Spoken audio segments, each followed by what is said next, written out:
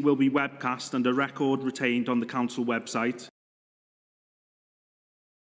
For those at home viewing the webcast, I would like to inform you that if you look above the video, you will see a Resources tab. Select this and a link to the agenda will appear in the right-hand side. This will allow you to open the agenda in PDF form and follow the discussion and debate. Now to the second item on the agenda, apologies for absence. I've got apologies from Councillor Jerry Williams, deputised by Councillor Greenie. Apologies for Councillor Irene Williams, deputised by Councillor Robinson. Apologies for Councillor Sharon Jones, deputised by Councillor Frost. So, Councillor Cannon, I think you are the Labour Party spokesman in this instance on the committee. Yes, Chair. Thank you. Now, I invite members to consider whether they have any disclosable pecuniary interest and any other relevant interest in connection with any of the items on this agenda. If so, declare them and state the nature of that interest. Members? No, thank you. I'd also like to remind members that there is no party whip on this committee. So for those of you who aren't sure of that terminology, that means councillors are here as councillors, not as party political appointees, and they should make their own decisions, not determined by whatever party they belong to. Is that agreed, members? Thank you. So I come then to my opening remarks. I've already welcomed everyone to the committee. I'd like to briefly set out the procedure as well, if that's okay. It may well be a bit of a long meeting, but it's obviously a meeting that is very important because we're discussing something which will affect the economic livelihoods of so many in this borough. So I'm determined that everyone has their chance to have a say, and we have the opportunity as a committee to put questions to people as well. So do bear with us. I will, on occasion, perhaps ask for breaks as well. So, you know, if anyone does have a particular urge for a break, then please do indicate to me and I'll happily oblige. But in terms of the procedure for the committee, what I'll do shortly is ask for an explanation of the call-in by the lead signatory, Councillor Mountney. Then a further explanation of the call-in by Councillor Gilchrist, who has also called this decision in. Then I'll ask for an overview and explanation of the decision taken by the relevant members. I believe that will be Councillor Chris Cook and Councillor Liz Gray. Then the questions will follow to them. There will then be evidence from Councillor Mountney's witnesses, then evidence from Councillor Gilchrist's witness, then evidence from the decision-makers' witnesses, so that's the witnesses of Councillor Gray and Councillor Cook. We'll then invite officers to make a statement if they wish and ask them questions as a committee in order to aid our decision-making. There will then be a summary by Councillor Mountney, a summary by Councillor Gilchrist, a further summary by Councillor Gray and Councillor Cook. Then, as a committee, we will discuss what we've heard and then we will make our decision. So, that being said, I think we can therefore move on to item 5, so an explanation of the call-in by the lead signatory, who is, first of all anyway, Councillor Mountney. Councillor Mountney, would you like to make that statement?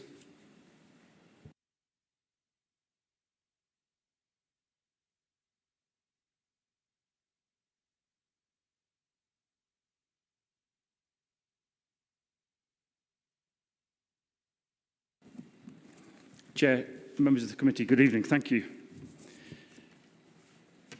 Chair, I called this decision in because the Chair of the Environment, Climate Emergency and Transport Committee paid scant regard to the request of the P&R Committee and direction of full council to carry out, and I quote, a whole-scale car parking review.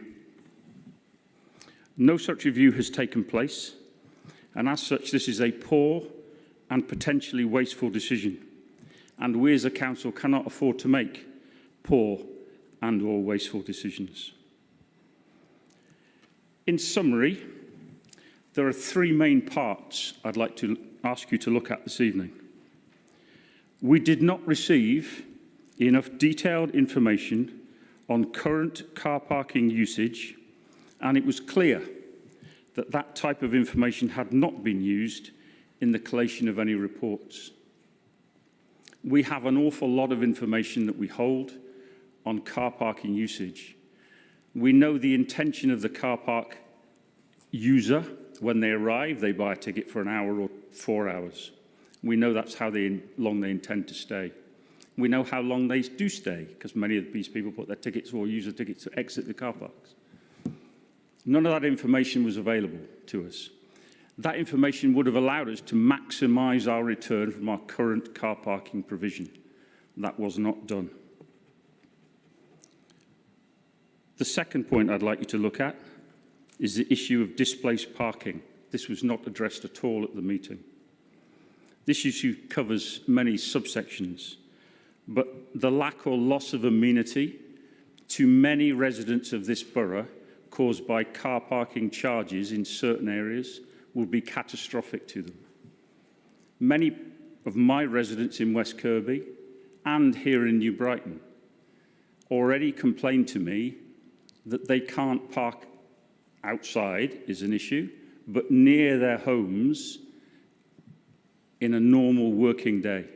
Imagine how that would be if we then displace parkers from seafronts to park in nearby streets. It would be unfair on many of our residents to do that. The third area I'd ask you to look at, no discussion took place around town centre development plans. They are currently being worked up for production in the autumn, so September, October, November time. These will heavily influence the car parking provision and usage in many of our areas. I understand they're being worked up for, to name a few, West Kirby, Birkenhead, New Brighton. Some of the car parks that we've been discussing form part of those development plans. And we face the prospect, absurdly, of spending money on car parking equipment for it to be ripped up 6 months down the line when we decide that that part of the real estate is going to be used for something else. To make a good decision, you need all the information available to you. That information is not available to this council until those reports are finished, and they are finished in September, October, November, at which point we can make a better informed decision.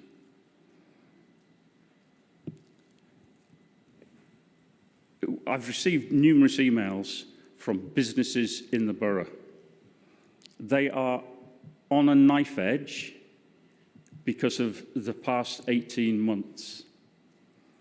It's quite clear, and the report states, that further introduction of car parking charges or increased car parking charges could reduce footfall by a further 30%.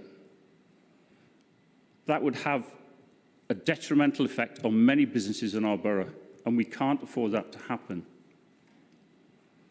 No discussion took place around the loss of business income from potentially tipping businesses over the edge, and I'd like you to look at that as well. Chair, that's all I'd like to say at this time. Thank you. Thank you very much, Councillor Mountney. And just within time, apologies, it was remiss of me to say that you had 5 minutes, and as I say, just within that 5 minutes. So thank you very much indeed for keeping it within the allotted time there. Members of the committee, have you got any questions for Councillor Mountney? I can see Councillor Anderson, if you'd like to ask your question. Yeah, thank you, Chair. Very quick question. How many residents have indicated their opposition to you or colleagues surrounding these car parking charges? Yes, at the moment I've received responses from over 8,500 individuals in the borough that are objecting to this proposal. Chair, if I may, through you, I take that there's no actually opportunity in the agenda or the constitution for petitions tonight. They will be presented at a future council. That's correct, yes, thank you. Thank you, Chair. Thank you, Councillor Anderson. Councillor Cox. Thanks, Chair. Councillor Mountney, I speak here as someone who was involved in these discussions last year, because I was on the Environment Committee last year when they were initially propose for a full and thorough review. So I'm quite disappointed that a full and thorough review didn't take place. That was promised to me and other members at that point on that committee. Well, just a very quick one. I'll take this up with Councillor Cook and Councillor Gray later as well. But was something that seemed to pass everyone by. I know one of Councillor Cook's main reasons for justifying increasing parking charges or introducing new ones is basically to get people out of cars, full stop, and use other forms of transport, and that's a reasonable position to have. However, there was no discussion whatsoever of the carbon footprint for what will actually come forward and be created for the signage that will have to go up, the meters that will have to go into the ground, the concrete that would have to be mixed. Was there any debate or any information put forward about the potential carbon footprint for what will have to happen for the paying display and the actual infrastructure that will need to go in? And was there any discussion about further maintenance and the collection of money and the repair and the replacement of them? Because you put them on a Hoylake front, they'll rot away within 12 months anyway. Was there any discussion whatsoever about potential carbon footprint from putting this infrastructure in? Thank you, Chair. From memory, there was no discussion about the carbon footprint, and there may have been incredibly limited discussion around cost, but there was negligible is the answer. Thank you, Councillor Cox. Councillor Mountney, I see Councillor Cannon indicating if you'd like to ask your question. Thank you, and thank you, Councillor Mountney. I think it was just clarification. You mentioned at the beginning of the call-in about the reasons in which the Environment Committee were looking at the car parking review. Now, my recollection of Budget Council in March was that the Environment Committee were tasked through public consultation, followed by our overall and unanimous vote in full council, that the Environment Committee needed to save £1 million, and that £1 million was to review the car parking charges and obviously allocate those that may not be charged already. And I'm just a bit confused as to what you said at the beginning about what the committee was charged with. Chair, thank you.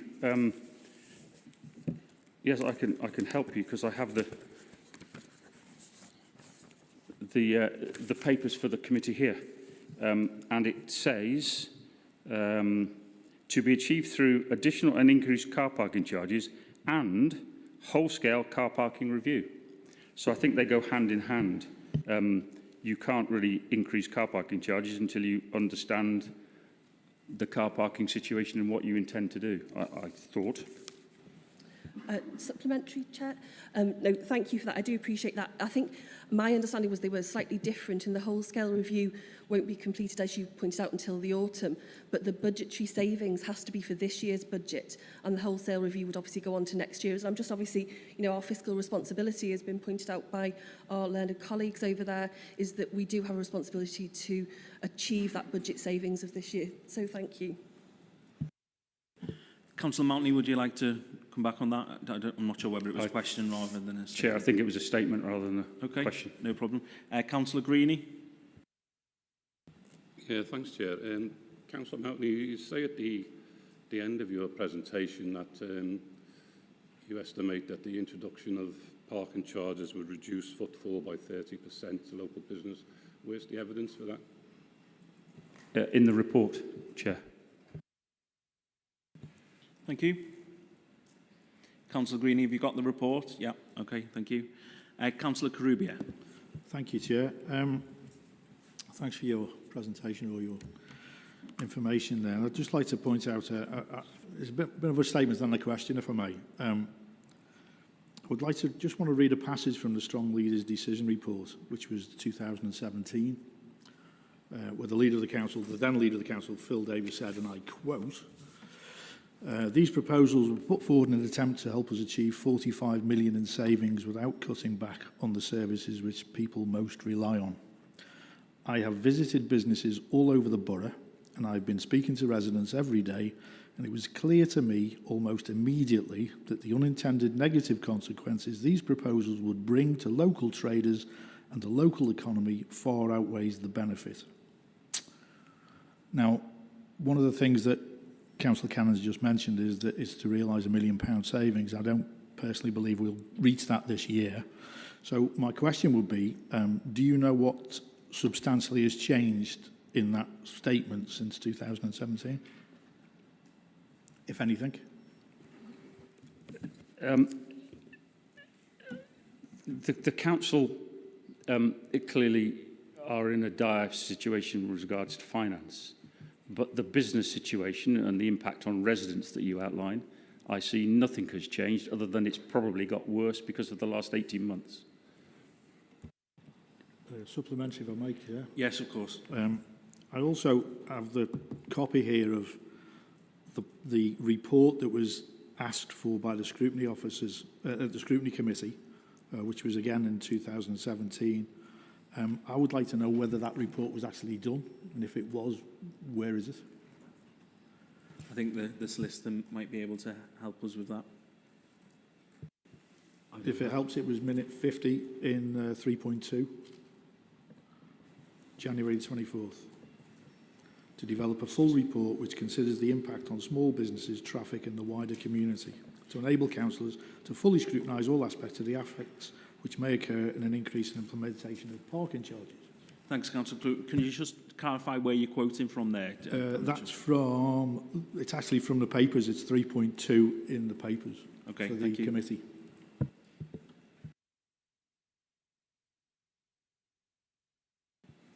That's not something I can assist with at this time, Chair. Okay. Perhaps when we speak with officers, they may well be able to assist at this point. Obviously, you know, we're putting the solicitor on the spot there, but hopefully the officers may well be able to get an answer to that question. They've got plenty of time before they are up, so to speak. I can see Councillor Cleary indicating.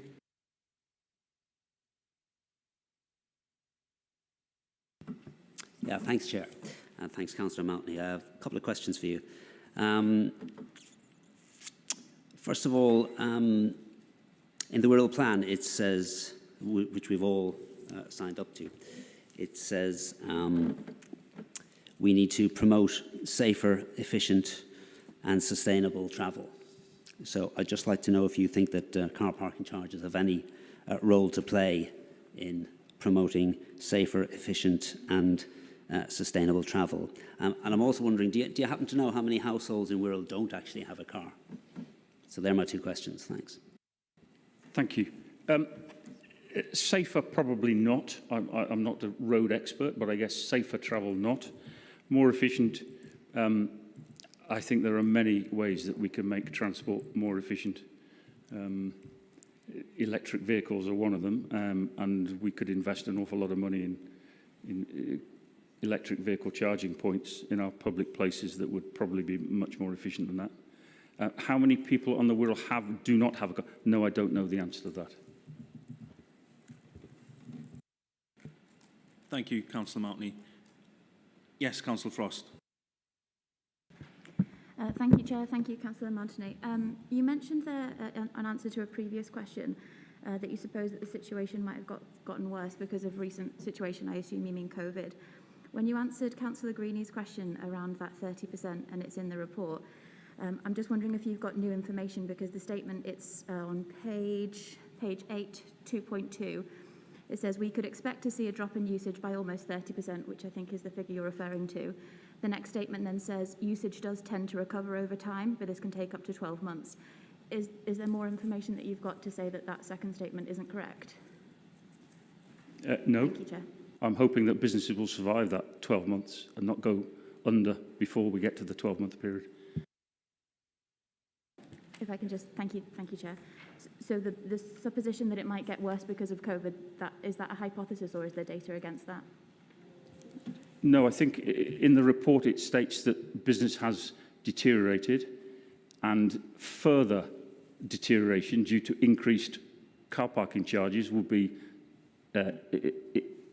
would happen because of increased car parking charges, and that's a 30% decrease in footfall. So it says in the report, from memory, that business and footfall has deteriorated dramatically because of COVID. A further increase in car parking charges would have a further 30% detrimental effect on footfall. Thanks, Chair. Thank you. I don't think there is any other member indicating that they would like to... Sorry, I did recognise you before, Councillor Gardner. If you would like to ask your question. Cheers. Thank you, Chair. Councillor Mountney, I'm just picking up on the language that's been used tonight, and it seems universally to talk about savings. We're not here discussing savings, we're here discussing revenue, or increasing revenue. Could you just, for the committee's benefit, explain whether there was any talk of savings made in committee or in your spokes meetings, or was it all revenue-based?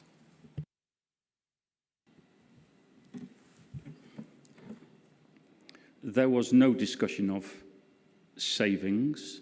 It was all about increasing charges. There was a discussion held prior to the committee taking place about if we could find finance to assist us from other locations, other pots, and at the time that was declined. But no, there was not. Thank you, Councillor Mountney. Thank you. Councillor Carubia, you've indicated you'd like to ask a further question. Just as a quick point, your answer to Councillor Cleary about not knowing how many residents have cars or don't have cars, just for clarification, do you have any idea how many do have cars? I have absolutely no idea. There you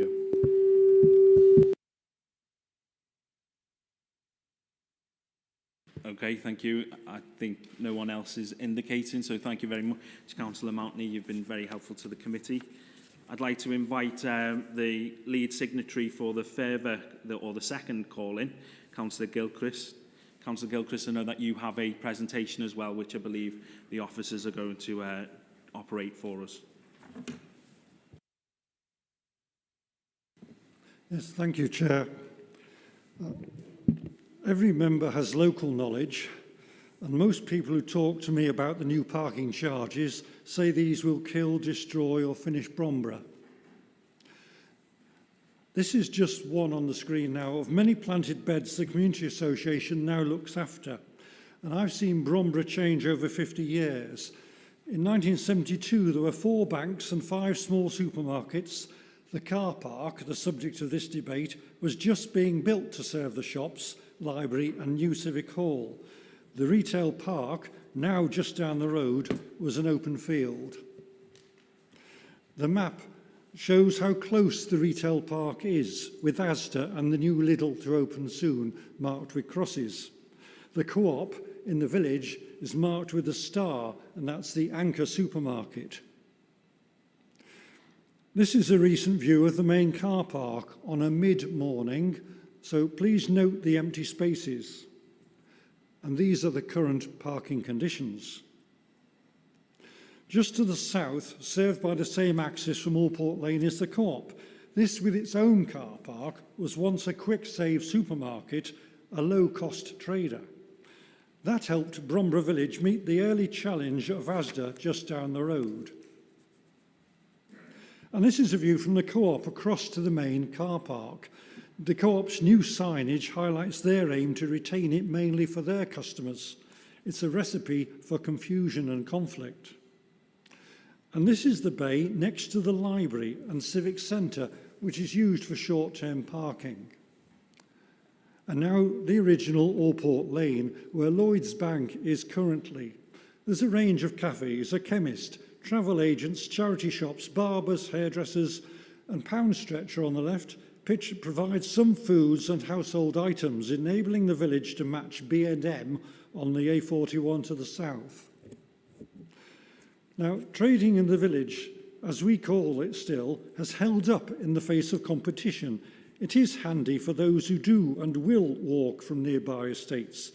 The retail park is always just 2 or 3 minutes away by car, and traffic congestion on the A41 influences people on when they'll go down to it. The heart of the village is still trading strongly, but other parts have not performed as well, and this precinct pictured is now causing concern. So paying charges for using the main car park in the village as Wirral searches for income is going to be in the minds of people. There are unintended consequences to weigh up. They will weigh up what they need, how long they'll be there, and make a choice. They'll weigh up how much shopping they can carry, how well they feel, how far they live from a bus stop, and how frequent the service is on that route. And some might get the 38, 41 or 42 bus. People working in the shops, offices and services, those attending the Orchard surgery or Wirral sensory services have less choice. I'll quote Bev, working full-time in a building society, 8:30 to 5 o'clock. I'm very concerned about the parking charges that I would incur. The village is such a great place to shop with individual shops, cafes, etc. Having to pay for parking will kill the village off and will result in empty properties.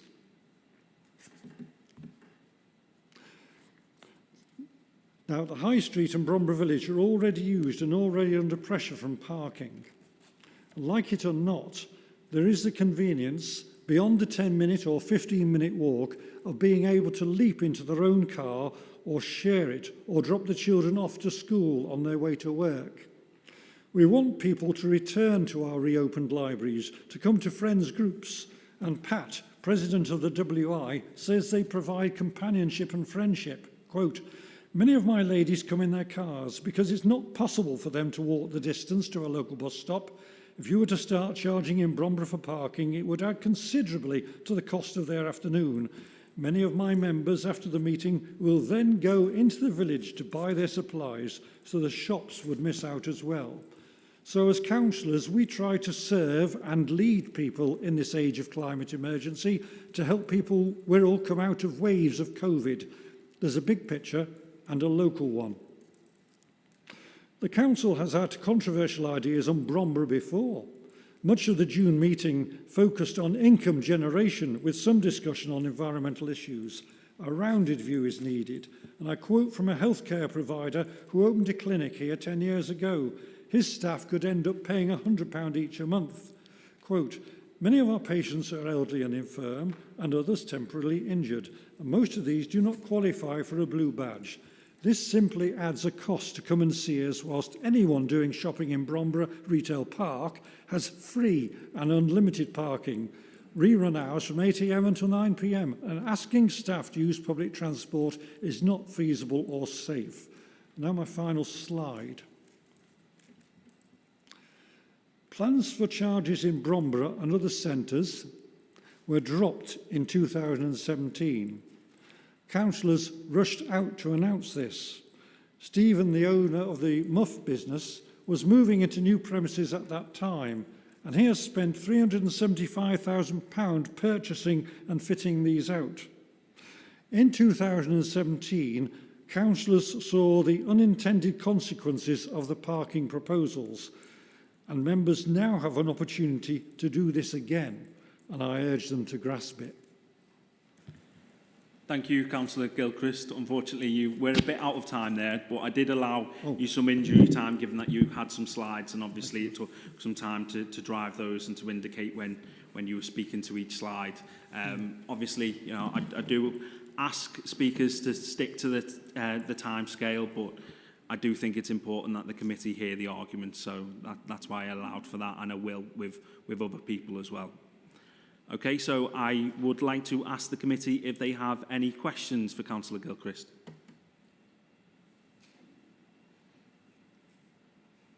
No. Oh, Councillor Carubia. I got dressed up.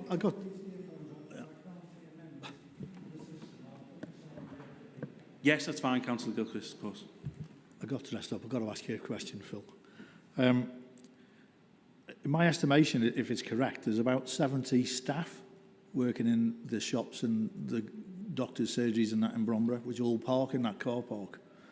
So if the charges go in at £100 a month and none of them decide they want to pay that money, there's a minimum of 70 cars a day that will be displaced. Is that right? I think Mr Simpson would be better placed, Mr Spencer would be a better place to talk about the individual findings of their survey, Chair. What I would say is that Bromborough has survived the displacement of traffic via the retail park.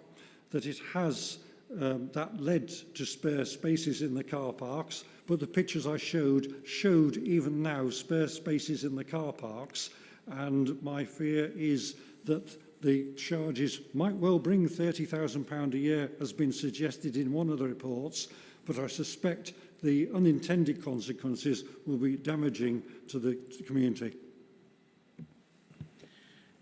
Thank you, Councillor Gilchrist. Any other questions for Councillor Gilchrist? No? Okay, thank you very much indeed for that evidence. Been very helpful. Okay, I'd like to ask the decision makers, or the mover and the seconder of the relevant motion at the committee, those are Councillor Gray and Councillor Cook, to come forward, please.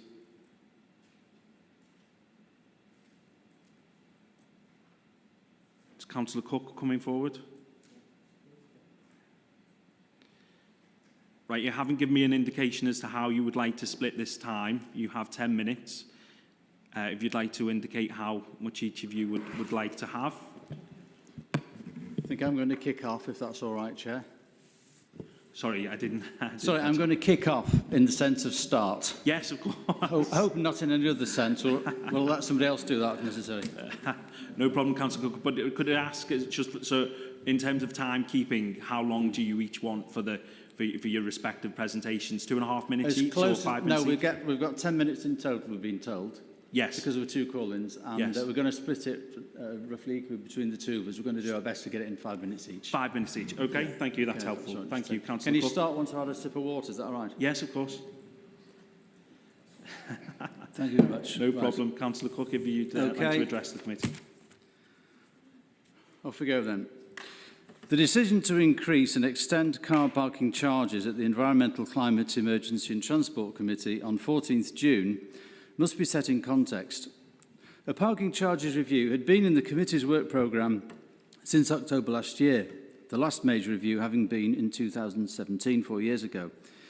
Then there was the budget crisis, which sent a shockwave through Council early this year when the extent of the multi-million hole in the Council's finances came to light. This problem appeared to be largely dealt with, at least in the short term, when all the political groups came together to approve a budget in March which minimised closure or reduction of services, but nevertheless required 10.7 million of deficit to be capitalised, in other words, borrowed from the government. But in order to qualify for this loan, the Council would have to prove to the Ministry for Housing, Communities and Local Government that it was competent to run its financial affairs in future. So each committee was set a target to make savings or generate revenue over this municipal year.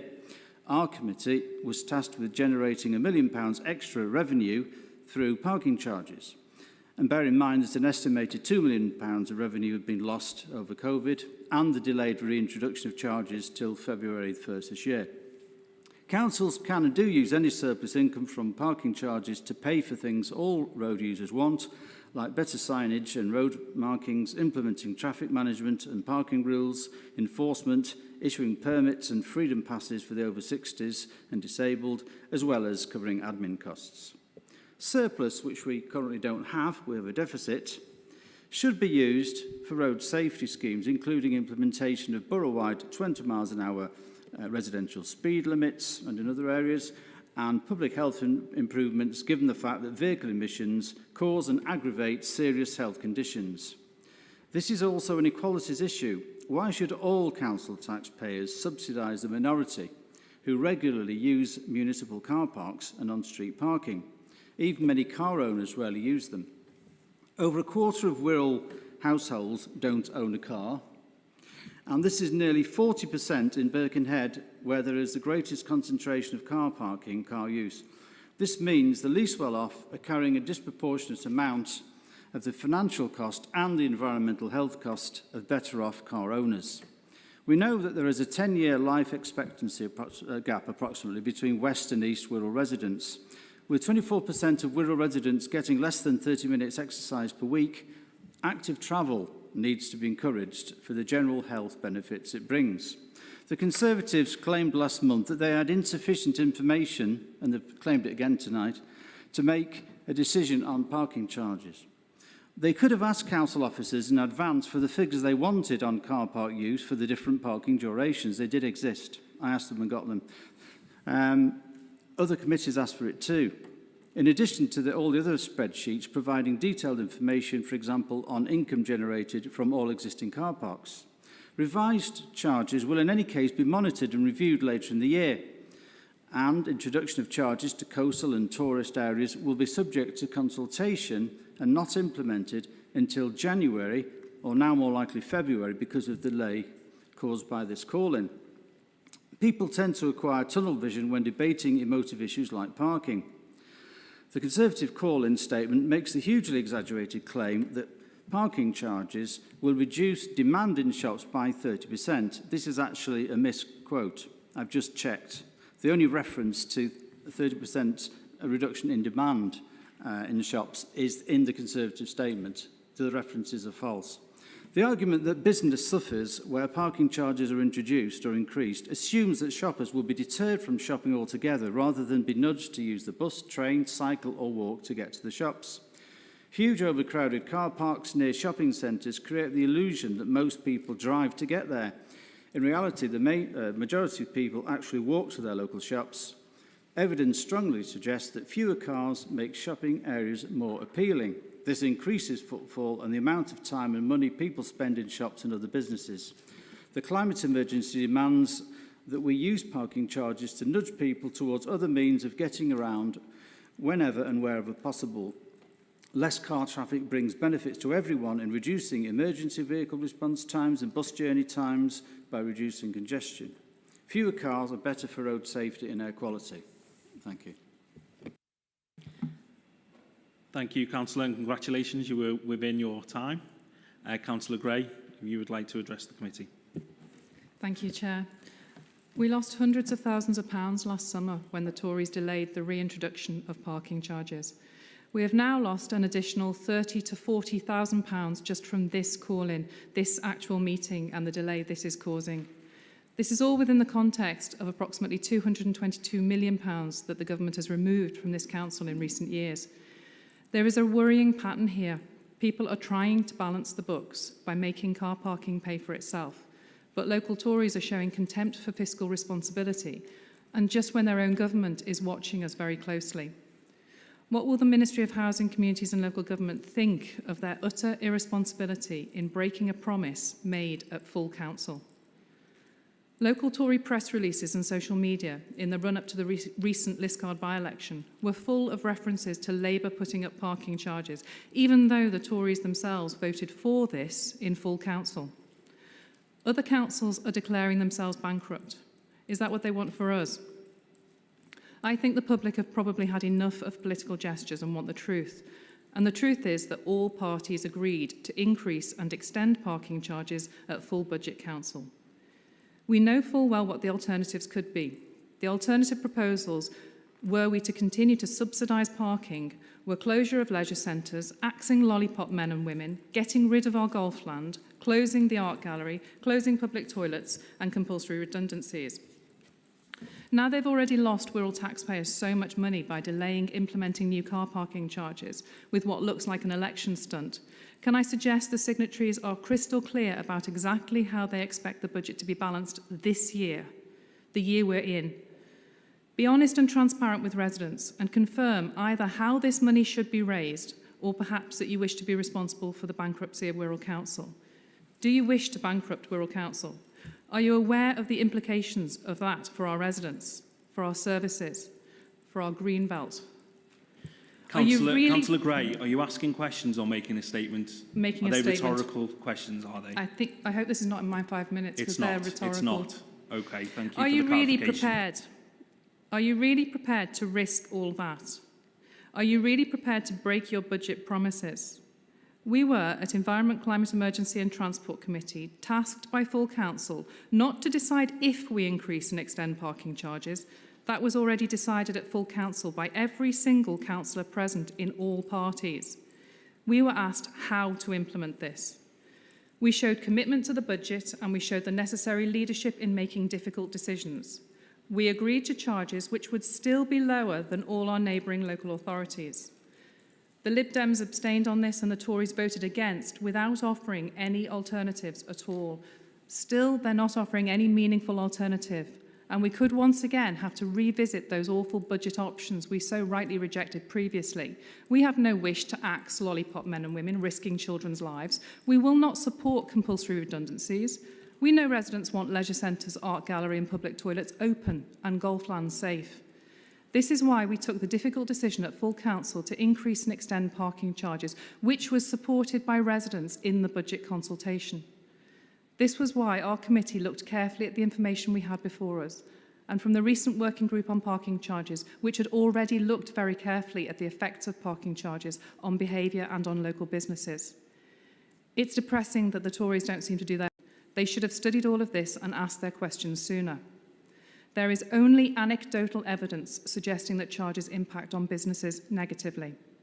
There is, in fact, clear, real evidence that local businesses incorrectly assume far more customers arrive by car than is actually the case. There is clear evidence that those arriving by bus, walking and cycling visit shops more frequently and spend more. It is an urban myth that parking charges have an adverse impact on local businesses. Business owners say this, but the evidence does not necessarily support it, quite the opposite. Perhaps after the recent election results, Tories will realise that it's also a myth that campaigning against parking charges is a vote winner. Our residents are not stupid. They supported this budget proposal, and I urge this committee to appreciate the gravity of our economic situation. We cannot afford to lose any more of this year's budget to political stunts.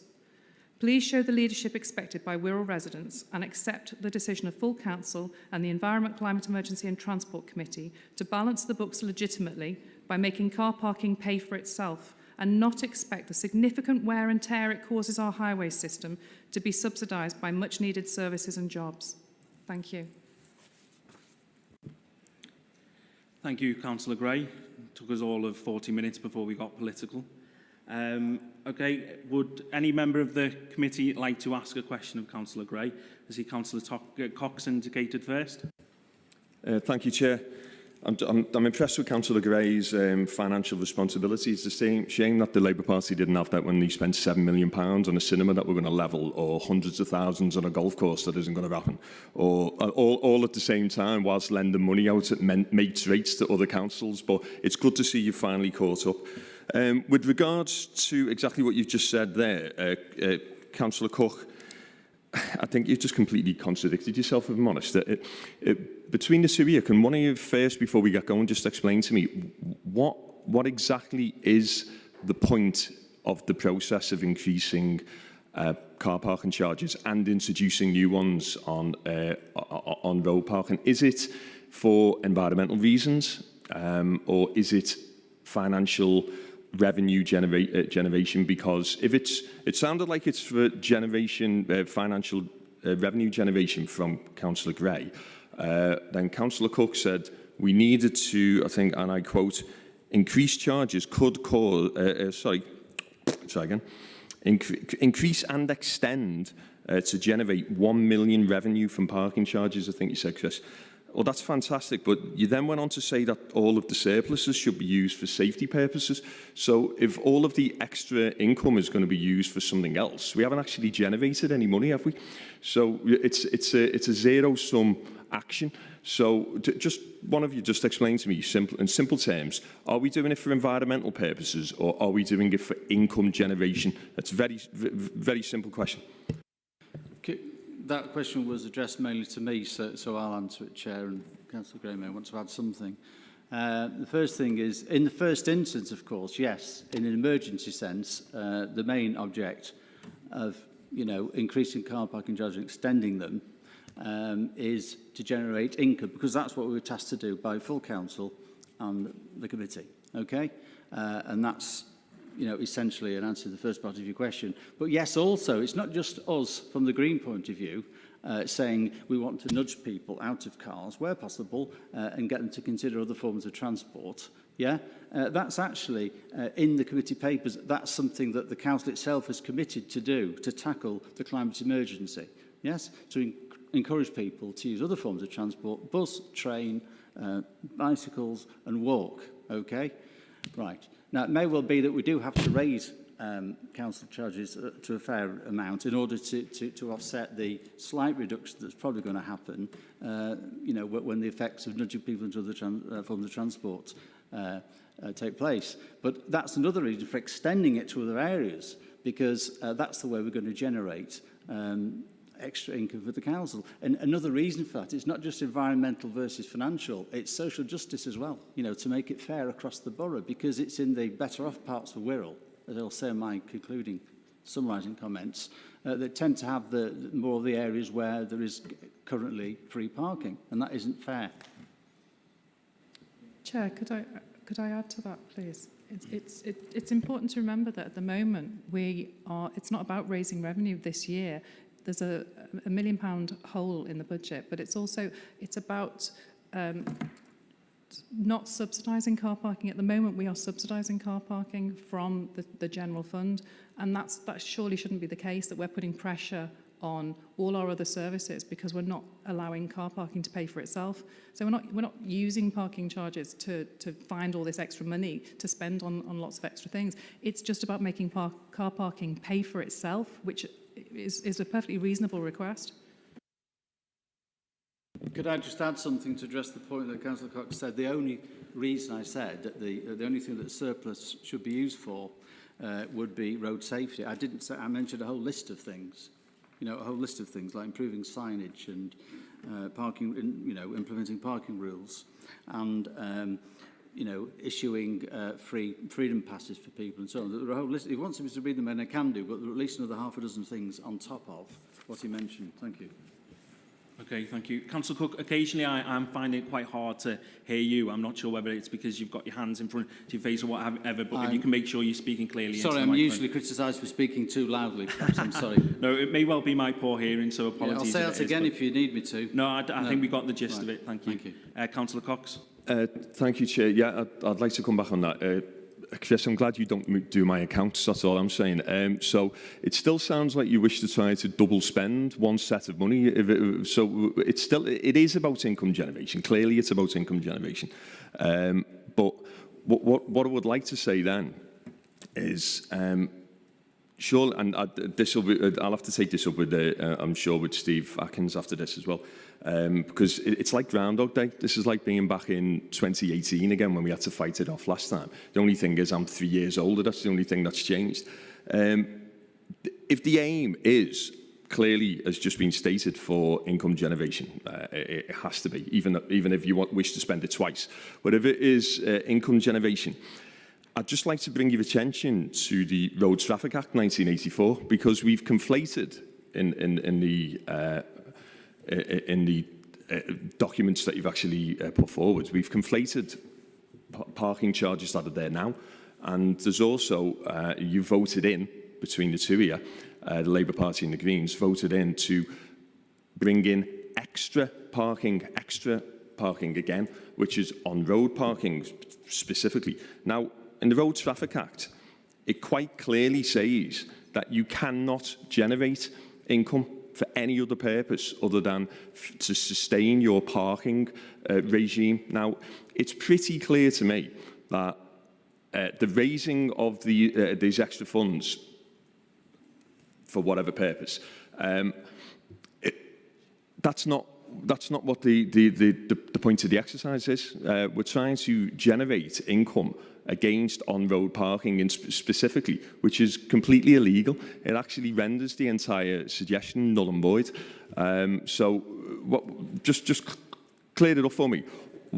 Why didn't you know about the Road Traffic Act 1984, and was it not debated in the Environmental Committee before you made the decision to look to bring in on-road parking charges for revenue purposes?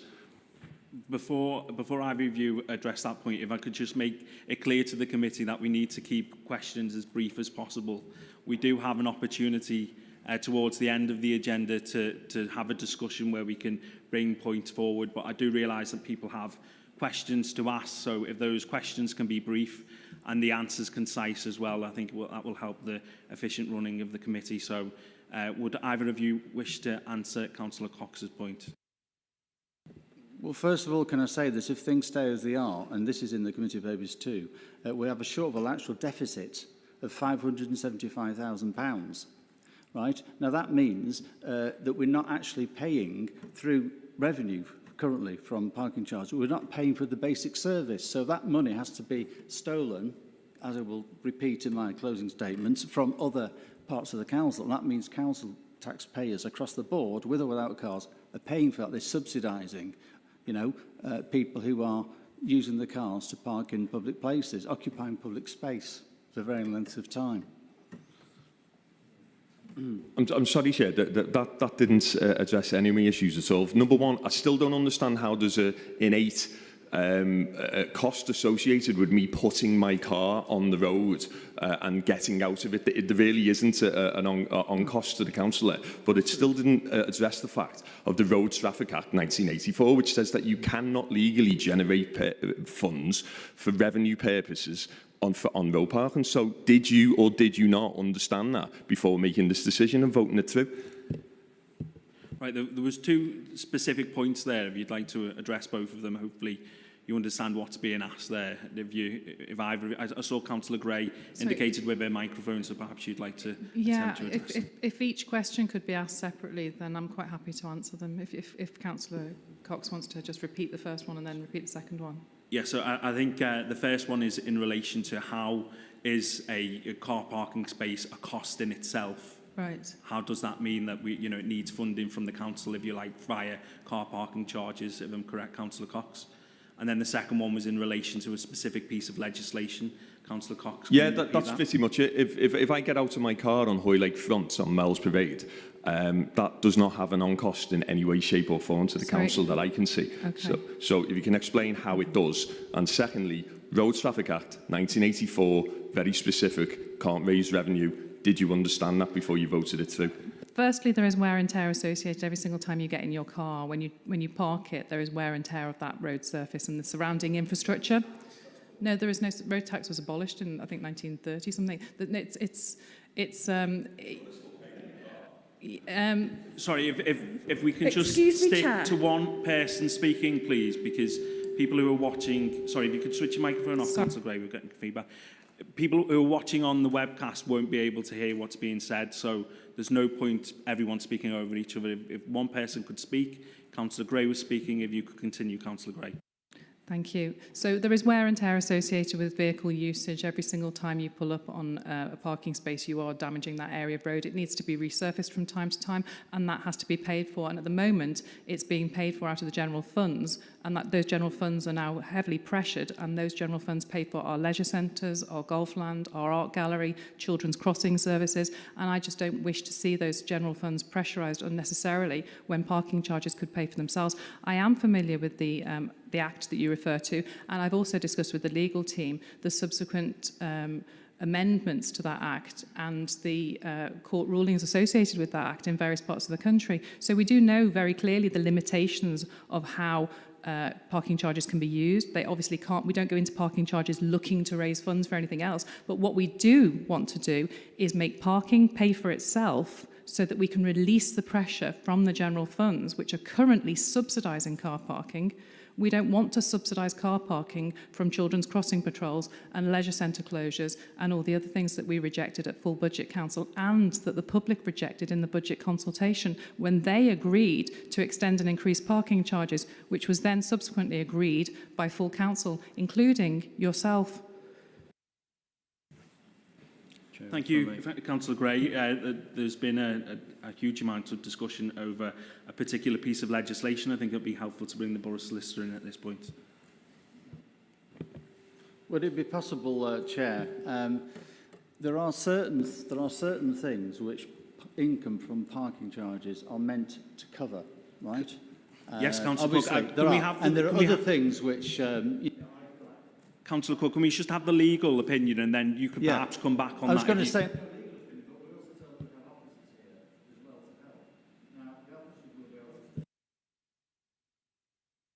Councillor Cook, no one can hear you at the moment. So sorry, my microphone actually just went off there. Yes, it's gone off because I've put it off because I've asked the Borough Solicitor to give us some advice. So I was just.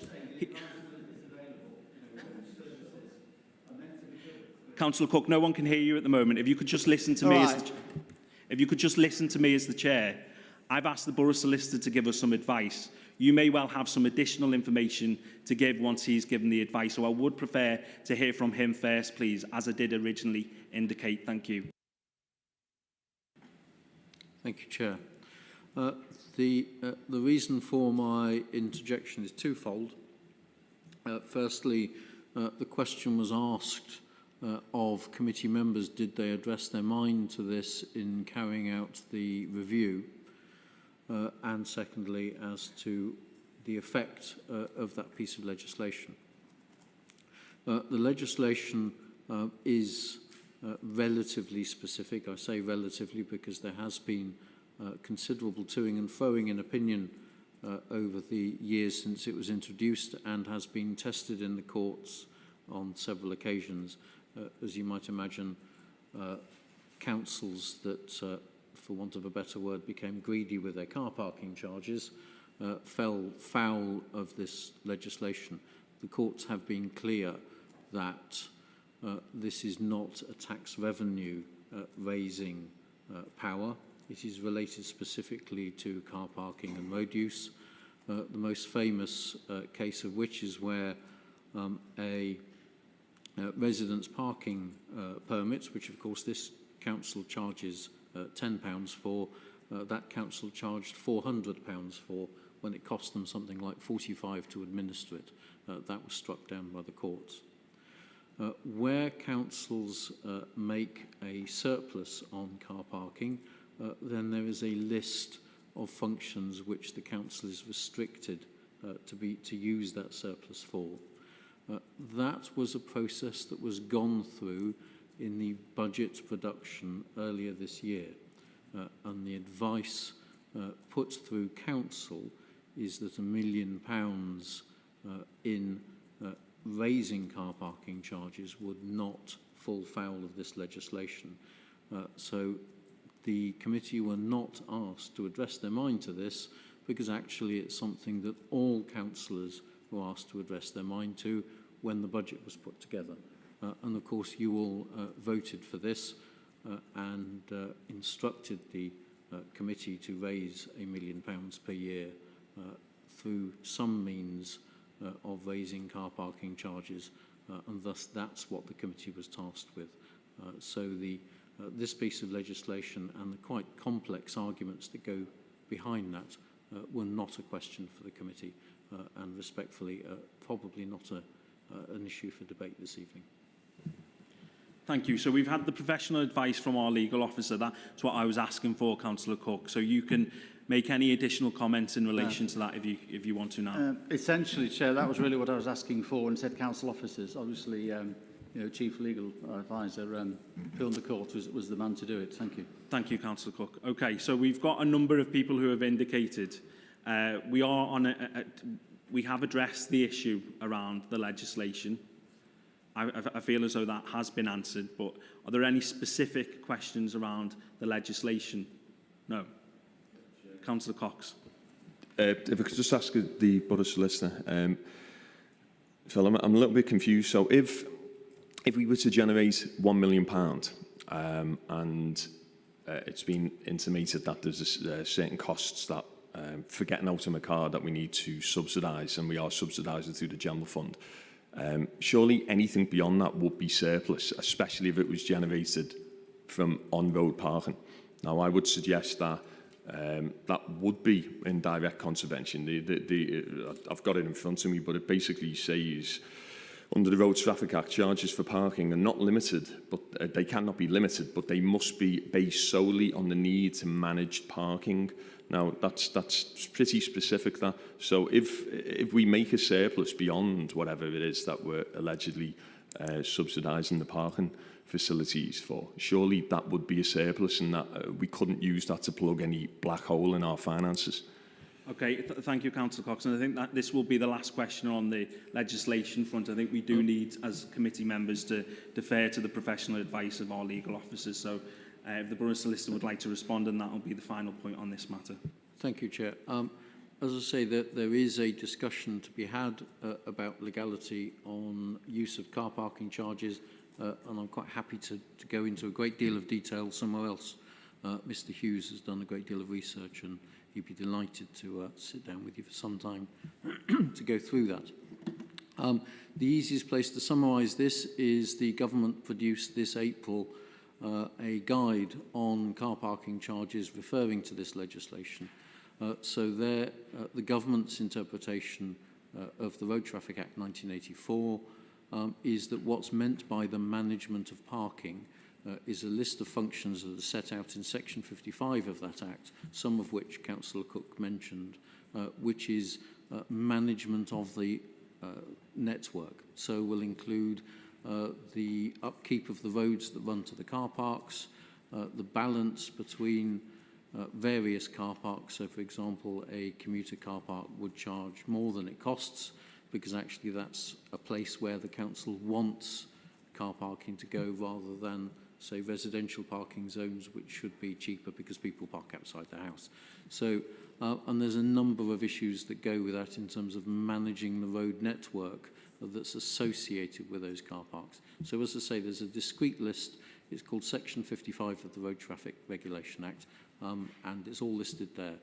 If we go outside of that list, that's unlawful expenditure. So we as a council have to be careful that we stay within that list and stay within the guidance that the government has, as I say, refreshed and issued this April.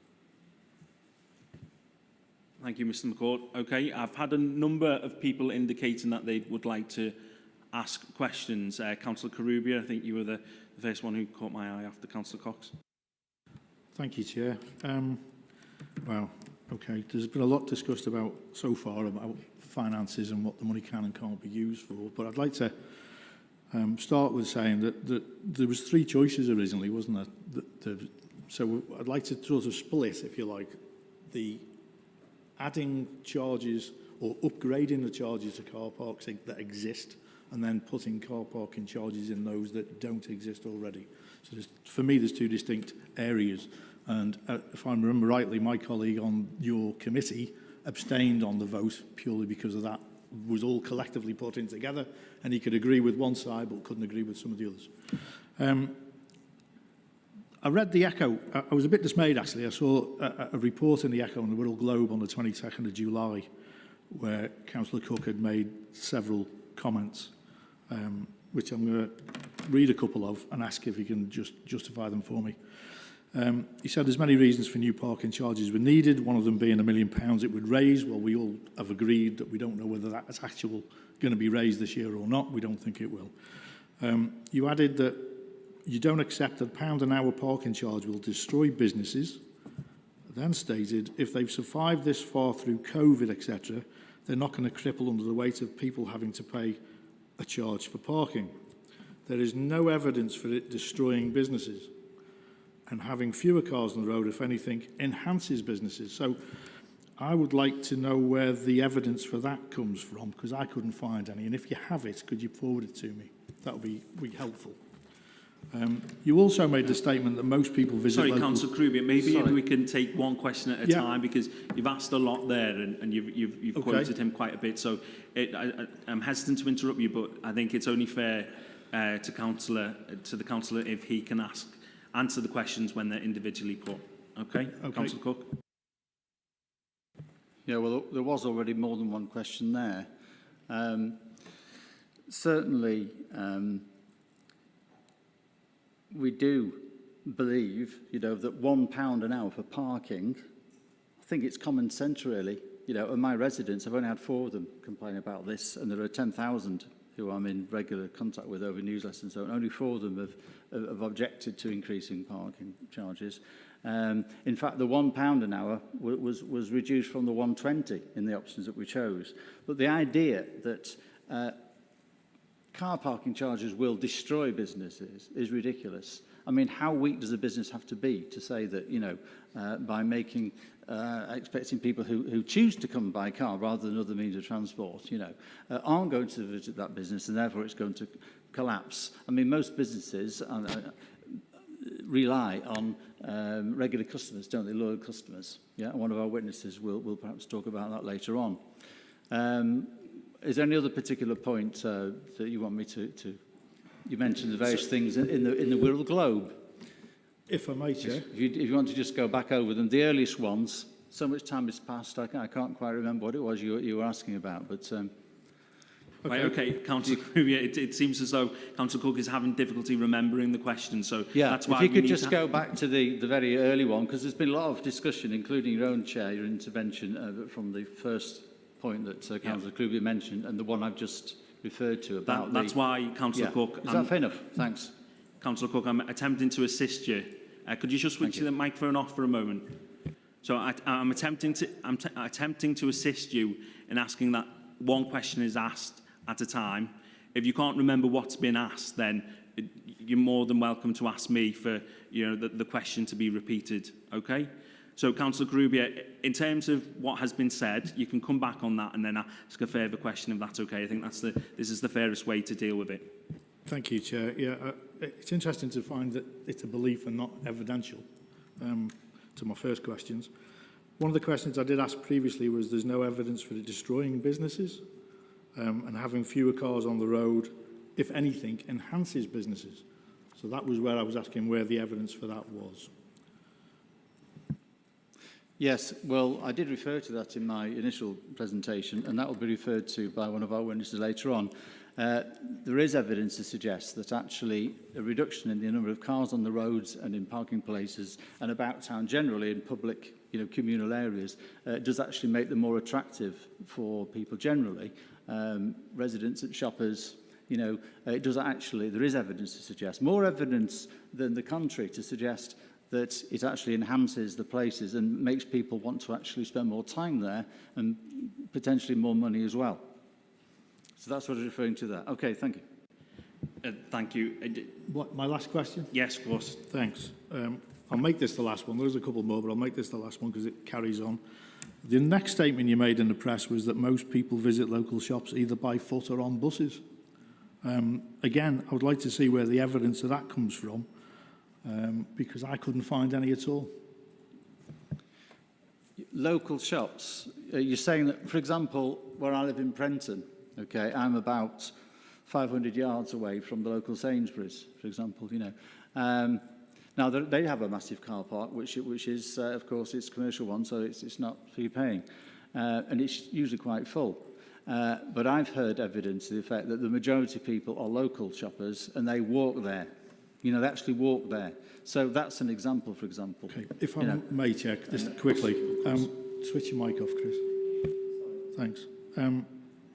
We're talking about this as a whole of the borough. And it may be that where you live is only 3 minutes away to a shopping area and you can walk. There's a lot of people who live a long way away from shops that can't walk.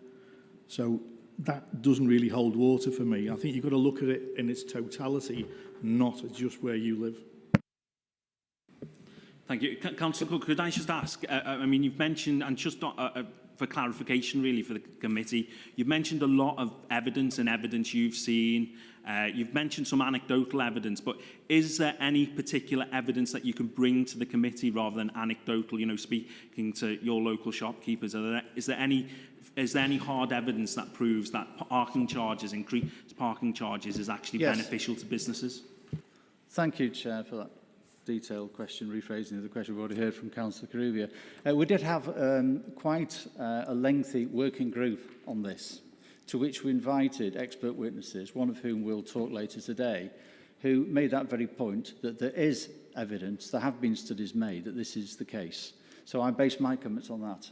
I'm not here to cite all the various references here today. That's what the witness is for. I'm a politician. I'm, putting forward my views based on not just my ideology, but evidence I've heard from, competent people at various committees and working groups. Thank you.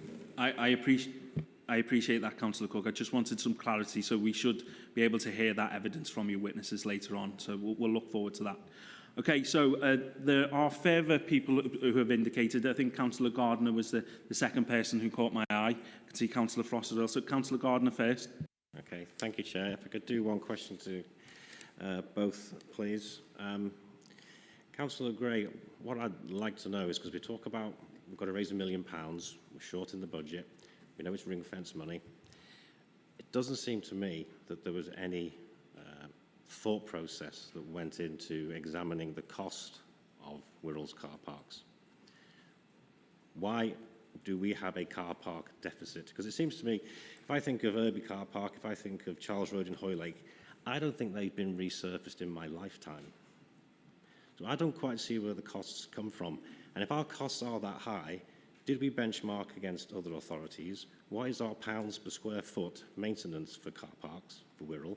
And is it representative of a benchmark we can put across the country? And I think to Councillor Cook, you're missing the point. In my ward, parts of my ward, and associated wards in West Wirral, people do need a car to go and pick up a prescription. And it is difficult for them. And not everybody wants a blue badge. Not everybody wants to go through the kerfuffle of that, or have, people are stoic and people try to get on and do the right thing. And have you no humanitarian outlook to you that you can see what these parking charges will do? Because not only are you charging them, you're making them walk to a meter, making them walk back, find a car parking space, etc., etc. So those 2 questions. Thank you. Thank you. Councillor Gray, if you'd like to go first. Yeah, no, I'm really glad that Councillor Gardner's just asked me about benchmarking with other authorities, because that's exactly what we did.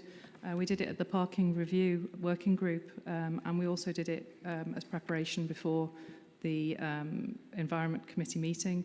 I asked officers to clearly let us know what Sefton, Liverpool, North Wales, Cheshire West and Chester and any other local regional authorities charge for car parking. And it turns out that even if we go ahead with the car parking charges that were voted for at our committee, we'd still be cheaper than everybody else. So I'm really glad you drew attention to the fact that car parking charges, as proposed by my committee, would be really, really good value for money in the whole of this region. I'm really grateful for that, thank you. And as for the car parking charges being used in the car parks and them not being resurfaced in your lifetime, it's the surrounding area that's already been pointed out, so it would be quite helpful if you could listen to when other people are talking. It's the surrounding infrastructure, the highways leading to and from, and all the surrounding infrastructure around car parks that get the wear and tear and that do need looking after for people's safety, and that comes from car parking charges. Thank you. Councillor Gray, whilst I chair this committee, we will presume that all members are listening when people are talking, okay? I'd just like you to clarify a point, because I think Councillor Gardner did ask in terms of the car parking deficit, and it's been something that's been mentioned throughout, really. What are the figures in relation to that? Can you assist the committee around that? I'd have to ask officers to clarify that, unless Chris has got the answer.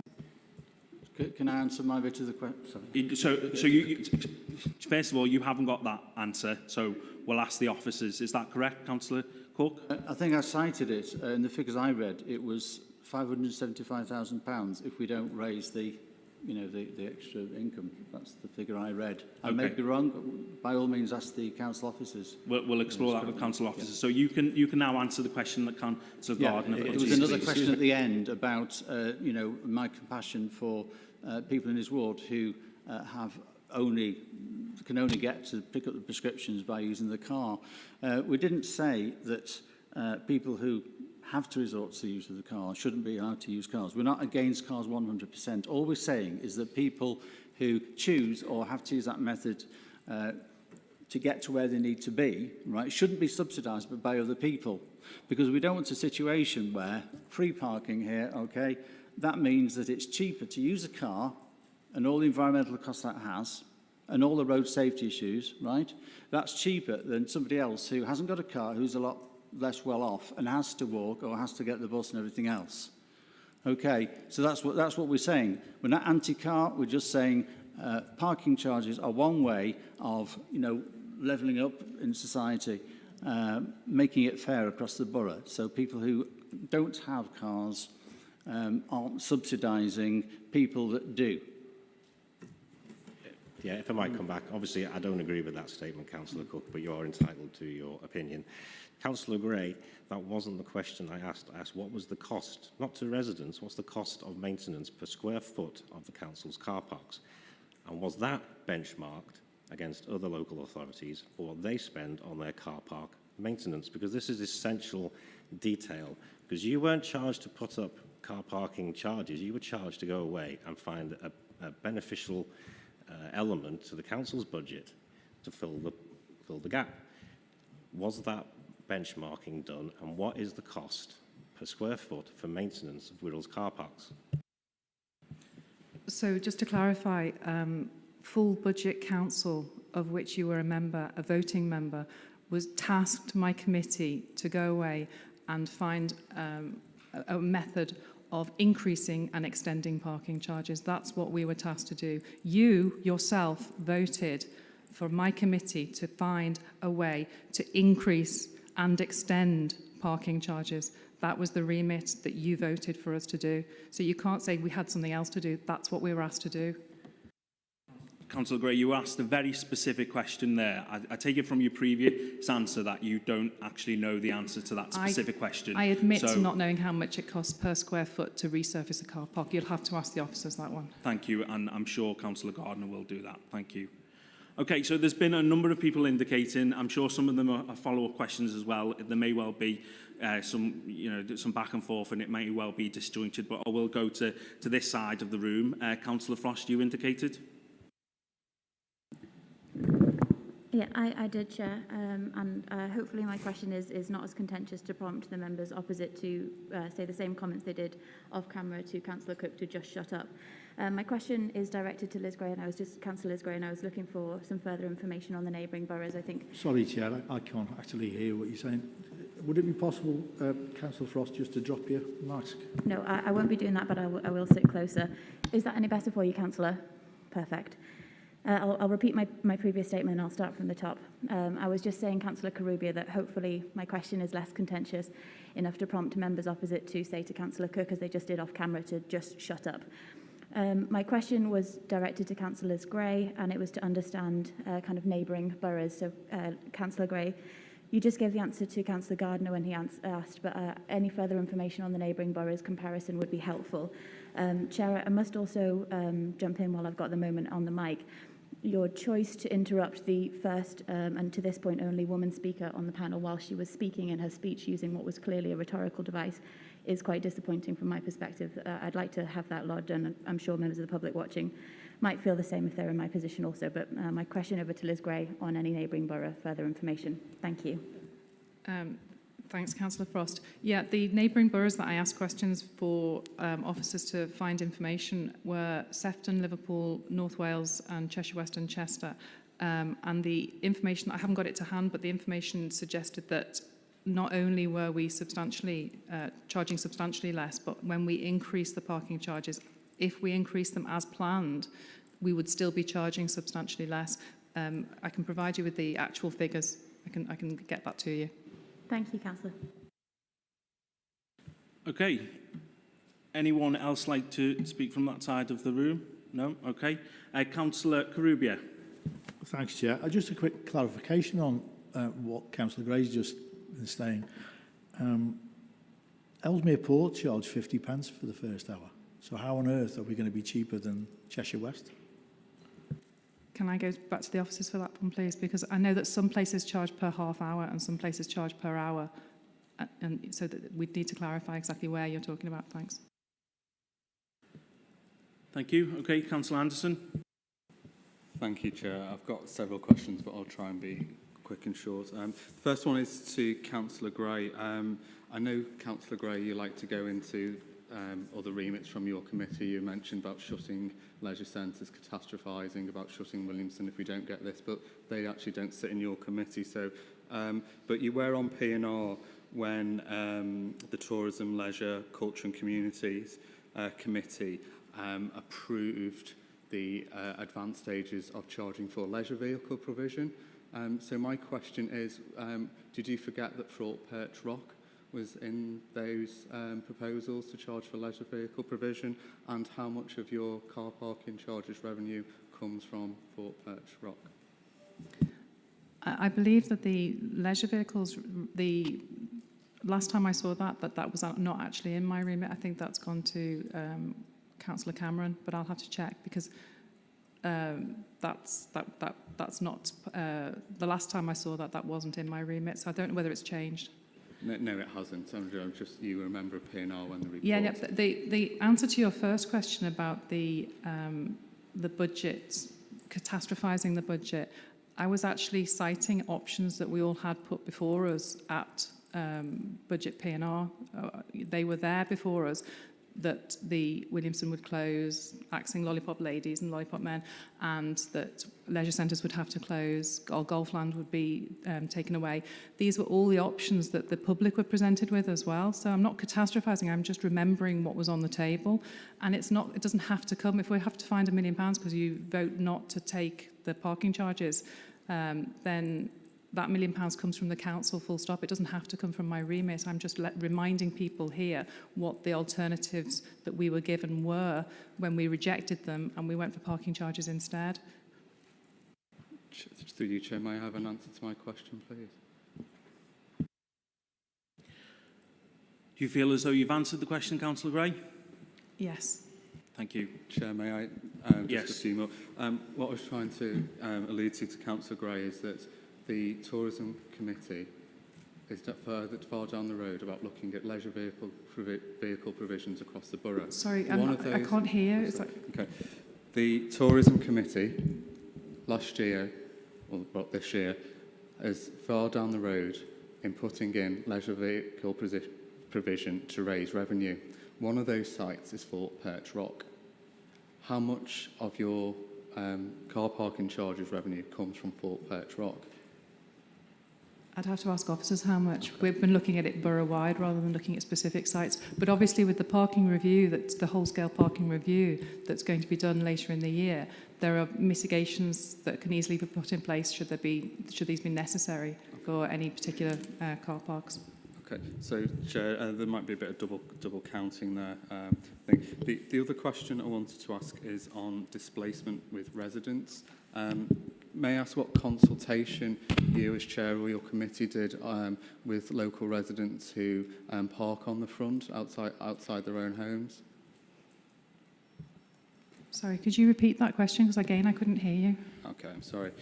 So the displacement of car parking in Hoylake, West Kirby, New Brighton, a lot of residents park on the front because they can't park on their own road. What consultation did you or the committee undertake to speak to these residents to try and mitigate it? We weren't tasked to do a consultation. That would be presumably part of the whole-scale parking review later in the year. We were tasked to find £1 million by no longer subsidising car parking from the general fund and to find ways of extending and increasing car parking charges, and we fulfilled our task. Sorry, thank you, through you, Chair. So it appears as Chair that you just do what you're tasked with. You don't use any initiative or speak to residents about the impact you have, which is disappointing. So, sorry, can I just come back to that? There was a budget consultation. I haven't finished. Again, if we could just stick to one person speaking at a time. I think Councillor Anderson was just finishing his question, and then you've got the floor to answer it as fully as you want, Councillor Gray. So we found out that the committee didn't do any external further consultation, apart from just a few online things from the budget consultation that had a plethora of things in. At the last but one P&R meeting, you voted for and spoke up against a home working allowance. So you spoke in favour of a home working allowance for those council staff that were lowest paid. What are you going to say to those council staff who have to go into the office you're now going to be charging £4 or £5 a day for? Well, in answer to the question initially that I didn't do a consultation, we weren't tasked to do a consultation, and there was a full budget consultation, as there always is. So there had already been that consultation. And we were talking about what was happening in this financial year. So you're talking about money that's supposed to be being saved and being found and being raised in this financial year. So the budget consultation was about this financial year, and that had already been done. That wasn't part of my task. In terms of the home working, yes, I was very proud to support home working allowance for our lowest paid workers. We thought that was a very good move. And obviously, as part of our climate emergency action plan, we aim to encourage people to work from home wherever possible. And so that would be very beneficial for them. So they wouldn't have to be parking and paying parking charges if they continue to work from home. Okay, Councillor Anson. Thank you. One more question. I'd like to see how library staff, security guards and cleaners can work from home, but moving on. You said about the £1 million budget gap, and you made great hay over this and how much the government hasn't taken out the council's budget. So let's just examine the COVID budget for a minute. So the government's given Wirral Council over 200 million to support us through this COVID crisis. Did you or your committee consider any of this COVID budget to support our residents and high streets at such a difficult time through the pandemic? I'm specifically thinking of a few items that are actually in your committee's remit. So parks additional items, 250,000, funding redirected from fee earning activities. But the biggest one to me actually was 3 million, not in your committee's remit, I understand, but for a recovery safe remobilisation project with 1 million contingency, and that contingency is to provide ventilation to buildings. Would that be a better use of money to support our business and local residents, or will car parking charges be? Sorry, am I hearing right? Is the council actually suggesting that we don't spend our COVID contingency money on COVID funding? You're actually suggesting that we, in the middle of a pandemic, we don't use our COVID funding for COVID purposes, but we use it to subsidise car parking. Correct me if I've misheard that. I'm perfectly answered to answer that question. You sat in this building that was subsidising through the COVID funding at the very minute. This is one building. Hang on, I didn't interrupt you, so can you please give me the courtesy of not interrupting me, Councillor Gray? This is a council building that we're using COVID money to subsidise from the COVID budget. What I'm saying is there's businesses out there that we've given money to make safe, to support them through the pandemic, and local residents. Why couldn't some of that money have been used to support them instead of whacking them with charges at a time when our high street's very delicate? In answer to that question, the government has generously given us money to help support local businesses for COVID purposes, and that has been given out to businesses, and I'm sure they're very grateful for that. We all are. However, our COVID costs haven't been met fully by the government. You know that we have to meet the first 5%, so the first 5 pence of every pound has to be met by the council, and then we only get funding for 75% of what's left of our expenses, and that's only available during certain months of lockdown, so it wasn't available for every month. So not all of our COVID expenses have been met, but I totally support the idea that our COVID budget should go on COVID purposes, and I don't feel that any of our COVID budget, which we could need if rates go up again, I'm not suggesting that any of our COVID budget should go on subsidising car parking charges. That just seems really irresponsible. Sorry, just as a follow-up, Chair, so the money we used earlier was irresponsible then to subsidise those charges? If we've been subsidising charges previously before COVID, that's a separate matter. You're talking about COVID funding. Well, I'm addressing the COVID funding. I feel that the COVID funding should be spent on COVID purposes, not on subsidising car parking charges. Well, I think we'll ask officers later about what money's been spent on COVID, on the COVID budget then, and how it supports us through COVID. Thank you, Chair. Thank you. Okay, so a number of councillors have indicated. I'm conscious that it is now an hour and a half into the committee. This is ordinarily a time when perhaps we will consider a break, a short comfort break, but I do also realise that we've got a number of members of the public here, and they may wish to plough on until we get to them, so to speak, so you're not detained needlessly. I'm looking for direction from the committee on this. I could perhaps pause this agenda item and come back to it at a later point so we can deal with the witnesses first, or I could go straight into a break and then we can come back. And also I'm looking to the members of the public to see maybe what you'd prefer. Has anyone got Councillor Frost? Thank you, Chair. I'd appreciate a comfort break. Okay, that being said, then I think we should have a 10-minute break, if that's okay. Thank you. So we'll adjourn for 10 minutes.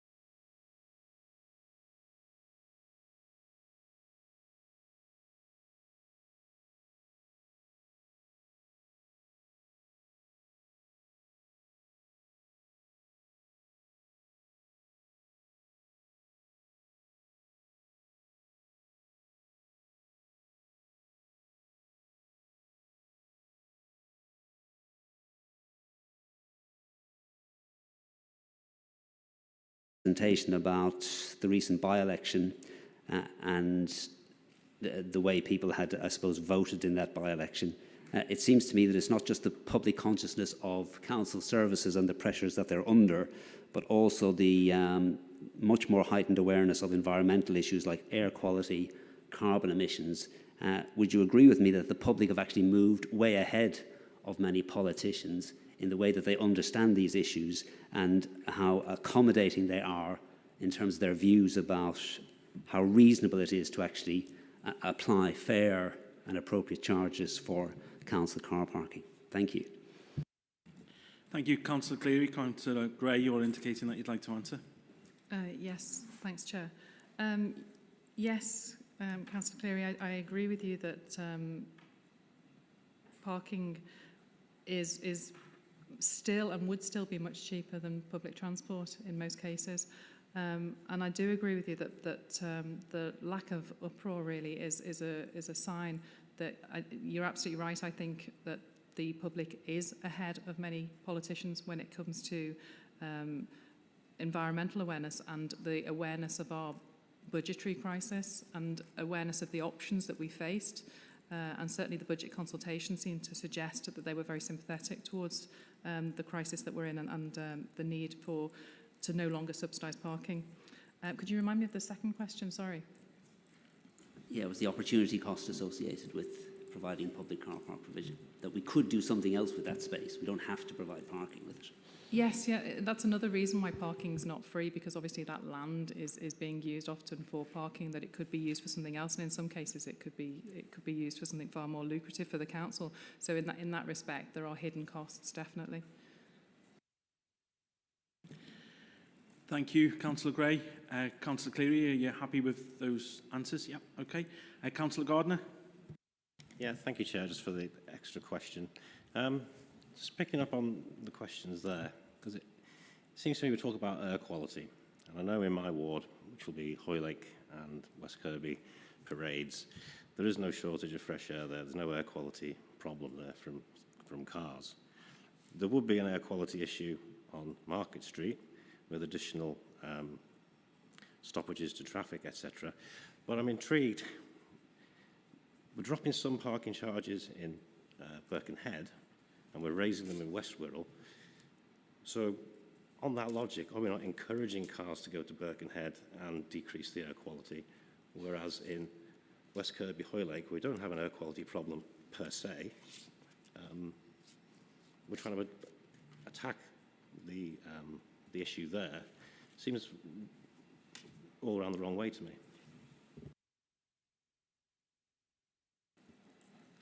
Are you referring to recent air quality data?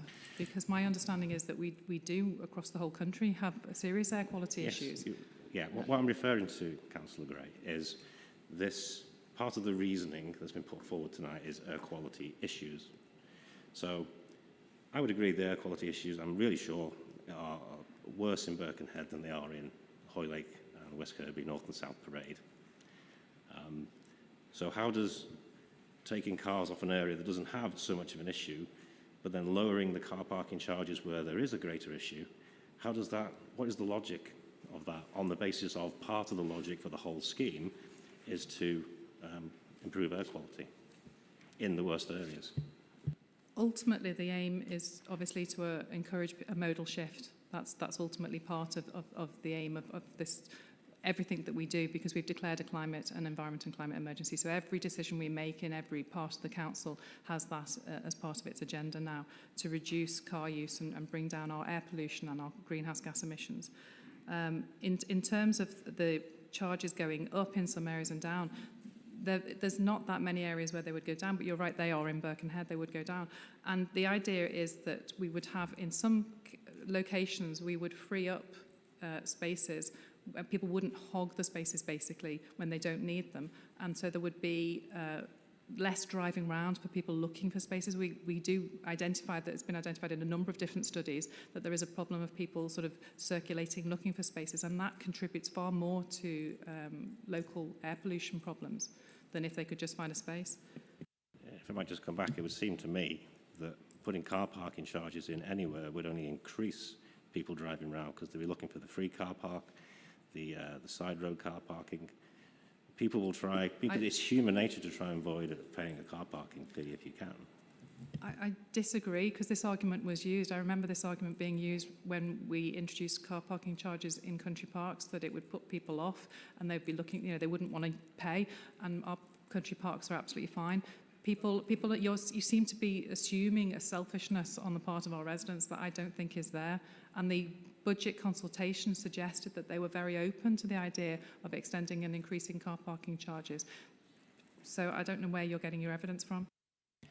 I'm not presenting you with any evidence. I'm asking you that the question about people will automatically travel and drive around looking for a car parking space. Country parks, that might have worked, but then you haven't got any option to park anywhere else, have you, really? Only much further away from where you want to go.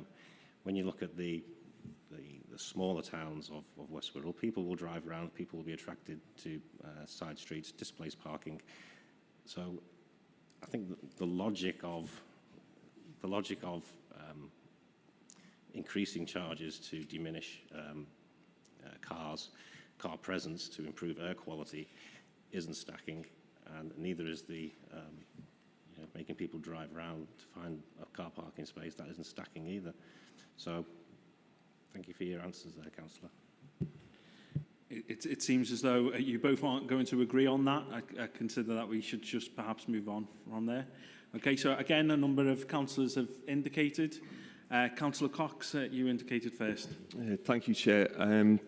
Councillor Gray, so we spent about 10 minutes before talking about raising revenue because your committee was tasked with going away and finding X amount of money.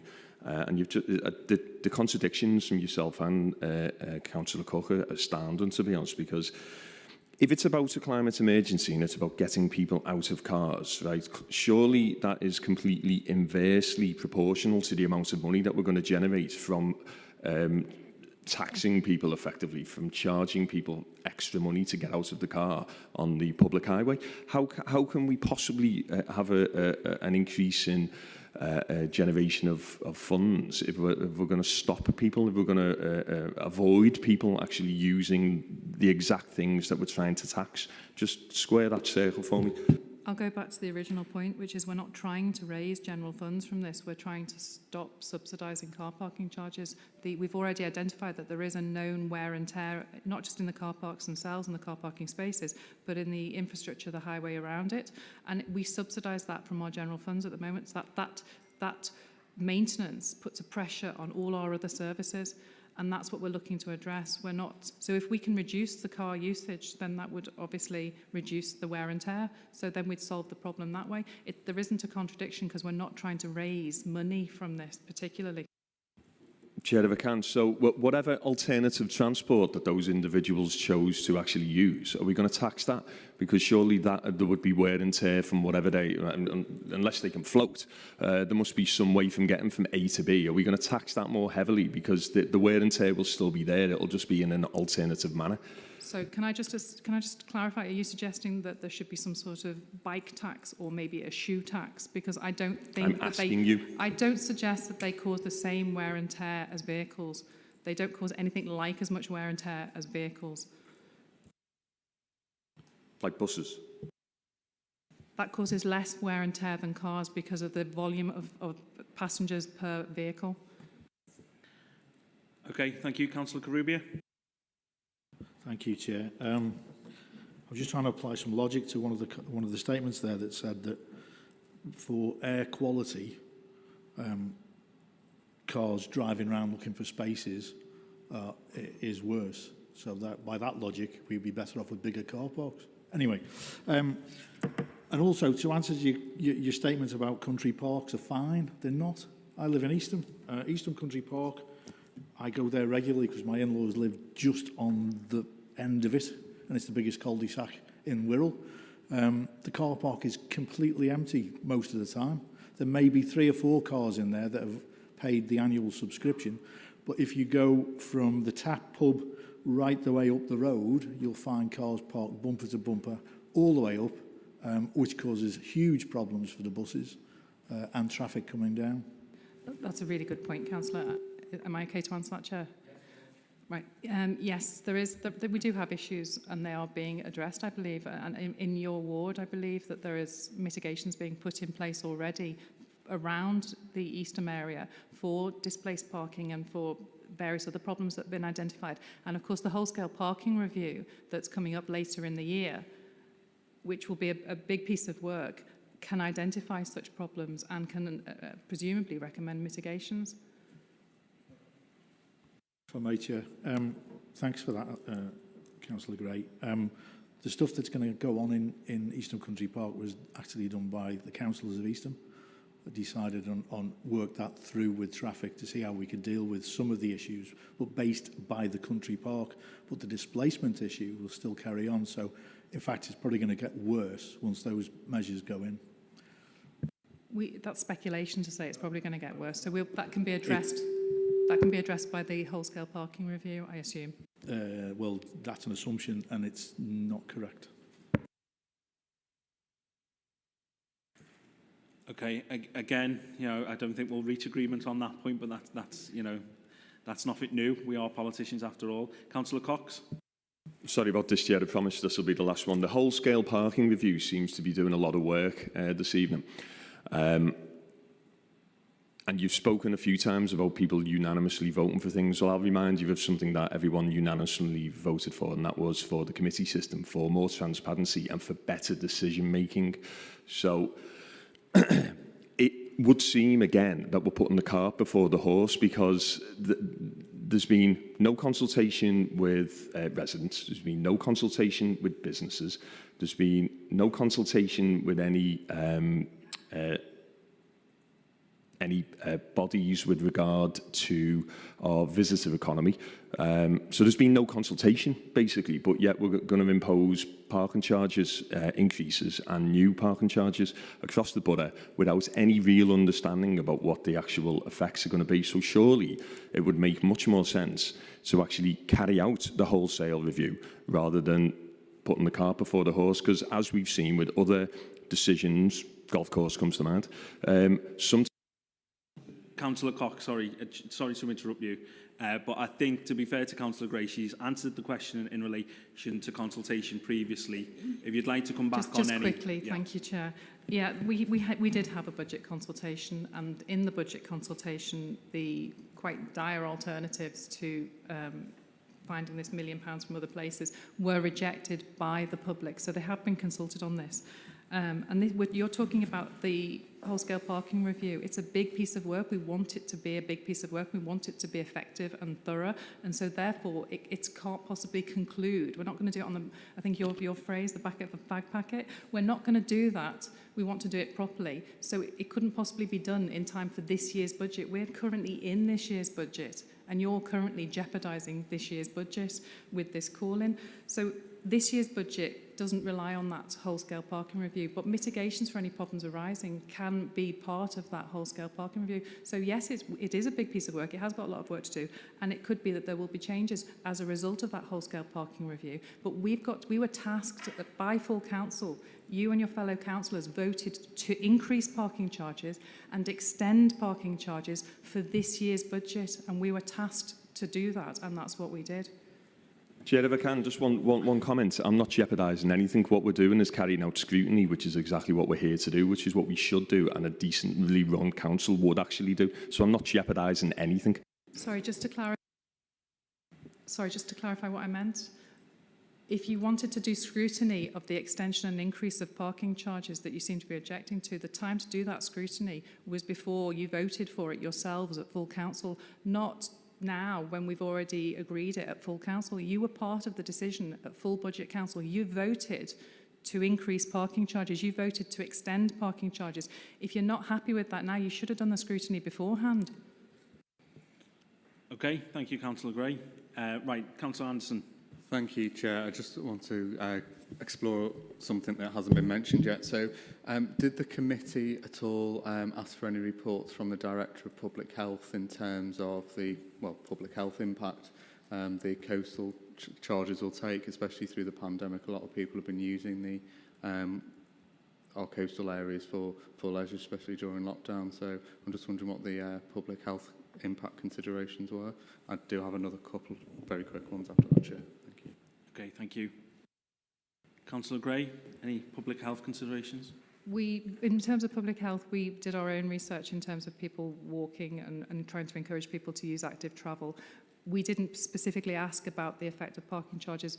If you're interested in that, there were Conservatives on my committee that agreed this, so perhaps they did their homework, perhaps they found out about public health matters. They had as much time beforehand as we did. Okay, can we just stick to very, very brief questions at this point? Thank you. Okay. So the committee didn't ask the Director of Public Health for the impact assessment. Although, final quick question then. In the report, it states that options 1 and 3 would need capital investment, procurement and other processes, and is likely to yield £500,000 per annum. If the committee tonight decides to uphold your committee's decision and introduce the charges, the latest information we have is that it will only yield £185,000. So my question to you is, where is your committee going to find the other £315,000 from?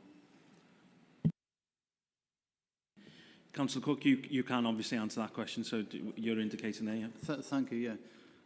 I'd understood, and I've asked this question once or twice to be absolutely certain the council officers involved. It's the standardisation of charges that we also voted for, as well as the options that Councillor over there mentioned. That alone would raise £500,000, standardising of charges. Okay. Sorry, Chair, that didn't answer my question. I'm saying if that all went through tonight, say every single option went through tonight and they upheld your decision, you are still £315,000 short of that £1 million if it went through tomorrow. It's actually in the report. So the question is, how would the committee make up that funding shortfall? Councillor Cook, if you feel as though you have answered the question, then you can just say that's fine. I do, except I did specifically ask council officers between last month's committee meeting and this one, to be absolutely clear, the options that we went for, options 1, 3 and 4, and the increases in charges and so on, would that make up the £1 million? And I was told, as far as it can be predicted, obviously the future isn't certain, but yes. So we've done our job. Okay, that's fine, Councillor Cook. Perhaps, Councillor Anderson, is something that you can explore with council officers when we come to them. I am very reluctant now, but I don't want to be a chair who doesn't ask a member to ask their question when they indicate, given how important this issue is. But Councillor Cox, please make this a very, very brief question.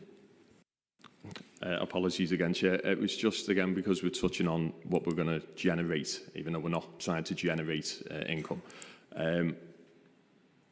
How are we justifying, regardless of what the income is going to be, the increased revenue, how are we justifying the 1.2 million initial capital outlay for the signage, for these, the parking meters, etc. So we're trying to find £1 million funding gap, but we're happy to spend 1.2 million in order to find £1 million. So how can you just explain the rationale behind that for me? It's a one-off capital investment, and then it's sustainable after that. It's something that the council and other councils do on a fairly regular basis. It's not an unusual thing to do. Okay, thank you very much. Sorry, Councillor Cannon.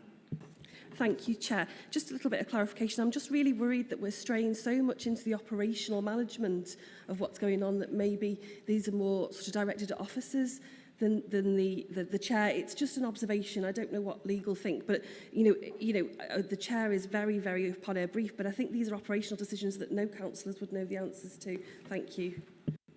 Thank you, Councillor Cannon. That is noted, and indeed I've made that suggestion in the course of the discussions. I think that we are able to ask officers these questions that will be best suited to them. So we'll certainly do that, and hopefully members will bear that in mind, obviously, as we come to speak to witnesses who are, after all, members of the public.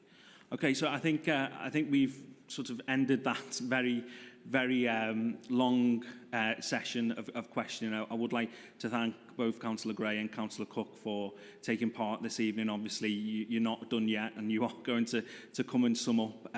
But thank you very much for answering those numerous questions. You've been very helpful to the committee. So next on the agenda then, and I do apologise to the members of the public who have been waiting this long. Unfortunately, I did say that it was likely to be a long meeting given how important this issue is, but we do finally come to the witnesses, the members of the public who have attended this evening. Before I do call you though, just one moment, because the Director of Law did indicate that he wanted to clarify something to me before the comfort break, and it was remiss of me not to come to him earlier, but I will do now. Thank you, Chairman. Perhaps just as the witnesses come forward and make themselves comfortable, just a minor correction from earlier on. It's one of those things that would have scratched the back of my brain if I didn't. So I mentioned government guidance of April this year. Actually, it was 2020, not 2021. Minor point, but felt it proper to make that correction. Thank you, Chair. I'm sure the committee will forgive you that error, Mr McCourt. Thank you very much for clarifying that. Okay, so we come then to the evidence from Councillor Mountney's witnesses. We have asked witnesses if they would like to be called in any particular order, given how late the hour is, but you've said that you're okay to be called at whatever time, which we are very grateful for. I have here Mr and Mrs Trout, who are West Kirby residents. They would like to address the committee.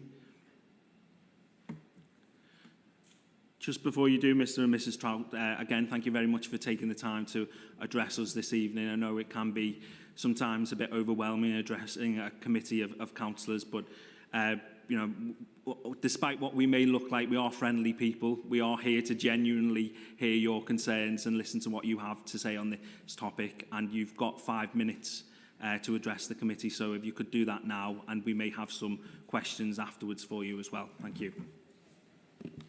Right, we're Ruth and Simon Trout, residents of Church Road, West Kirby. We were heavily involved in the Residents' Action Group that opposed the coastal town parking charge proposals back in 2018. The proposals were dropped by the council in part when it became clear that blanket implementation would be detrimental and inappropriate to business and resident communities in Wirral's coastal towns.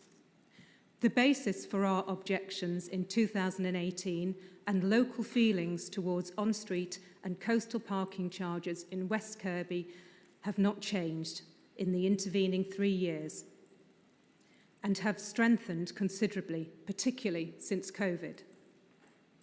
This is primarily due to the massive influx of new visitors discovering the area, looking to enjoy open space, including parks, the Wirral Way, and beach locations during lockdown, and continuing as restrictions have eased.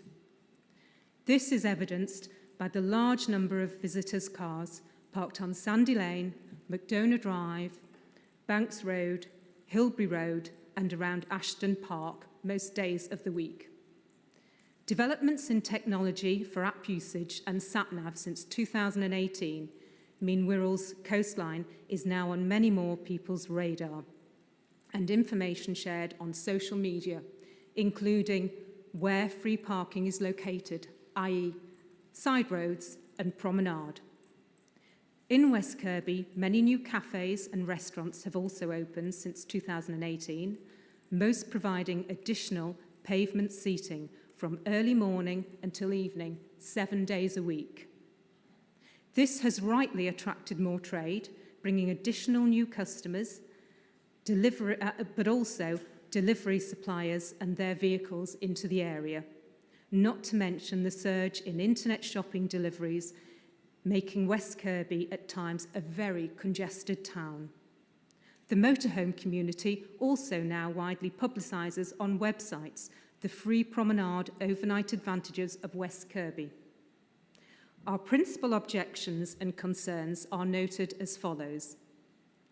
West Kirby is densely populated in the town centre and promenade areas, with many homes split into multi-occupancies and little or no off-street parking. New residential development plans in the town also have minimal or no off-street parking provision. Many streets have restricted on-street parking due to double yellow lines, some extending the full road length down one side, and some residents have converted front gardens into parking bays with white lines on the street. This reduces available on-street parking for all other residents, business employees and their customers, leading to displaced parking into neighbouring roads, the Promenade and Banks Road. It's human nature to look for free parking, avoiding car park charges and waiting restrictions on Banks Road and other shopping areas. Concourse users and train passengers already use side roads adjacent to the station rather than pay for car parking. Visitors and shoppers loop around side roads for free parking, causing congestion.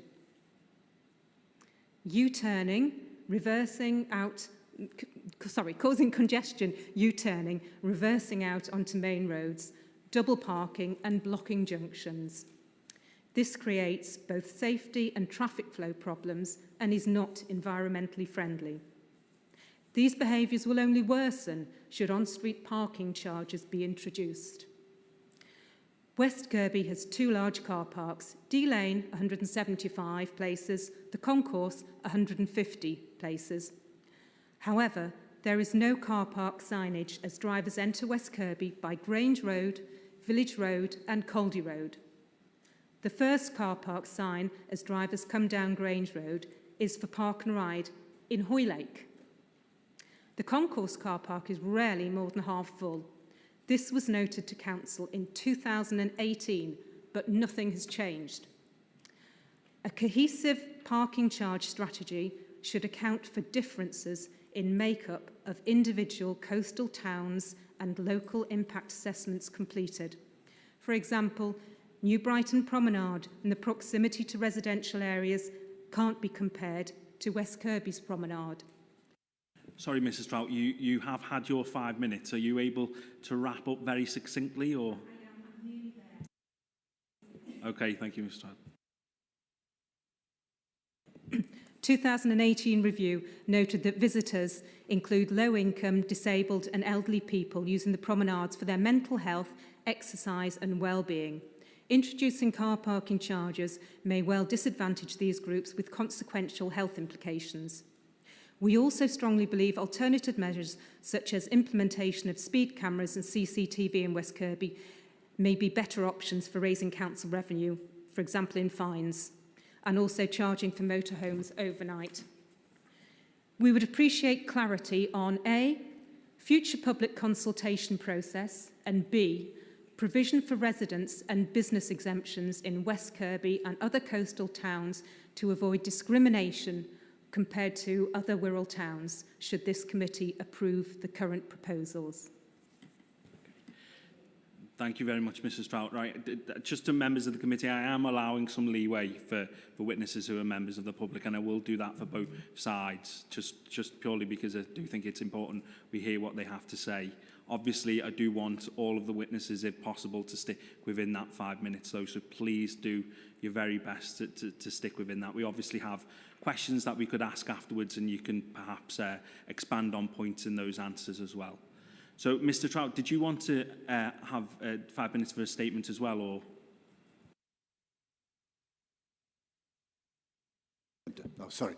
Mr. Chairman, no, it's okay. I'm just here for moral support and for any questions. That's fine. Thank you very much indeed, Mr. Trout. So we then come to questions from the committee. I can see Councillor Cox has indicated. Councillor Cox. Thank you, Chair, and thank you, Mr. Trout. That was very informative. I used to live literally over the road from you, just a road or two up, to be honest. So I know the area very well. It's just outside my ward, but my ward literally covers to the other side of the road to you on Church Road. So if coming from Hoylake End into West Kirby, I think one of the things that this is completely and totally missing is is human behaviour, and you touched on it with congestion and people driving up and down the side streets. I do it myself. I know the area very well. I don't pull into the concourse and pay if I'm going there for half an hour or any other time, because I know there'll be on-street parking somewhere. The front is absolutely chocker all of the time, so it's a waste of time driving along there. And then what I wanted to say, without sort of push polling you, what do you envisage happening if we start charging on the front on South Parade? What do you envisage happening with the side streets? The side streets will become even more congested. There's potential for road safety accidents occurring. Residents will not be able to park. And yeah. Sorry, Mr. Chairman, Tony. Also, if they were introduced, that would remove all the overflow parking that's currently on the prom, which is many residents are down there already. So that would just push them looking for parking spaces, on our Church Road all the way along. I mean, there are a couple of roads that have got off-street parking driveways, but not many. Thank you. Councillor Karoubi, you indicate? Yeah, thanks, Chair. Thank you for your report. I thought that was really comprehensive and well done, well written, well presented. One of the things that you mentioned, which really struck a chord with me, was the fact that all these areas have differing issues, and this seems to be a blanket thing. So I agree with you. I personally would like to see assessments done on the different areas and what that would do to the different areas, because New Brighton Promenade is completely different to Bromborough Village, for instance, or Liskeard or Lisa. So thank you for that. Okay, I don't think that was a question. So if we could just ask questions, please, members of the committee. I know sometimes you do need to add context to a question, but that was more of a statement, Councillor Karoubi. So hopefully Councillor Gardner has a question. I could ask a question if you wish on that. Do you agree with what I've just said? Totally. There you go. Thank you, Chair. Thank you, Councillor. Councillor Gardner. Good evening, Mr and Mrs Trout, Simon and Ruth. Just to pick up on the previous campaign you did, which was formidable, I have to say, and I think we all clearly remember South Parade being closed off and the police being at both ends as we had a public march down there. Several hundred people, I would imagine, on that day. And obviously, you haven't had that opportunity this time because it hasn't been a full consultation. Would you have mounted that campaign again if there had been a consultation? And if you could just confirm to members who perhaps don't know West Kirby that well, the amount of Victorian housing there with literally no frontage to park on other than the road for residents. Certainly, if this was to go to consultation, we'd rally the troops, and basically you'd have a lot of residents that live in West Kirby, including business owners, that will be there to actually object. We did various drops, paper drops, with information for people, because there was little information for the public when the last consultation period arose in 2018. So we felt that we had to inform the residents of West Kirby and make them aware that they actually did have a voice, and we still have a voice, and we always will. Thank you, Mr. Councillor Anderson. Thank you, and thanks for coming tonight. I think it's third time in so many, in about 4 years that these proposals have been introduced. My question's a bit different in terms of, you've heard before about the council's budget problem and the need to raise revenue. And it was alluded to about the number of Victorian terrace housing in West Kirby without driveways. How would you and your resident and your neighbours may feel about, the council actually raising revenue by introducing electric charging points across the front and partner with organisations, because we all know that's coming in 2030. Do you think that's something you may be supportive of instead of just blanket charges to park? Yeah, you mean electric charging points for vehicles? Yes, I mean, that is something that is of concern to us, that it would be very difficult for us to charge our cars the way things are set up at the moment, and will be a head scratcher going forward. So perhaps with the upcoming seawall that's about to be started, and they're doing the surveying work at the moment, that sort of consideration can come in terms of putting charging points in down there that might be available to residents as well. Thank you, Mr. Trout. I don't see any other member indicating that they want to ask you a question, so I'll close it there. Thank you very much indeed for attending. Don't feel obliged to stay, but of course you're more than welcome to. Thank you. Okay, so the next witness on my list is Mr. David Woolley, who represents the New Brighton Marine Lake users. Mr. Woolley.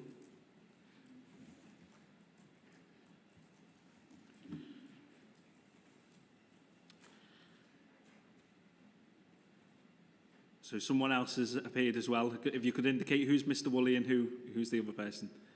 So Mr. Woolley there to my right. I'm Mike Ellis, member of the Model Boat Society. Okay. A chairman as well.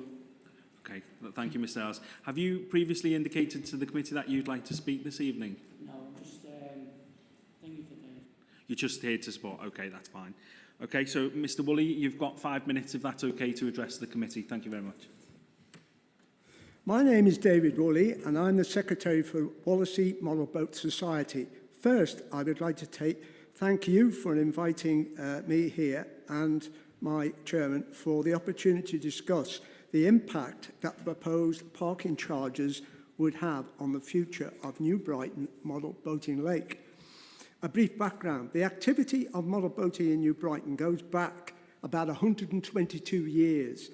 But only became organised in the past 50 years. The present facility, which is located adjacent to Bubbles, is the third such lake in New Brighton, the present under the Neptune Regeneration Scheme. This facility is supported by Wallasey Model Boat Society, and like all 3 of the lakes, were provided for by the various authorities at the time for the use by the general public for the purpose of sailing model boats.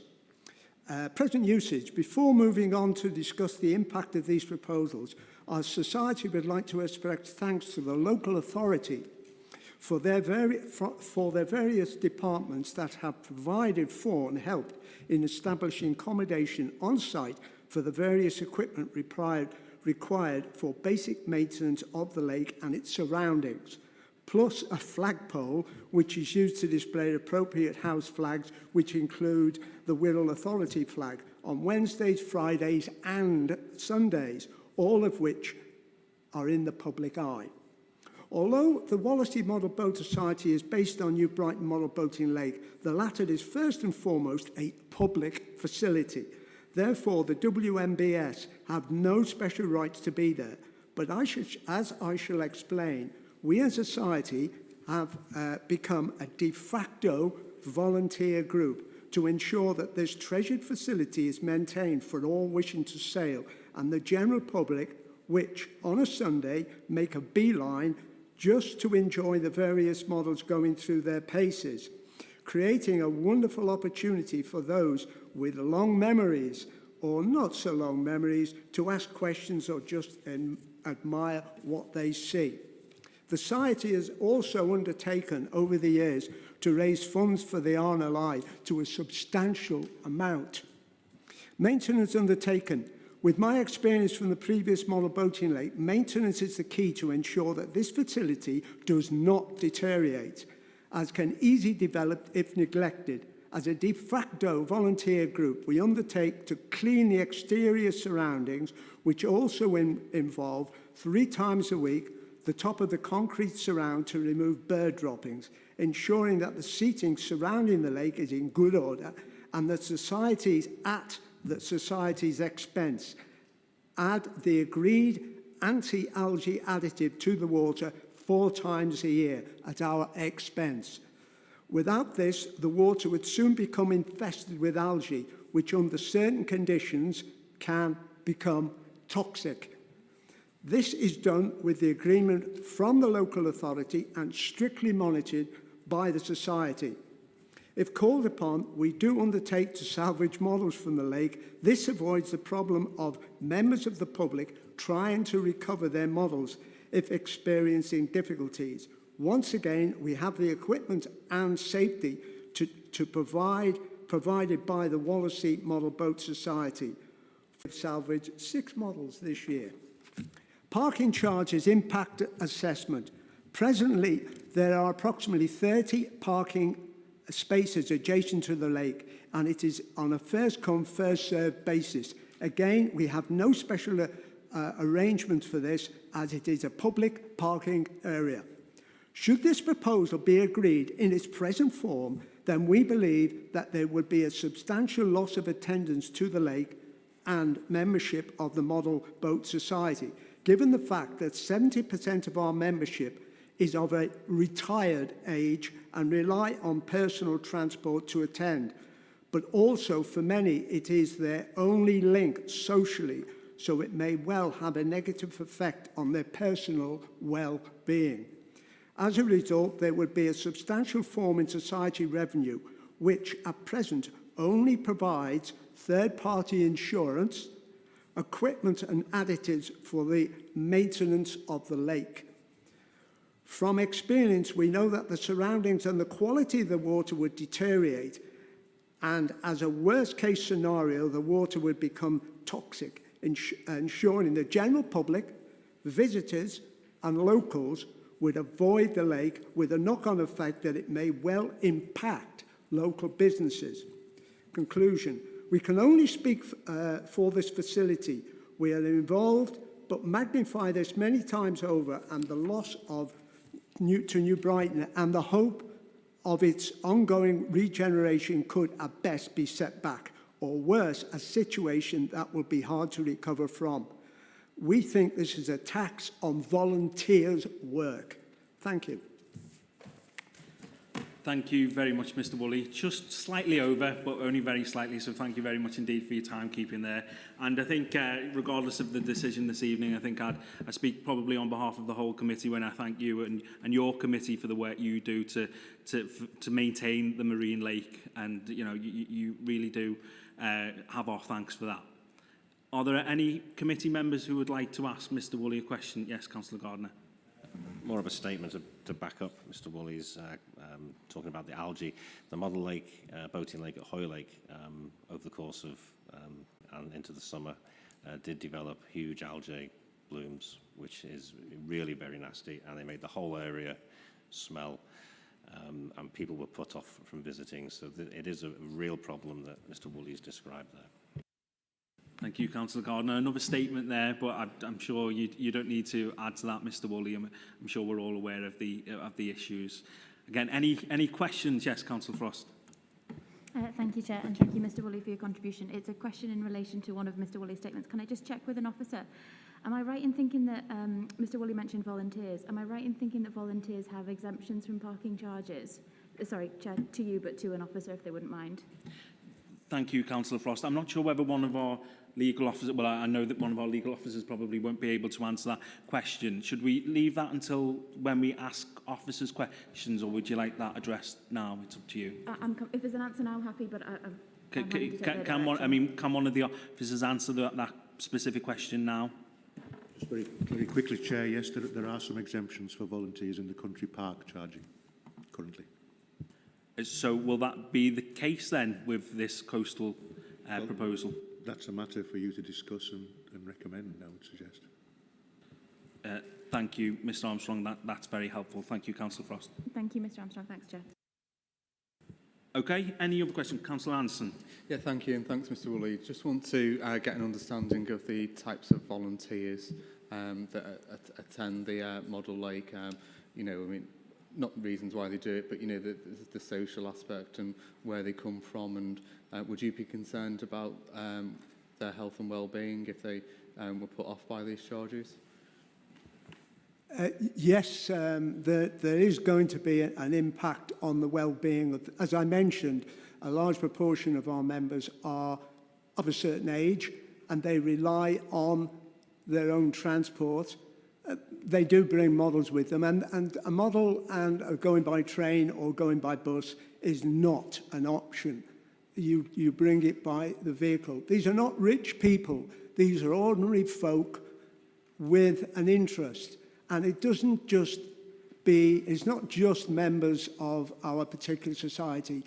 People from all over the UK, during the course of a year, will come to New Brighton to sail their model and enjoy the fact that it is in a very, very spectacular place. Thank you, Mr. Woolley. Councillor Carubia. Thank you, Chair. I have to say my family has run a business on New Brighton Promenade for about 50 years. And I have seen some extremely brilliant models flying and going in there, including submarines and all sorts. How many members do you have currently in your group? We have 31 members.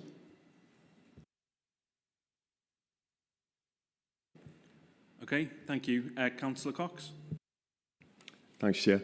Mr. Woolley, yeah, I think what you've just said before about people coming from all over England, I touched on this before about consultation with Councillor Gray. But I think, am I correct in what you're saying is you believe that the visitor economy to New Brighton could be directly affected if this were to come in? Is that what you're intimating? It would be very difficult to quantify the actual amount, but to answer your question straightforward, I would say yes. Councillor Carubia. Yeah, just to follow on from the question asked before, although there's only 31 members, I can say that when those boats are in the water, there's an awful lot more visitors watching what's going on. Do you have any idea of figures and numbers of residents and stuff that come along? On Sunday, we had 380 people in a space of 1 hour. Thank you. That was very helpful indeed. Thank you, Mr. Woolley. I can't see any other members indicating with questions, so I'll end it there, and thank you both very much for attending this evening. Again, please feel welcome to stay, but don't feel under any obligation to do so. Thank you very much. And thank you. Thank you.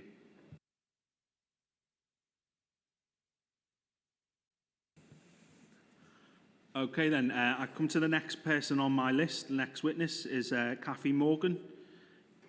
I believe you're involved, Ms. Morgan, in the little gift house. Yeah, thank you.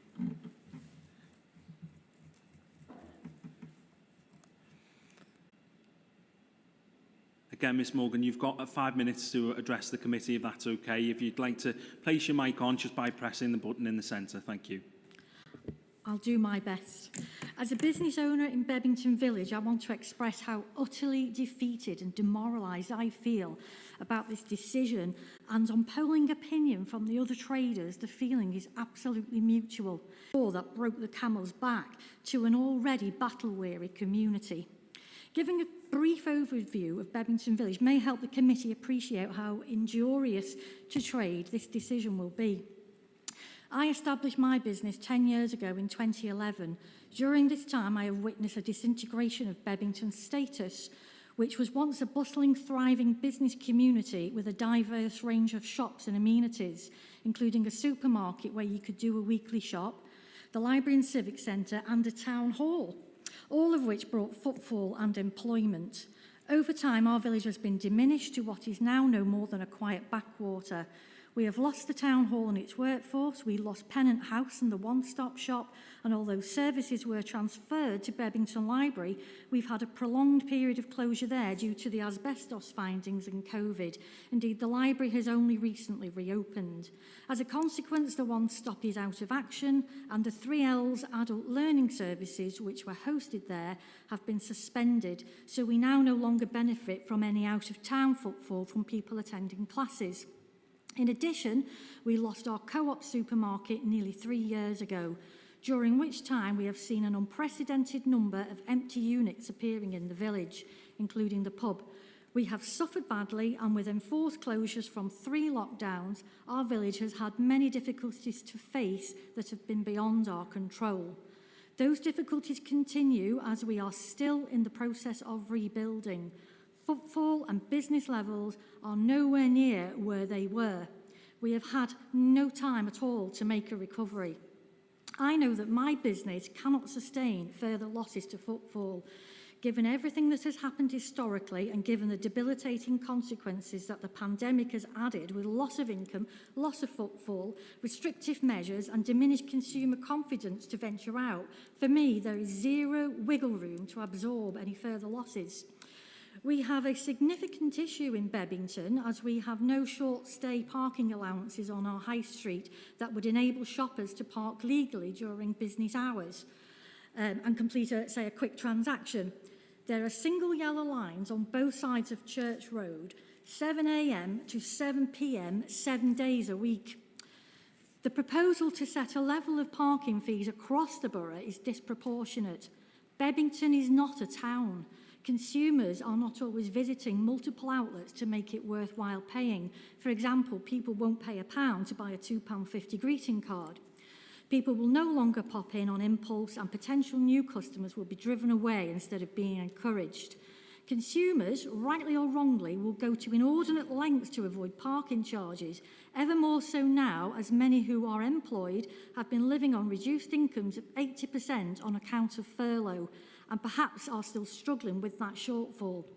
The timing for these parking charges seems wildly out of sync. Indeed, I wonder if the full impact of this decision has been properly and empathetically thought through.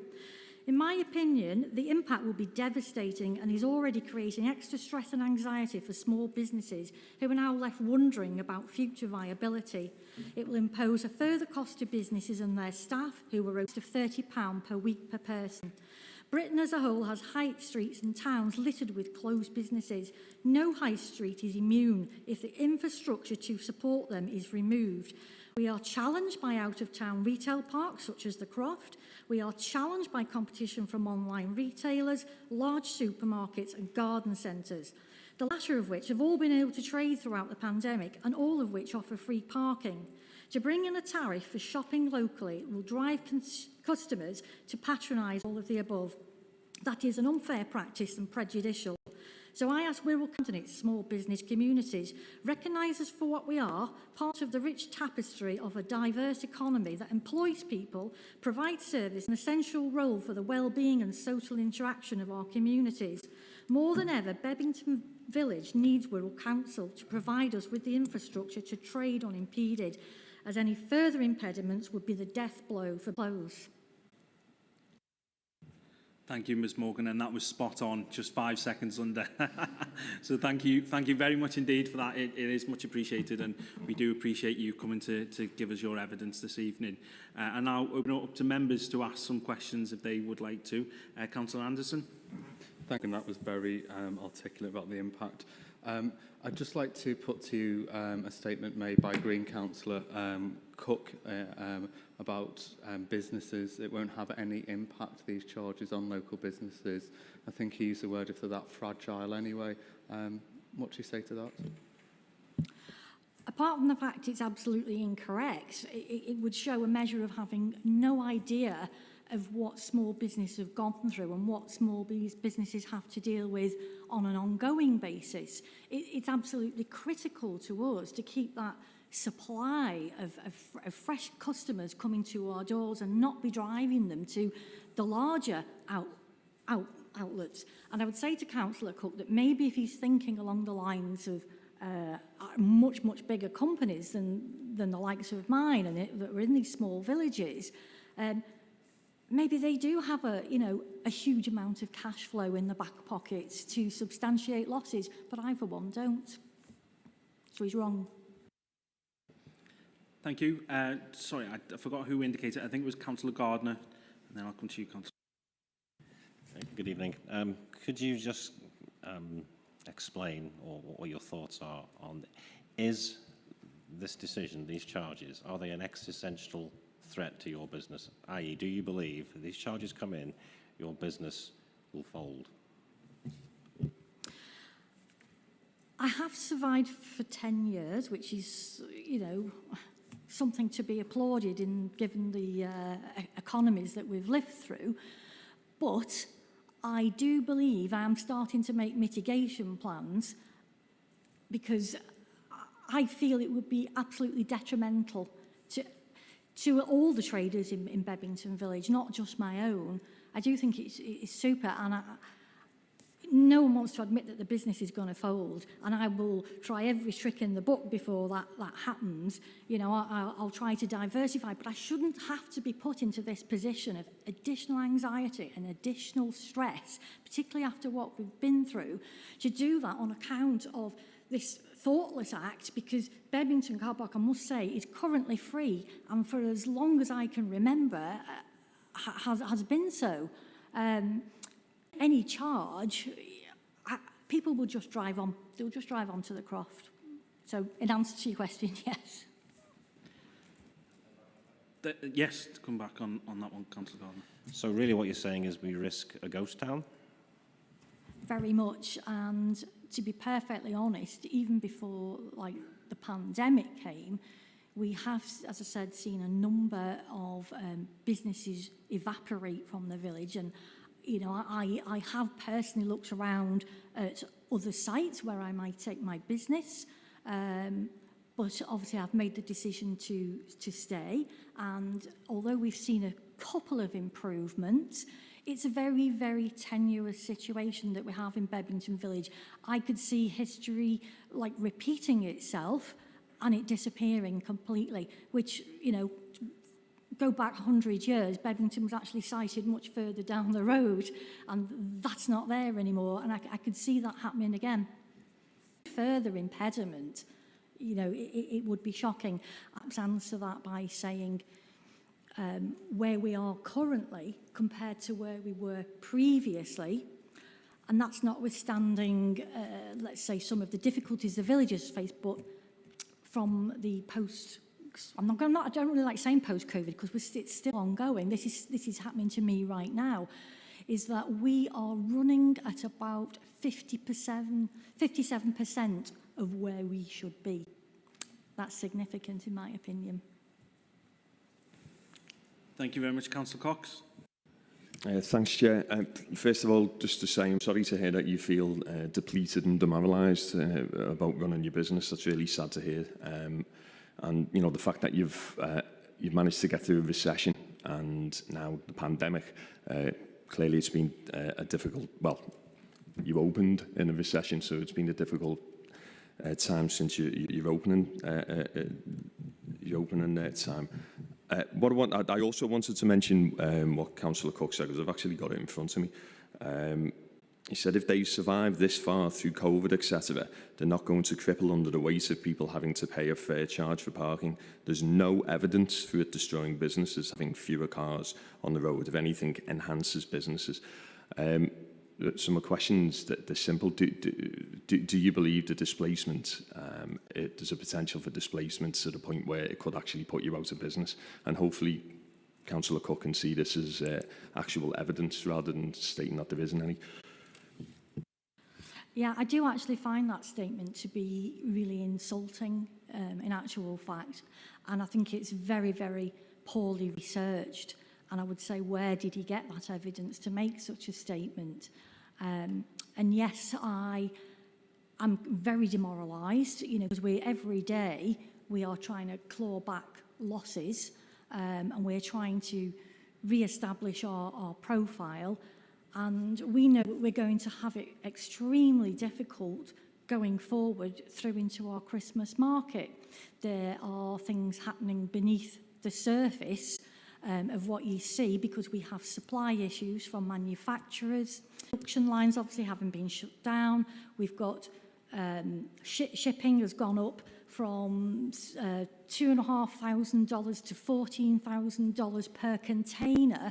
So we've got to try and mitigate costs that have been dumped onto us by our suppliers that they can't suck up. So we've got to, you know, be very careful about what it is that we're selling and how we price that, so we don't outprice, you know, our customers.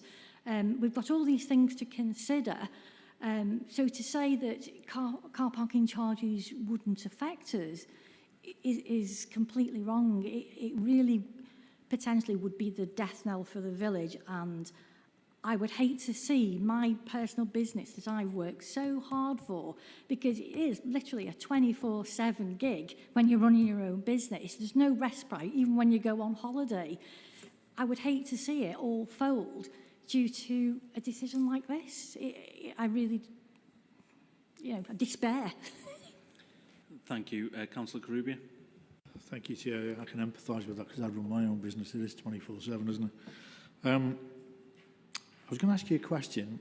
Made up of local residents and business owners as well. Our mission is to continue activities which benefit the community and in particular facilitate the regeneration of West Kirby.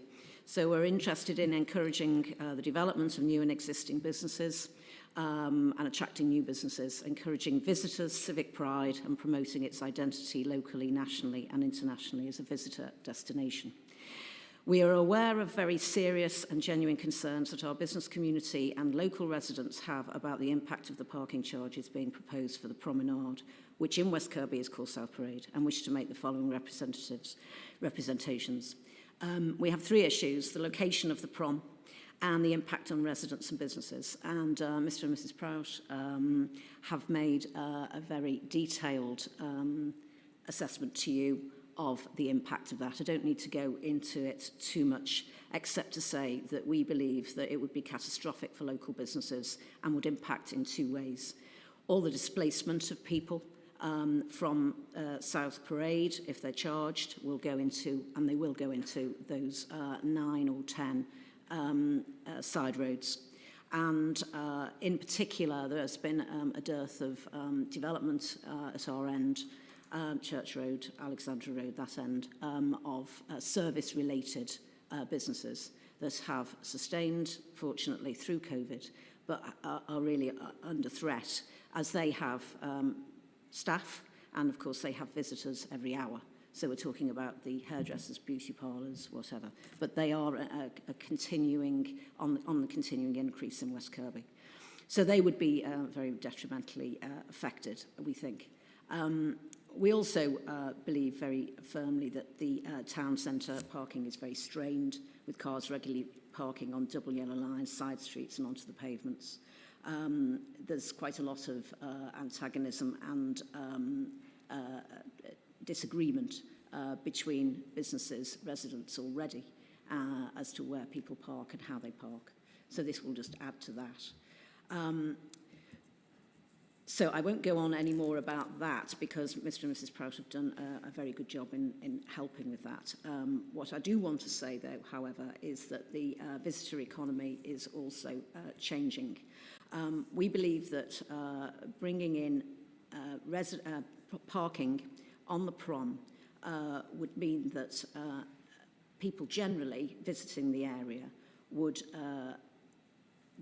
go into other areas, possibly, and not spend their money in West Kirby. We also believe that it would affect the lower income families and people who come to use the prom, the marine lake and the beach. This, for many people on low incomes, is particularly important. It's a cheap day out at the beach in West Kirby. You know, they can come into, and they often do come in their cars. They come on the trains as well, and we're encouraging that, of course. But they do come in the cars with all their kit, which they need when the weather's not so clement. And we believe that if they've got to pay their £1 or £5 for the prom, because they have perhaps elderly people in the car or they have children, it's going to deter them from coming to West Kirby and maybe not really enjoying what we have as one of the best leisure venues of the Wirral. So there's an impact on visitors, there's an impact on our low-income Wirral people generally. It would also affect people coming from dawn to dusk just for a walk, for exercise, for people walking their ever-increasing dog community. And we feel that that is not in the Wirral's interest, neither is it in West Kirby's interest. There's a big focus at the moment on the Welcome Back Fund, huge investment being made by the council to bring back people to Wirral's high streets, and we feel this is basically running right across that. So our third issue is very much about timing. You know, we all, there has been no consultation at all with the residents and businesses over this parking issue. We did have a big campaign in 2018. That is only 3 years ago. and as the Prouts have said, we would, if we were asked again, we would definitely find that the result is the same. So we have a massive issue on that. And because we are interested in the strategic development of West Kirby and the regeneration, we're asking members to be mindful to wait for the strategy to be completed. We completed a survey in December. We had over 1,000 West Kirby people respond to our survey. And one of the top things that was highlighted for attention was traffic flow and car parking. And that's live data in December. And that's on our website for anyone to see.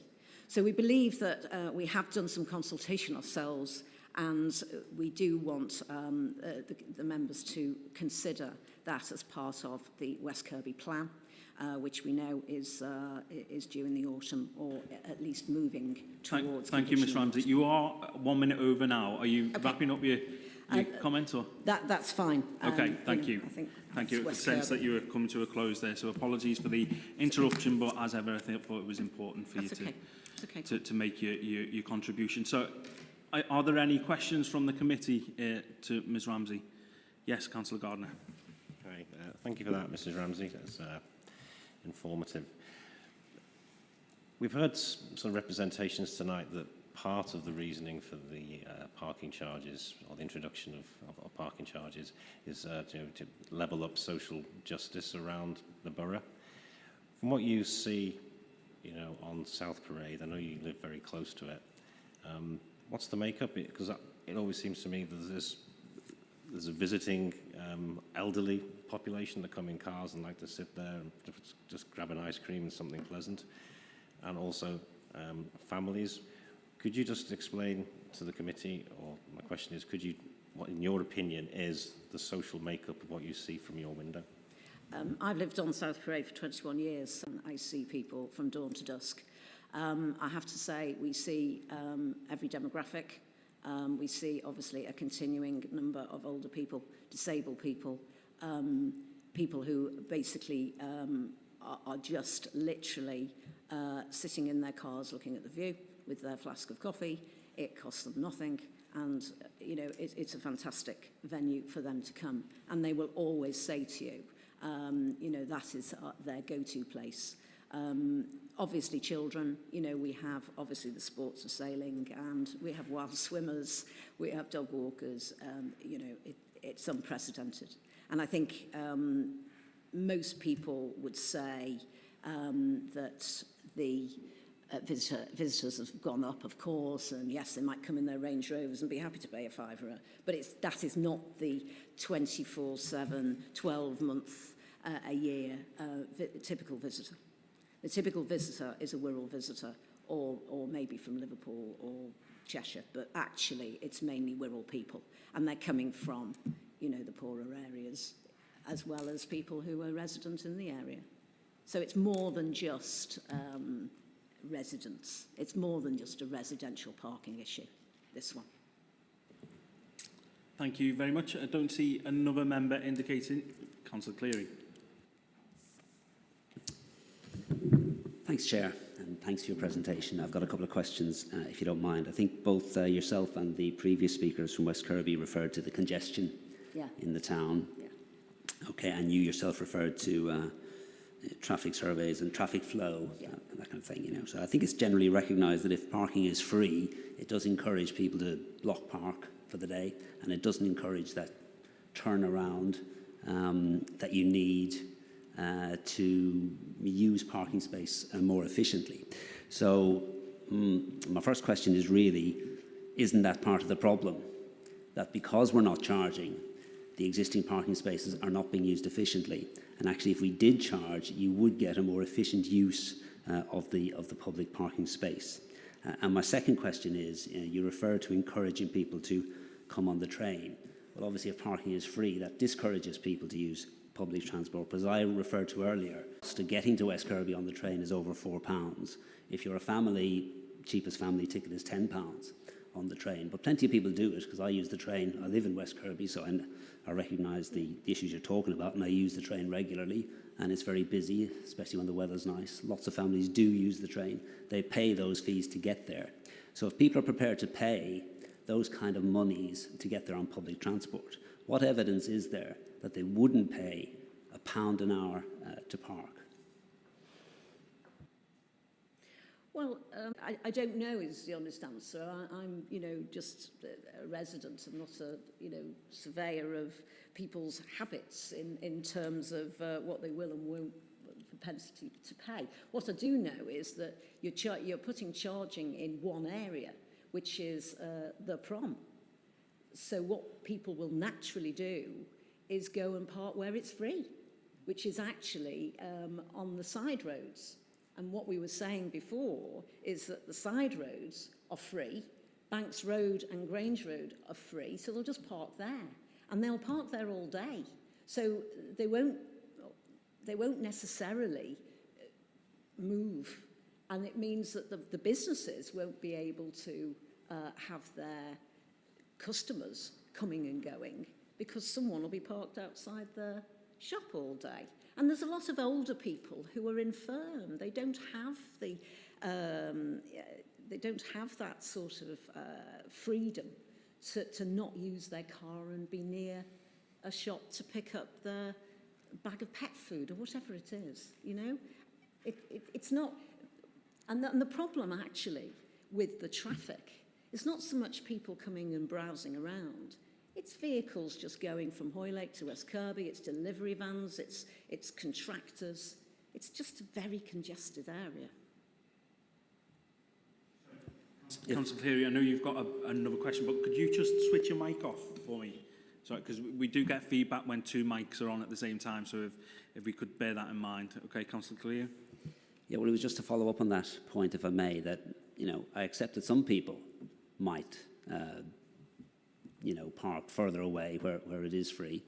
But surely you would accept that some people will pay the parking charge, and some people, and which will encourage more efficient use of the parking. But some people will choose instead to use alternatives. If there's a charge, some people will walk, some people use public transport, they'll use alternative methods, and that will ease the congestion in the town, which is the problem that you want to solve.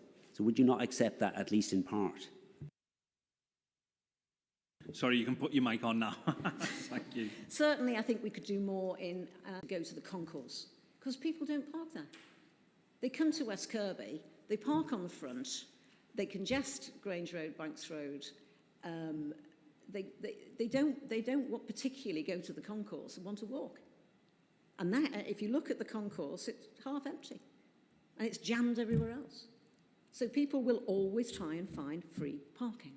And I think that's human behaviour. I don't think that's, a logical thing that a lot of people do. They go, wait, there's a place to park. It's in Church Road. It's next to the Prouts. It's next to, a business, on Grange Road. Thank you. Councillor Karubia? Thank you, Chair. I'd just like to follow up on a couple of points made by Councillor Cleary. With regards to people paying £10 to visit on the train, I would assume, I'm making an assumption here, but do you think that is people who will be going for a day out, would be prepared to pay that fee, but not people who are local, who do little quick visits to pick something up and leave, so the footfall will be affected from that.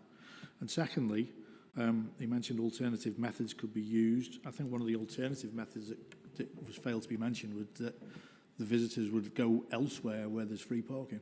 You've got sort of 3 or 4 businesses, can park for free. They might do. So, right way.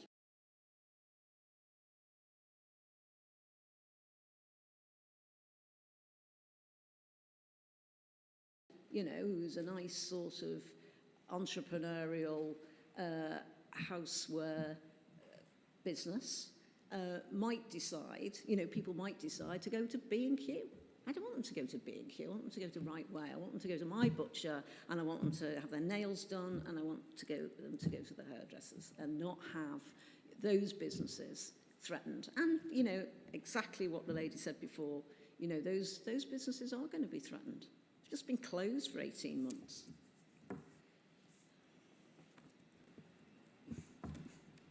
Thank you. Councillor Cox, you indicated. Thank you, Chair. Again, same as Chris, just picking up on a couple of things Councillor Clary's just said. I mean, the first point is people will use the train. I mean, if I'm going for a beer in West Kirby, unsurprisingly, I get the train. If I'm going to campaign and only park outside your house, actually, Pat, on quite a few occasions. The point is this, that, and see if you agree with me,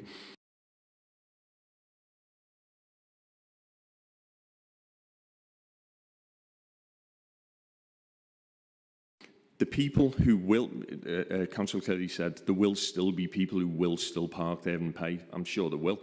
As a 44-year-old man, fully fit and healthy, I will park further away and just walk because it's free. So would you concur that it's more likely to be people with multiple children in the back of the car, people who are infirm, people who are disabled, the elderly, the people who we should actually be supporting and not penalising, were more likely to be the people who will still park on the front? Thank you. That's exactly what we're about. You know, we see, obviously, all those people that you mentioned, Tony, who, you know, are there. They're there for a shortish period of time, but they need to be near their walking destination. You know, they can walk 20 minutes around the lake.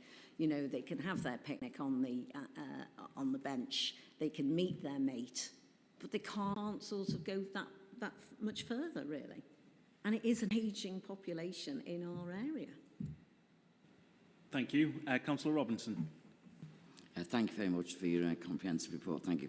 It was just to get clarity on Wirral, the blue badge holders don't actually pay and they can stay as long as they want across Wirral. Is that correct? So that they don't pay and there's no wait and pay and there's no wait in time for anyone who's a blue badge holder. Just so you, is that correct? Or anyone wants to say that isn't correct, but as far as I believe that is the case. Sorry, so is that a question for officers, do you think, Councillor Robinson? I'd like to sort of get that clarified, if that's all right. So it may be an officer question. Is that all right for after? Yeah. If an officer is able to answer that now, or we can wait until after? It's entirely up to yourself, Chair. Well, I'm asking the officers. I'm waiting for one of them to indicate. Does anyone know? Okay, Mr. Atkins. Yes, Chair, that's correct. The blue badge holders can park for free of charge and for an unlimited amount of time. Okay, thank you. Thank you, Mr. Atkins. Chair, if I can, just for absolute clarity though, not everyone who is infirm or has a disability actually qualifies for a blue badge. Can the officers actually confirm that as well, please? Okay, it's sort of getting into the realms of a debate now, and some questions that we perhaps could expand upon with the officers when it's at the appropriate point. So we'll do that if that's okay with the committee. Okay, so I don't think I've got any other member of the committee indicating that they have a further question for Ms Ramsey, but it just befalls to me to thank you very much on behalf of the committee for all you do for the community in West Kirby. Thank you. Members, we are, and members of the public, we are coming to another hour and a half interval where I'm told ordinarily we would have a comfort break. I do know that there are other members of the public here as witnesses. I'm in the committee's hands as to whether or not you wish to proceed with a comfort break or carry on through the witness list. Councillor Cannon. Chair, sorry, can we just confirm are there 3 witnesses left? Because obviously I wouldn't want to hold the public any longer than we have to, but obviously I'm aware of the comfort for the committee. So is there 3 left? Does anybody know? Indeed, that was my concern as well, Councillor Cannon. There are 1, 2, 3, 4, 5. Oh gosh, okay. Right. I'd obviously put it to the committee. I mean, I think 5's quite a lot, considering the questions that we've had to say, because that could take possibly another hour, an hour and a half, maybe. Do you think for those 5 witnesses, Chair? It may well do. I couldn't predict, could I? But Councillor Cannon, given that is the case, does the committee wish for us to adjourn for another comfort break? Chair, would you like to put it to a vote, maybe? Oh, certainly not, Councillor Cox. It's fine. Ordinarily, we wouldn't need a vote, but I was just asking the committee's advice. I've not had any advice, either for or to the contrary. Councillor Cannon, you wish to say something further? Do you think, Chair, it would be reasonable to say that if we're not through the 5 by 10 p.m. that we should then have a break at 10? So give it another sort of 45 minutes, if that's okay. And then, obviously, if we still haven't got through the 5 witnesses by then we will, I think, reasonably need a break, if that's okay with the rest of the committee. Chair, I prefer a comfort break, please. A request for a comfort break, I don't think I can deny that, and I think we could all do with a comfort break, to be honest. So apologies to those members of the public who will have to wait a little longer. We will be adjourning for a further 10 minutes, and we'll be back after that. Thank you very much.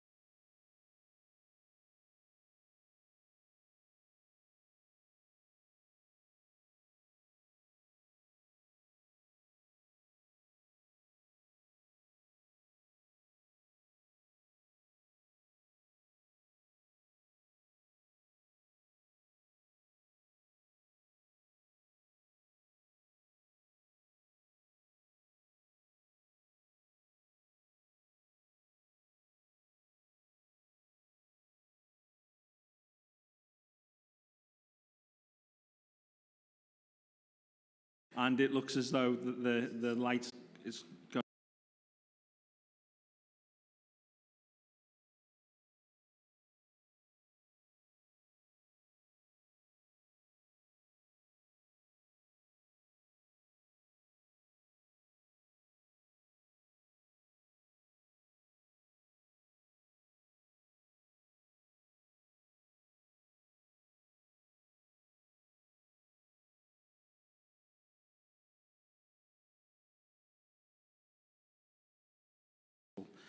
So with that being said, if we could move then to the next witness, Dawn Warnell.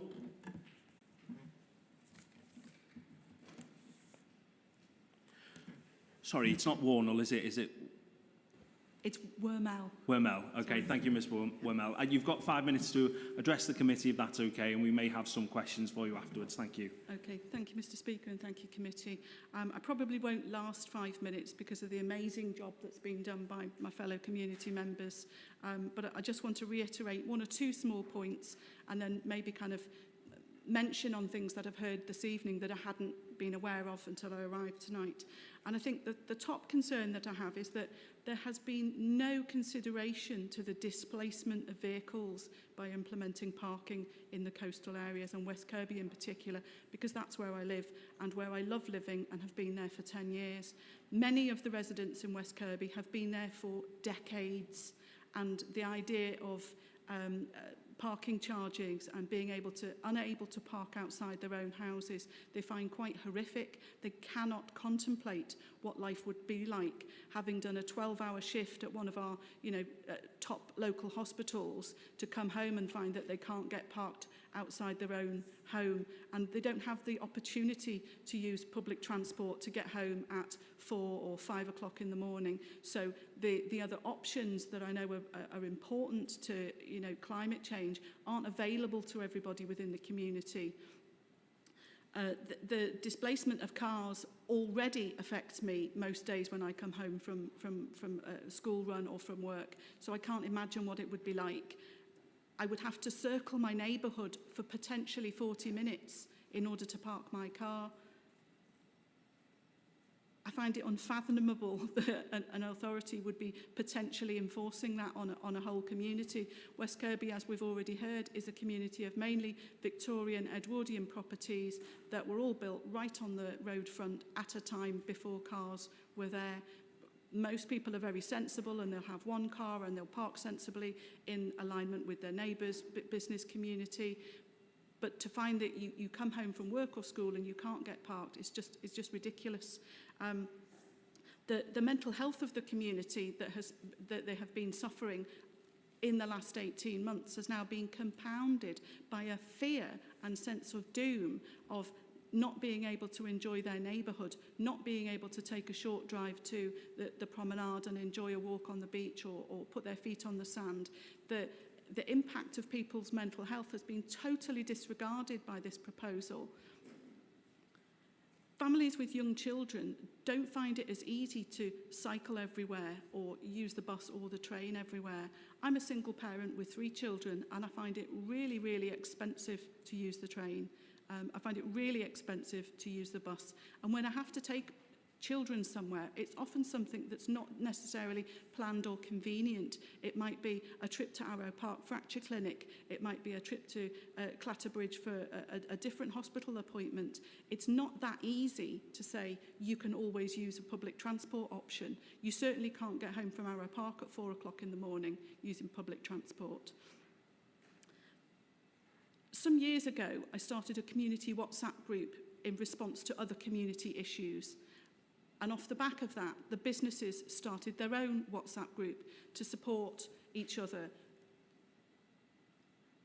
They undertook a survey, and in that survey, one of the highlights of why was footfall reducing in West Kirby was the fact that they felt the need for 2 hours of free parking, and they undertook to submit a petition to the local authority, an online and a paper submission, which was unsuccessful.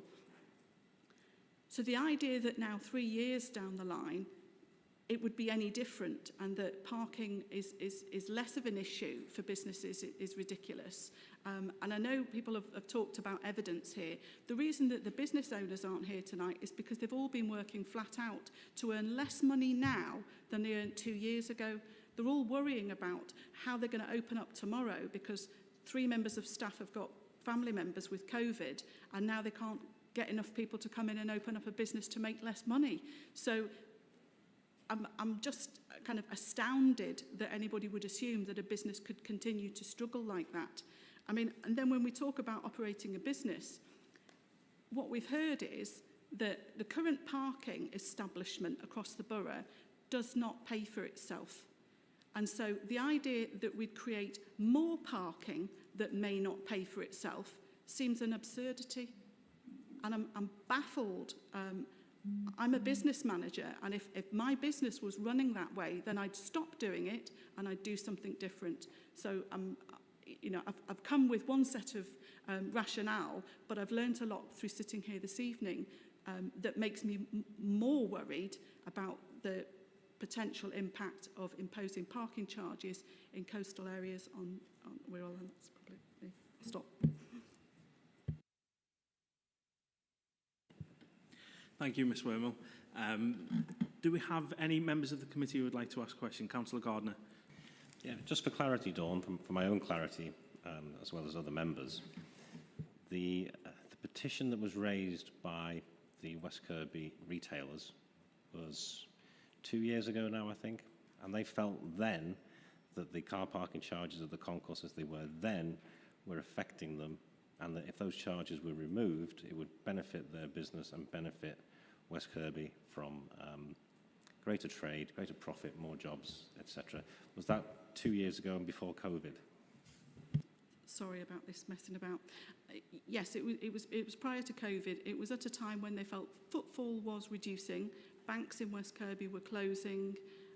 They were looking at what can they do to make West Kirby a better offer for customers, for residents, for businesses. And the survey highlighted that people were saying, well, I can go to X place, Chester, and I don't have to pay to park, so why would I come to West Kirby where I've got to pay? And it was highlighted as being one of very few areas where you needed to pay to get a doctor's appointment, a nurse appointment, to visit a library or use the leisure centre. Thank you. Councillor Cleary. Thanks, Chair, and thanks for your time this evening to come and speak to us. I just want to ask you one question, really. You quite rightly said near the end of your presentation that the current income we get from car parking doesn't cover the cost.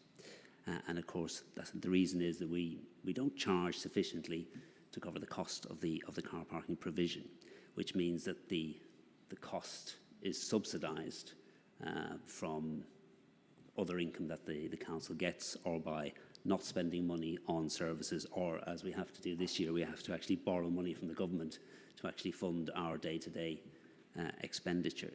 Now, I represent a ward, Birkenhead and Tranmere, where half the households don't have a car. We've got life expectancy, which is 10 years less than in West Kirby. And at the moment, those families and those households are actually subsidising the cost of free parking provision and undercharged parking provision. So I understand all the points you're making and I sympathise, but my question to you would be, why should those families, where 50% of children roughly are growing up in poverty, why should they subsidise the cost of parking in West Kirby? Well, you say that they are subsidising the cost of parking in West Kirby. Well, that's not true, because the parking in West Kirby is currently free. So they're not subsidising anything in West Kirby. Sorry, I have to turn my phone off. Sorry.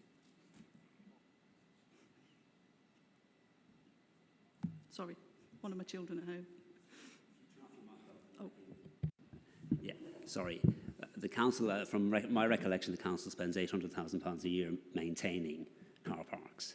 Okay. Okay, so if we're not charging for car parks or car parking provision, then the costs of maintaining and all the service provision, and as the head of the Environment Committee mentioned earlier, the cost of maintaining service roads into car parks, that is paid out of general council funds. So everybody is paying for that through their council tax, including those families I mentioned, which are, in much more socially and economically challenging situations than the average family in West Kirby. Can I just be clear, though, because in West Kirby, what they're talking about introducing is parking on the prom, which is currently not looked after by the local authority in any other way, shape or form than any other road in any other part of the borough. And it's certainly not subsidised by somebody who lives in a different ward. And in fact, the fact that it is free and the fact that West Kirby makes itself so accessible for everybody to come, and the fact that we feel so passionately about not implementing parking charges is exactly so as people from all boroughs can access it for free, bring their sandwiches, bring their flasks. So we absolutely do not want those people to have to subsidise anything anywhere. Okay, I'll just conclude, Chair. I think we're going round in circles, but I'll just make the point again that there is a cross-subsidy from non-car owning families to car owners to subsidise the cost of car parking, which we're not charging sufficient for to meet the costs. I'll leave it there, Chair. Thanks. Thank you. Again, one that we're not going to agree on, but hey-ho. If I could invite Councillor Karubia to make his contributions, please. Yeah, thank you, Chair. I'm going to make a bit of a statement here, so to make it into a question, I'll ask you if you agree with me or not. There's a lot just been discussed about people subsidising parking charges for people who can afford cars and people who can't, etc. It was just occurred to me that we've spent an awful lot of money as a council on bike lanes, and as a person who doesn't own a bicycle, am I subsidising bike riders, do you think? Would you agree with me on that one? Yes, I would agree. I think there are unfairnesses amongst a lot of things. In West Kirby, we pay a particularly high price for local authority council tax, policing precept, etc. And when we say, well, we don't see very many police around here, we're told, well, that's because, they need more of them in other wards, and it's about us all contributing and then taking what's required in the area that it's required. So the argument that everybody needs to have a pony in order to be able to ride doesn't really sit very well with me. Thank you. Councillor Cox. Thanks, Chair. Yeah, again, just touching on what Councillor Clary's has been saying, and Dawn as well. I think it's disingenuous to start making it about those who have cars and those who don't, because we could make it about those who pay council tax and those who don't if we really wanted to. My ward, which I know Dawn lives within, pays some of the highest council tax in the borough, which subsidises other people for many other pastimes and many other services. So I think it's disingenuous to make it about that. But what I wanted to touch on, Dawn, which you'll know better than me, I don't know whether you were copied into this actually, but I was contacted by some residents, and it's about the fact that there is free parking there on the front at the moment, and it's number 53 to 59 South Parade, which is a converted old property overlooking the lake. It has no parking provision whatsoever, so those people are absolutely petrified that they're never going to be able to park their car ever again. I know some councillors here would suggest just get rid of your car, that'll answer everything. Clearly it can't. We've already established that there are people who need cars for certain purposes. So don't, you've just spoke about South Parade before. Can you tell me how difficult it's going to be for those people to find parking in the side streets if they don't wish to park on the front and pay? I would say it's going to be impossible. Very succinct answer and what we want more of, I think. Thank you very much. Thank you very much indeed. I didn't see anyone else on the committee indicate that they would like to ask a question, so it's just, again, for me to thank you very much for spending the time to come and speak to us this evening. It's very much appreciated. Thank you. Okay, we move on to our next witness then. The next witness is Mr. Andrew Kane, who is involved with Kane of Heswell, I believe. Mr Kane, you've got 5 minutes as everyone else has, although I have given some leeway, but please do stick within that 5 minutes if you could. Thank you very much. Good evening, councillors and officials. Chair, my name's Andrew Kane. I am the third generation of a family-run gentleman's outfitters in Heswall. We've been trading there for over 60 years. The town's social and cultural activities are crucial to the existence of our business. We are also keen members of the Heswall and District Business Association and are all past chairmen.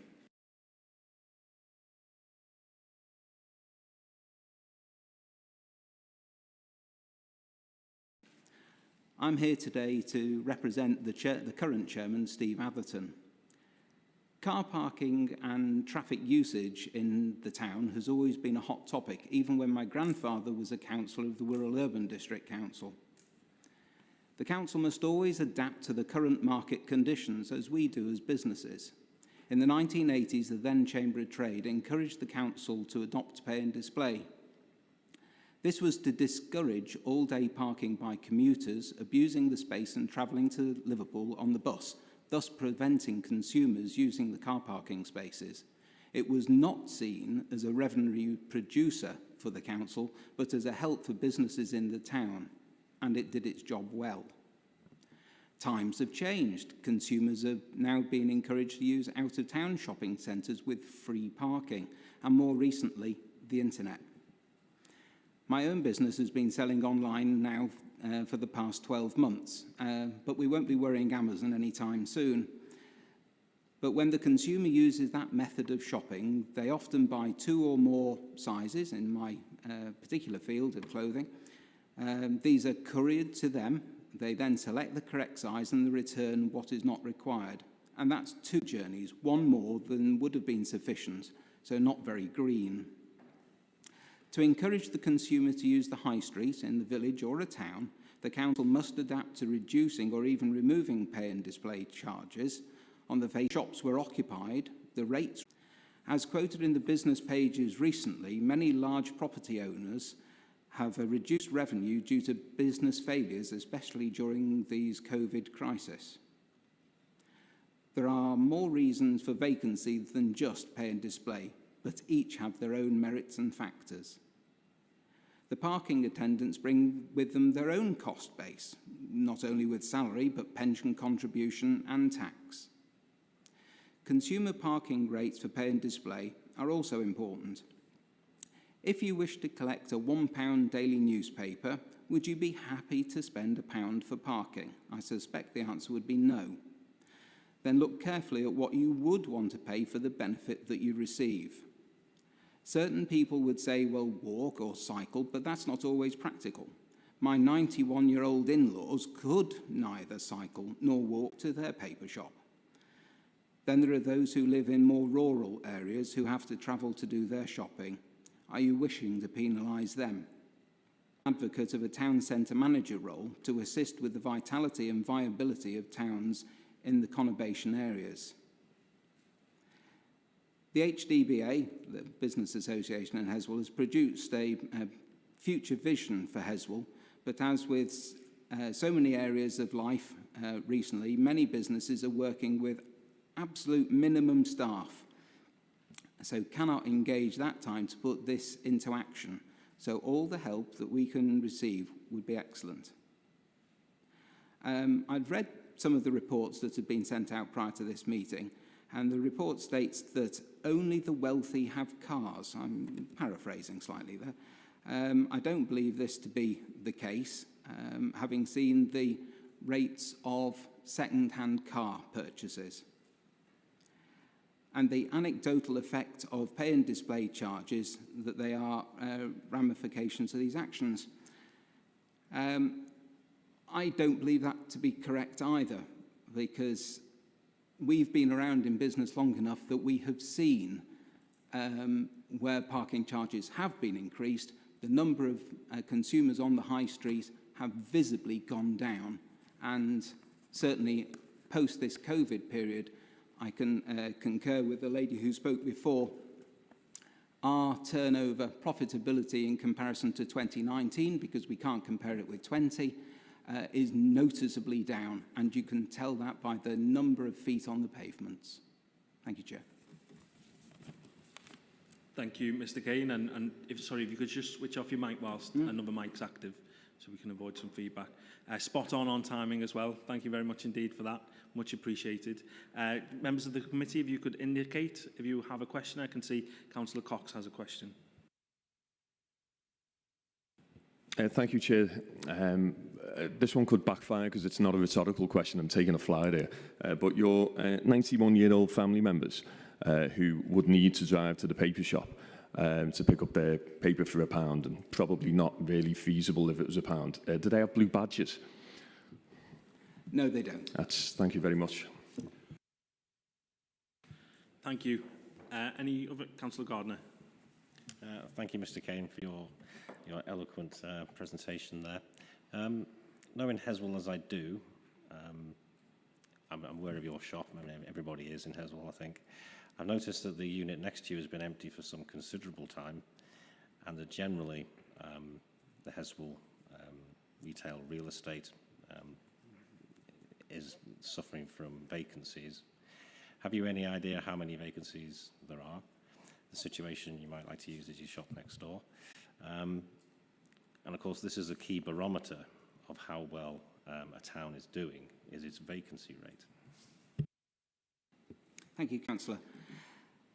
Yes, well, being on Business Association, we try and keep a barometer of how many empty properties there are. And currently, there are 20 empty units on ground floor level. There are quite a few empty offices on upstairs level as well. And that is double the normal. So if you take a 20-year period, on a rolling basis, there's anything between 7 and 11 empty properties, but there's 20 at the moment.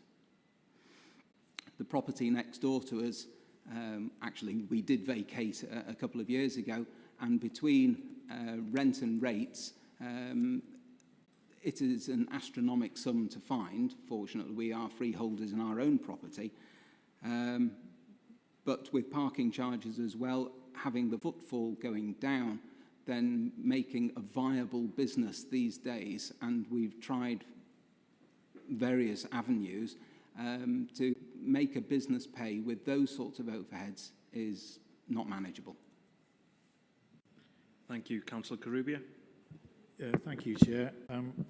It's been said a few times this evening about residents with blue badges can park for free and etc. So my question really is, I don't know Heswall that well on the parking issues. I know there's a couple of car parks. If a resident with a blue badge was to need to park outside a shop door, for instance, but because of the charges, it then shoved the cars, displaced the cars into the... it wouldn't matter how long they could park for free if they couldn't find a space. Would that be a problem, do you think, for shopping areas? I think any form of displacing cars to outer reaches of any town centre is going to be detrimental to any business trading there.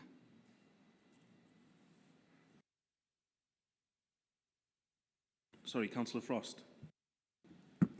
Thank you, Chair. Thank you for your presentation. Sorry, Chair, not a question to the presenter, but Councillor Karub, may I ask a question on Councillor Karubia's question or statement?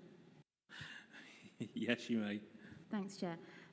Councillor Karubia, I don't follow, because your question was blue badge or not. If there isn't a space, then the resident potentially with a disability or a mobility issue wouldn't have access to the shop. But your position is that parking charges would reduce people visiting the shops, so surely there would be more space, not less, if there were parking charges. Thank you, Chair. Okay. If I may, thanks, Chair. No, the point I was trying to make is that if the cars are displaced from people who, as it's been said numerous times, are willing to go to the ends of the earth to park without paying for car parking, then those displaced cars will take up all the spaces where in the side roads, etc. So where somebody with a blue badge holder may wish to park quite close to the shops, and the only car parking spaces available are the empty ones that you have to pay for, maybe too far away for them to walk to the shops. That was my point. Chair, I think this is going to be one of your, we're going round in circles. Yes, The logic absolutely. doesn't stack up, but I'll leave it there. And there Thank is you. time, obviously, for the committee to debate later on, so obviously these issues can be picked up then. Okay? I don't see any other councillor indicating that they have a question of Mr Kane. So again, Mr Kane, thank you very much indeed for giving us your evidence this evening. We do appreciate it very much. Thank you. Yes, yes. Okay then, so next we come to Councillor Gilchrist's witness. Again, apologies, Mr Spencer, for having you wait for this long. But I'd like to call up Mr Philip Spencer, who is the spokesperson for the Traders and Bromborough Village Community Association. Mr Spencer, you've got 5 minutes, if that's okay, to address us, and then we might have some questions for you. Thank you, Chair. These are my props and not my speech. Good evening, everybody. I'm here to represent the views of Bromborough Village Community Association, the BVCA, but also the many Wirral residents who support us. I've got 2 petitions, one collected in the shops and businesses with over 5,000 signatures, and one online with 2,000 signatures and almost 200 comments condemning the imposing of parking fees. So here we are, 2 years on, pleading for exemption, yet again, with similar arguments against a different proposal. But now the threat to Bromborough is at its height. The free parking at the Croft Retail Park has always been a key issue, but now we must factor in the additional threat of the new Lidl store due to open shortly. When applying for planning, estimated it would draw £220,000 worth of trade from Bromborough Village. But they expected that, and I quote, "The level of trade diversion is likely to be fully mitigated by Lidl customers undertaking linked visits to the shops and services in the village." It seems to me a claim made more in hope than in belief, but at least it was made at a time when parking was free in the village, so had some credibility. With parking fees, the idea of linked visits seemed more a pipe dream than reality. Many of our shops and businesses in the village are fighting hard to withstand what seems to be a barrage of attacks and setbacks which threaten its economic viability. The arrival of Lidl, the loss of 2 high street banks within the last 2 years, COVID, the closure of shops, the library, the civic centre, all emptying our streets. COVID in particular has kept people out of Bromborough, and we need them back. Our precinct area has lost 4 of its 12 units since the start of COVID. Car park charges won't help us get through this. It will be another deep step down for our village. Charges may look attractive as a temporary measure to get over a temporary cash shortfall, but we fear these charges will be long-term and will be life-sapping for the village. The BVC, I've got to apologise for my phone, which I've tried to turn off, but I haven't able to. The BVC are duty-bound to fight to keep our car park free. To this end, in an effort to learn more about the people using the car park, we chose one working day and asked everybody who parked there 2 questions. How long would you be parked for, and why did you come? We also asked businesses how many of their staff used the car park whilst at work. From those who replied, we had a total of more than 80 full or part-time staff using the car park. This seemed broadly in line with our survey results showing 64 cars parked were for workers in the village. The 2 investigations highlighted some interesting individual stories. One of our businesses, buried amongst the shops, employs panellists, food tasters.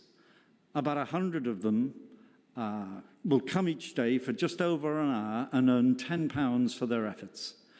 If they continue to use the car park, £2 of that £10 will go on parking fees, 20% of their earnings lost. They employ about 1,000 panellists, 90% of whom say they use the car park. Another story concerns a small army of volunteers who help run our charity shops. Some will be in the position of having to pay £5 to volunteer if they want or need to go by car. In the shifting sands of volunteer employment, It's estimated there are about 15 volunteers who've used the car park. The unanimous view of the charity shop managers is they'll simply leave. However much income you expect to raise, it will be through targeting a small part of our community to achieve it. You're asking our workers to pay over £1,000 a year for no additional benefit. At a recent committee meeting, Councillor Foulkes talked about the need to make tough decisions. He and the council have chosen to risk damaging Brownborough's economic health for the sake of raising an uncertain sum of money. Since April the 12th, our shops have welcomed people back, but there are already signs that usage of the car park has decreased significantly in the last 2 years. There is for us an alternative tough decision. Find the money elsewhere and leave Bromborough Car Park to continue serving the people in the way it does best, by being free. It's yet another tough decision, but for us at least, it would be the right decision. Bromborough needs to move forward with optimism and security. We're fearful that introducing parking fees will bring the opposite, gloom and little hope for the future. Our shops and businesses and our people are deeply concerned, however ridiculous this may seem to some. Thank you, Chair. Thank you very much, Mr Spencer, for that contribution. I'd like to open it up to members for their questions. Councillor Corrubia, you indicated. Yeah, thanks, Chair. Thank you, Mr Spencer, for that.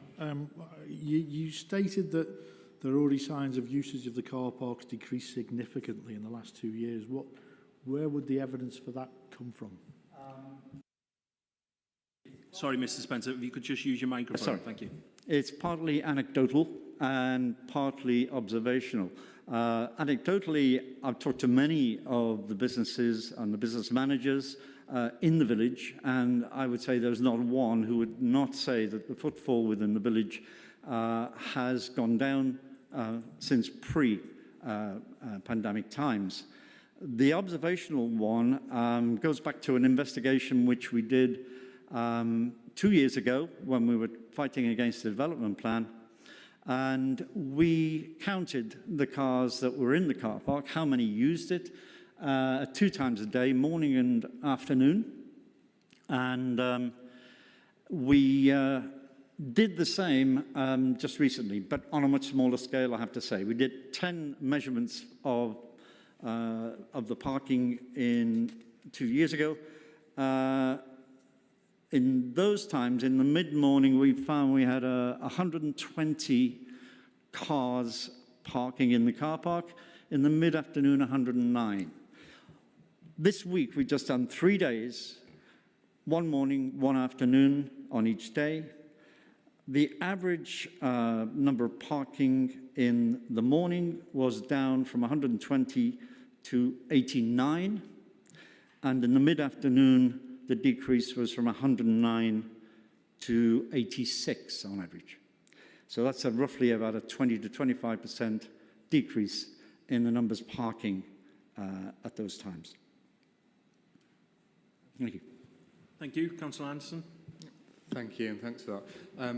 You may have heard earlier that the decision taker said there was adequate consultation. I'm just wondering, as a prominent business owner who represents the business community, aware of the council's budget consultation earlier? I mean, you've got 8,000 signatures there. And also, have you had any engagement with your ward councillors on these charges?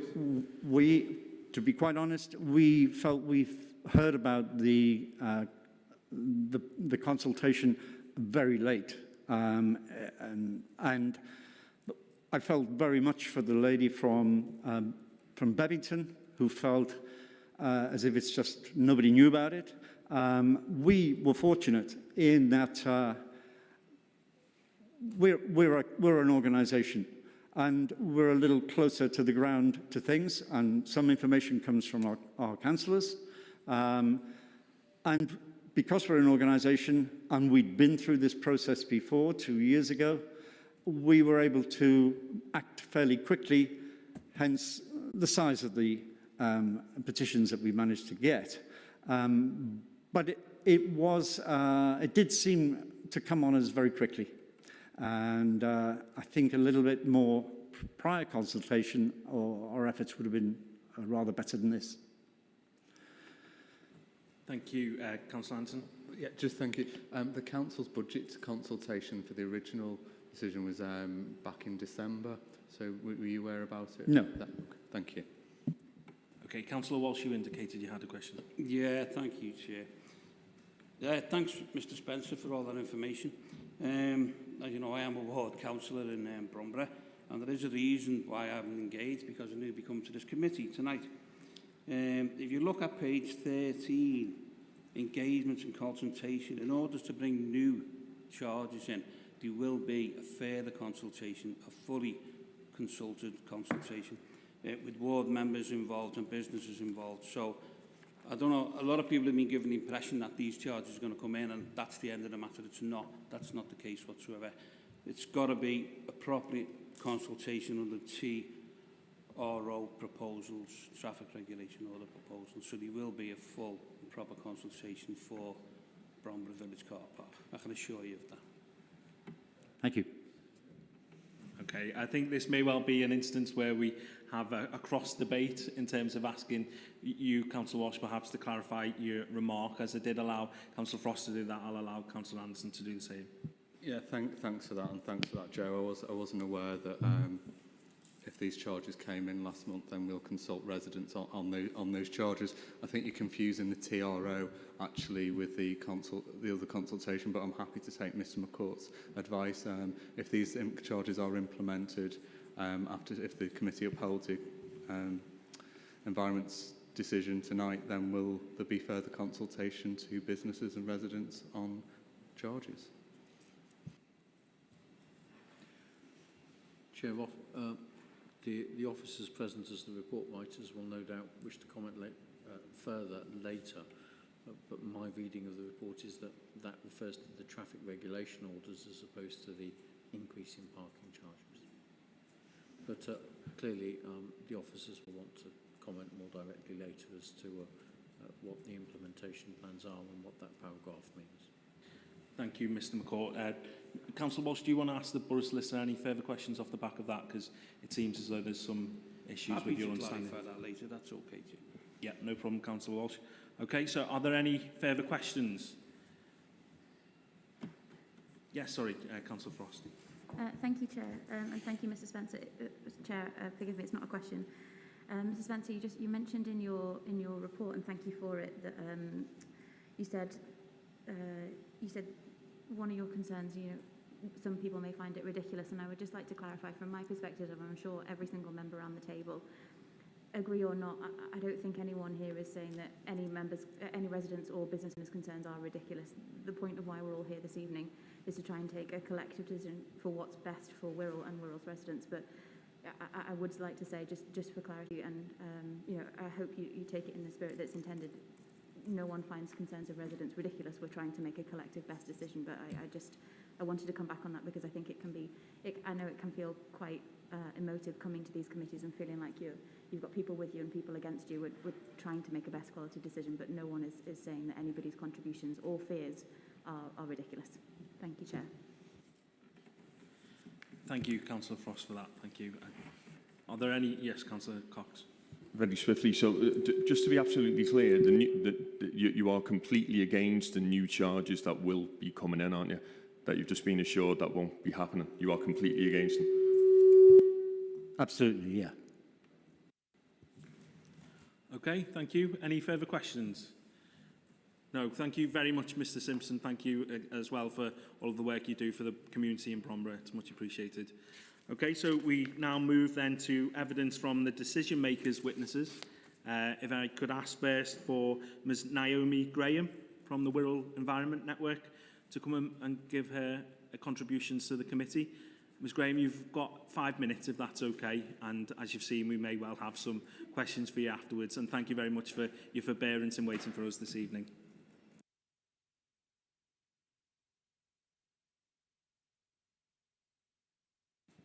There we go. Thank you. So I'm here on behalf of Wirral Environmental Network. We're an environmental education charity focused on teaching and demonstrating solutions for sustainable lifestyles and providing a network for organisations across the Wirral. Me personally, I've got a background in economics and I was a management consultant before moving to work in the third sector. I'm going to run through some published material and a literature review, most of which I actually presented to the car parking review working group back in November. So forgive me for those people that have already heard it. But according to the local plan, the vision for Wirral is a healthy, sustainable and prosperous borough. Starting with sustainability, Wirral's climate change strategy, adopted by the Council in 2019, targets getting rid of climate-damaging pollution from the Wirral by 2041 at the latest. It shows that transport contributes 26% of Wirral's carbon emissions and that we need to reduce emissions across the board by 13% each year. Encouraging people to drive creates more driving, and this concept is called induced demand, which traffic engineers now actually acknowledge. Wirral Council 2025 plan states the Council will embed sustainable decision-making and ways of working in all Council activity and help deliver the Combined Authority Transport Plan to decarbonise travel. Wirral Council's climate and emergency policy includes encouraging a modal shift to active travel. So here's an opportunity for the Council to put the Council plan and policies into action. But a sustainable borough also has a positive impact on the economy, feeding into another of the Council's vision, that of a prosperous borough. Transport for Quality of Life notes, which is a report for the Department of Transport, Highways England and numerous local authorities, noted that it is now seen as vital for economic recovery that people don't just resort to cars as the coronavirus crisis ceases. The Centre for Cities High Street Recovery Tracker shows no evidence of a causal relationship between free parking and post-COVID recovery. High streets in the top 10 list of those high streets that have recovered adopt a range of parking charges and strategies, and the town in the current #1 spot has no free local authority parking. Transport Strategy, a Decision Maker's Guidebook, says a major component of the reluctance to use parking charges is the fear that to do so will harm competitive advantage. However, this concern is not well supported by evidence. A review for London councils notes that whilst car drivers spend more on a single trip, pedestrians, bus users and cyclists return more often to high street shops and spend more money over time than customers arriving by car. The report, when it was done, showed then that walkers spent £147 more per person per month than those travelling by car. Findings have been backed up by other reports. The High Street UK 2020 project identified 201 factors that actually influence high street recovery. And studies also show how shop owners tend to overestimate the importance of car-borne trade. Sustrans says 100%, but actually the report done for London says some of them overestimate it by 400%. Reports outline how having unlimited free parking can actually hurt high streets by attracting people who are making other trips to park all day. Customers needing to arrive by car can't find a space. And a report for East Lindsey Council noted that a parking free-for-all is a failure to manage assets effectively and may adversely affect local economic performance. But what about the visitors and travelling to green spaces? Parking Perspective notes parking is rarely the key factor in determining choice of destination. If people want to go somewhere, it may be a grudge payment, but it doesn't immediately and automatically change destination choice. In England, 48% of households in the lowest income quintile do not have access to a car. They don't get the benefit of free car parking. Instead, they get the financial costs of public transport. Displacement is location specific. A report for Warwickshire Local Authority states, based on the collected data, there's little evidence to suggest any major changes in parking patterns. That study was backed up by Cardiff University and Warwickshire. And some other, the British Parking Report on the relevance of parking in the success of urban centres states there is no such thing as free parking. There are costs of developing and maintaining parking spaces and enforcing proper use to ensure good traffic flow.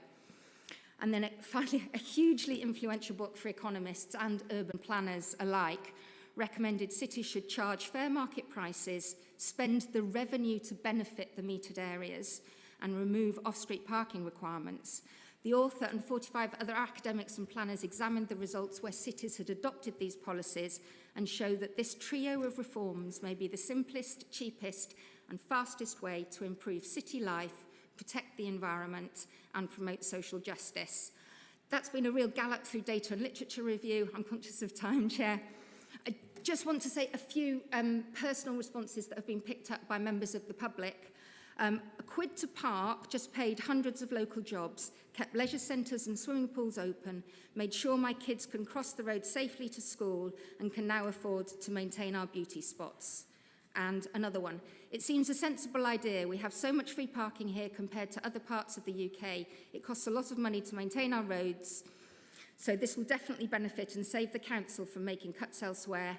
And my final one, the council clearly needs to raise money somewhere to make outdoor spaces work better. I'd rather have clean and accessible toilets than free parking, as long as the fees are easy to understand and simple to pay for.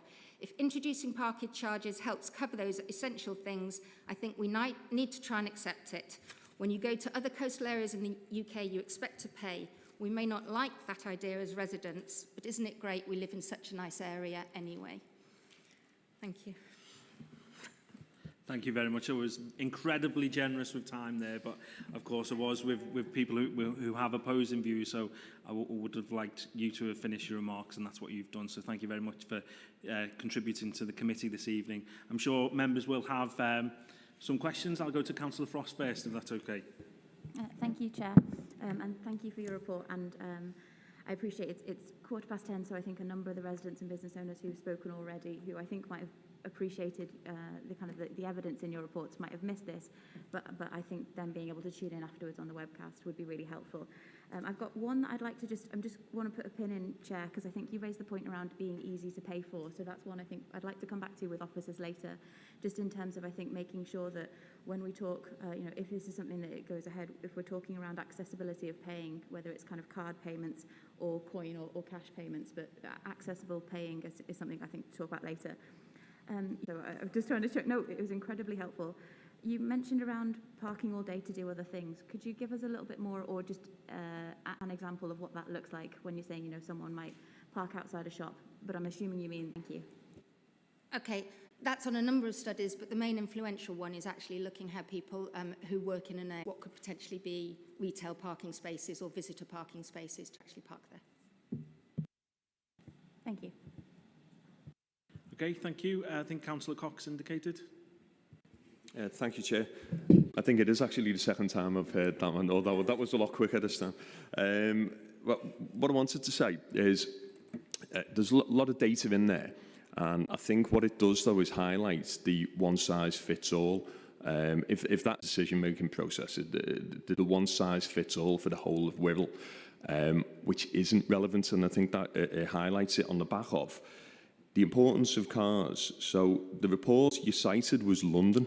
Now, I'm not surprised that London isn't that important, because it has a major underground that is well serviced by many other forms of transport, and I've used it myself. It's very good.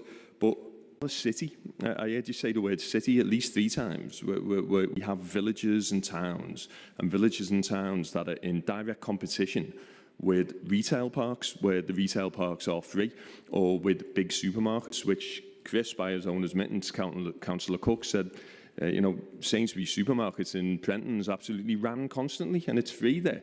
So would you recognise that it's not a fair comparison to talk about London, people of Wirral? No, I'm saying you've brought up actually just one of the reports that I've highlighted, and that's the Centre for Cities. And London is also a network of what we called villages. When I lived in London, we tended to stay within our local area unless we were going for a specific trip, and we called it out of town or into town. So London, like the Wirral, is a network of ostensibly small villages that have actually been joined up. So I'd say it was very relevant. Yes, Thanks, Chair. Yeah. I recognise that because I have friends who live in Harrow, for argument's sake, or on the periphery, Sevenoaks. But whilst they are villages in themselves, right? So when you go for a loaf of bread, you walk because it's just round the corner. That's fine. But if you're going into town, as it is, city centre, the city of London, you get the overground or the underground, don't you? Now, what I'm saying is we're not serviced with that. So I don't believe it is a fair comparison because we don't have the same transport links, and we're never going to, even if we have a very, very good Wirral train service. I use it a lot into Liverpool city centre, but it's of no use to me if I want to go to Bebington or Herby or Bromborough, or it's the certain places that you just can't. Well, you can get to Bromborough, but you have to get about 3 trains. You just can't get to, which is why Pat had such a difficulty getting here from West Kirby tonight, because you have to get multiple trains. So I don't think it is comparable. I probably sense that this is one, again, where we're not going to agree necessarily, but are there any further comments you want to make in relation to that? Happy for you to... No? I think it's one study. The London study was one study. I think we could go back and forth about the relative benefits. But there is one other in terms of things. If you're actually doing shopping, what matters is what the offering is. And I think you've referred to that there. Okay, thank you very much for that. Councillor Karoubian? Thanks, Chair. Unfortunately, he nicked my questions because I was going to talk about London as well. So on lieu of that, would you agree then that to enable people to leave cars at home and visit shops and city centres, etc., then local transport has to be good and available? Because I live in Eastham, and a lot's been talked about Bromborough Village. Tony Cox has just been mentioning about trains. If you were to get a train to Bromborough, it's a heck of a walk from Bromborough Station or any of the stations near Bromborough just to get to the village and back. And if you're going to go shopping to Asda, for instance, on the train, it's a good hike there and back. And I question about people going to shops like Asda for 2 items or 3 items. They tend to go to local shops for that, I would assume. So, but where you've got things like the Croft estate, where somebody might want to go for something to eat and then go to the shops and then go to the, you know what I mean? So they're not going to, it's too far to walk. And the buses at one point were going to stop at Bromborough. So if you lived in Eastham, there were no buses to Bromborough. So walking distance is not the case. So would you agree then that you have to have the links of public transport have to be there and have to be good links? Okay, so first and foremost, I'm not saying nobody should ever drive cars.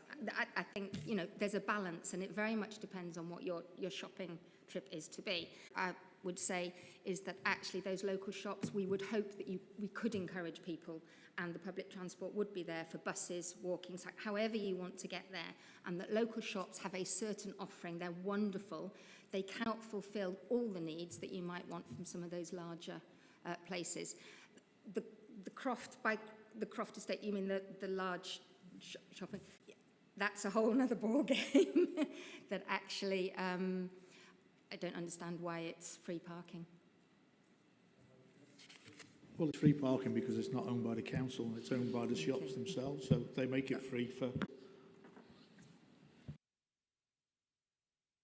So there's a lot about the offering that they give, I think, that entices shoppers. In fact, one of the reports, I don't know if I actually managed to read it out, was that there's the UK 2020 project identified 201 factors that influence why people come to certain shopping areas. Parking charges, there's a whole range of factors. Okay, I've got a quick question then, and hopefully you could give me a really good answer on this one. With all your studies and stuff, the one thing that strikes me about parking charges and why they're free in places like the Croft is if you go to the Croft, you can park and then people will spend all day or 3 or 4 hours browsing and going into different shops. But if we put in the small rural areas and the small towns and like the likes of Bebington, etc., then that encouraging browsing is going to be knocked, I would say, because if people are having to pay, you're not going to pay for 2 hours to browse when they're going to nip in, get something and leave because they don't want to pay more money to park. So it's going to discourage people from spending more time in the shops, not less. Okay. The data shows that actually having parking charges increases the turnover of the number of people that visit that particular shopping location. And if you've got an increased number of turnover because there's the availability of parking spaces, then the data indicates that that has a positive impact on retail spend. So just to come back on that, then validates the comments made before that people who walk or cycle spend more money than people in cars. If you're looking at per person, so if you're looking at, your number of walkers per month, over the course of a month, it was £147 per person per month. So, you've got one car or one person. It's not equivalent. Okay, thank you. Councillor Cleary. Thanks, Chair. Thanks, Naomi, for your presentation. It's great to have, real data and real studies backing up the points you're making rather than just anecdotal evidence. First of all, just on what Councillor Cox says, there's also a train station in Bebington, and also the point I was making earlier about getting the train and the bike here was the cost of getting the train relative to the cost of what we're suggesting for car parking charges and how modest they are compared to public transport costs. And I find it odd that people use the fact that public transport is not good enough, obviously it isn't good enough, or it's too expensive or whatever, as a justification for free parking. It's totally the wrong way around from my point of view. But I'm interested in your point about when free parking really generates inefficient use of the space. And I know in my own ward includes Green Lane Station, and a perennial problem around there is people drive down to the station, parking's free, they're parking on the residential streets around there, they don't have to pay. In some cases, people park up and they're off to London for the weekend and their car's left behind taking up space. So I'd just be interested in any kind, that's really enforces that point, really. Well, other than the studies I've referenced, that actually free parking means that people will pay to, or will stay there longer and thereby displacing potential turnover of vehicles. Okay, so just to be really clear on that, there's good academic evidence and research evidence that supports that point of view, yeah, in your opinion. There's a number of studies and literature items that state that. I think caught my eye first. I hear you. Thanks, Chair. Naomi, you mentioned cities a lot in your presentation there, where the data had come from. I think you mentioned London, I think 3 or 4 times. So on the top 10 list of recovered, can you list them? I'll see if I've got the actual top 10 list. Blackpool was number 1, and Birkenhead, in the cities index, Birkenhead has consistently shown a consistent recovery in footfall and retail spend above the country average. So I'll grant you a smaller rural village in there. That's interesting, isn't it? Because we're going to put parking charges down in Birkenhead. Part of this proposal. Forgive me if I've got this wrong. That might be for the first hour or first 2 hours, and isn't it going up for... It's flatlining for £1 an hour, isn't it? Going up to £5. Okay. Sorry, Ed, there's a bit of a debate that no one else can hear. Councillor Cleary, you've made a contribution there. I think in terms of clarity, I think it is the case that there will be a reduction in car parking charges in Birkenhead. So if you want to respond to that point maybe, and then we can look to Councillor Gardner if he has a supplementary. Okay, so one of the things about actually encouraging visitors and encouraging people to come is, and I think somebody mentioned it before, signage was up there in terms of using parking spaces, and then that affects displacement and so on and so forth because it encourages people to come to the parking. The other thing was a consistent pricing, so that if people know what they get there, then there's more of a design. I can only say that must have been the reason why the officer just recommended that. Thank you, Councillor Gardner.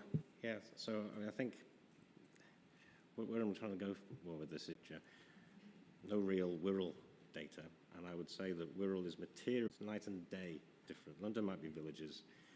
300 years ago, they were separate villages. Now they are joined up with fantastic connectivity that we could hear. But that's not what we're talking about here. We're talking about, social side of things. The average age in London, would you know that in the demographic?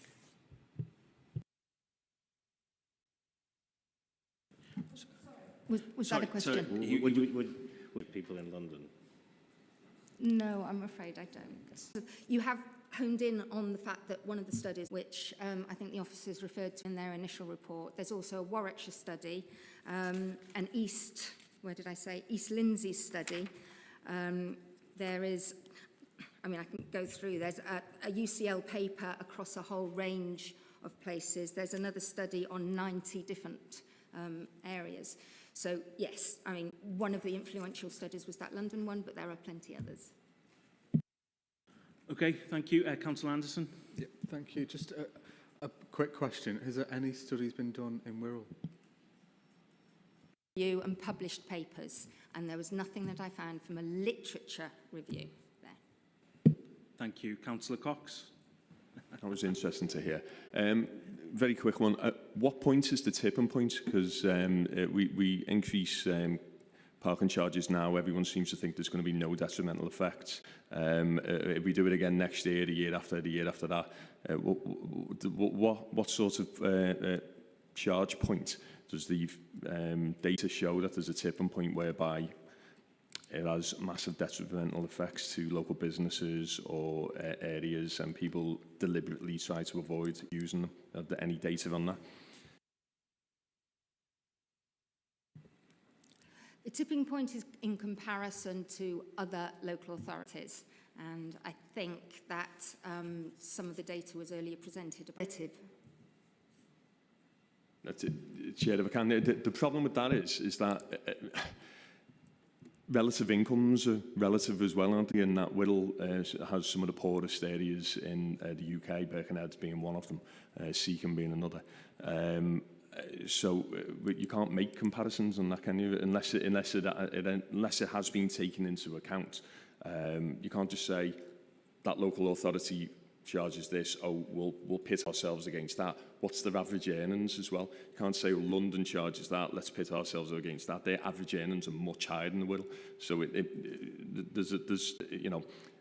to coin a phrase that Councillor Gray quoted me on, fag packet policy again, that there's other things that need to be taken into consideration. There's got to be a point whereby people deliberately try to avoid it. Mine's now, I will not pay for parking, I will park anywhere else and walk. But there must be a tipping point. Surely there must be some data on that. There's data on elasticity of demand, and there's data on stated preferences versus revealed preferences. So if you look at the elasticity of demand, that's impacted by a whole range of things, one of which is incomes and another of which is the relative prices in surrounding local authorities. If you did a regression analysis, you'd see a whole load of data points. The other thing to point out is that actually evidence shows that stated preferences are different to revealed preferences.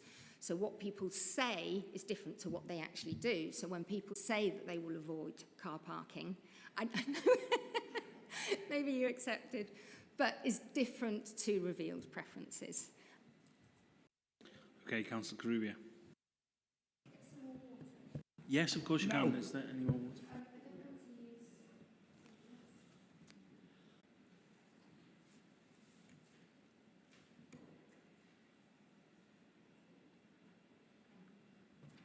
You okay? Okay. It was just a quick question, really. I think Councillor clearly said it was nice to have evidence from data and stuff. And I was wondering if you had any data on, because again, Councillor clearly mentioned about these cars that would go and park in a free car park and then go for the weekend in London or whatever and leave the car there all day. Is there any data that shows where those cars would then go or whether they don't go? Because we've had a lot of conversation about displacement. The displacement data that I found in the literature review and studies, where are we? Report for Warwickshire Local Authority that they did was based on collected data. There was little evidence to suggest any major changes in parking patterns in the residential streets following the introduction of parking charges. But that's location specific. So if you're asking about a train station, I don't have anything for that train station. But the fact that it's location specific was backed up by a study done at Cardiff University and also by a study done at Warwickshire. Thank you. Are there any further questions? Yes, Councillor Greenie. Sorry, Councillor Greenie. Yeah, thanks, Chair. We began this review committee, feels like yesterday now, with the issue that the report we've got here says that the introduction of parking charges would reduce footfall by some 30%. I'm not sure how that got into the report and how they arrived at that data. But what I've seen, at the last report I ever saw in some time ago, was the Welsh Government did a report of how the effect of parking charges affects footfall, and they said it's all anecdotal, that there's no evidence whatsoever to actually show that it does reduce the effect on businesses. And I think somewhere you've said in your report that there's... Sorry to interrupt you, Councillor Greenie. Could you just speak a bit yes, closer to the certainly. microphone? We're having difficulty hearing. Yeah, it's, as I said, we began the meeting by saying it's the effect of the parking charges will reduce business by 30% evidence, apart from how it's ended up in this report to actually say that. And actually the Welsh Government, who did a report 2015, showed that it's, when people talk about that, it's just anecdotal, that there's no real hard evidence or data that the introduction of parking charges affects businesses. And the fact is, what you've said in your report earlier before, that the fact is most businesses overestimate the amount of business they get from cars, that the vast majority comes from walking people anyway. Have you got any comment on that? I didn't say the vast majority comes from walkers and cyclists. I said most businesses overestimate the number that comes by cars. So, and that walkers and cyclists do spend on average over a month. So, and it very much depends on the average business. The footfall that you were referring to, and this 30%, you're absolutely right in terms of the Welsh study, is that anecdotally, and people feel like it's actually going to reduce retail spend. But actually, there is no published evidence that I could find that that's what happened. Thank you, Councillor Frost. Thank you, Chair. Interesting. So your perspective, most businesses overestimate the number who come by cars. Helpful to know, and I think, again, I mentioned a number of the business owners who've presented at this forum. You know, it's late and they've left this evening, so I think would appreciate that. Could you tell us a little bit about why that's the case in terms of that sort of the bias towards perceiving car driving as the main method for customers? Thank you. I'm afraid I don't know why. It was just the impact that there's two studies, and I said one study showed it was overestimate by 100%. The other said overestimate by 400%. Thank you, Chair. So, okay, so that's, I think, I don't want to do you agree, because I feel like I'm just copying.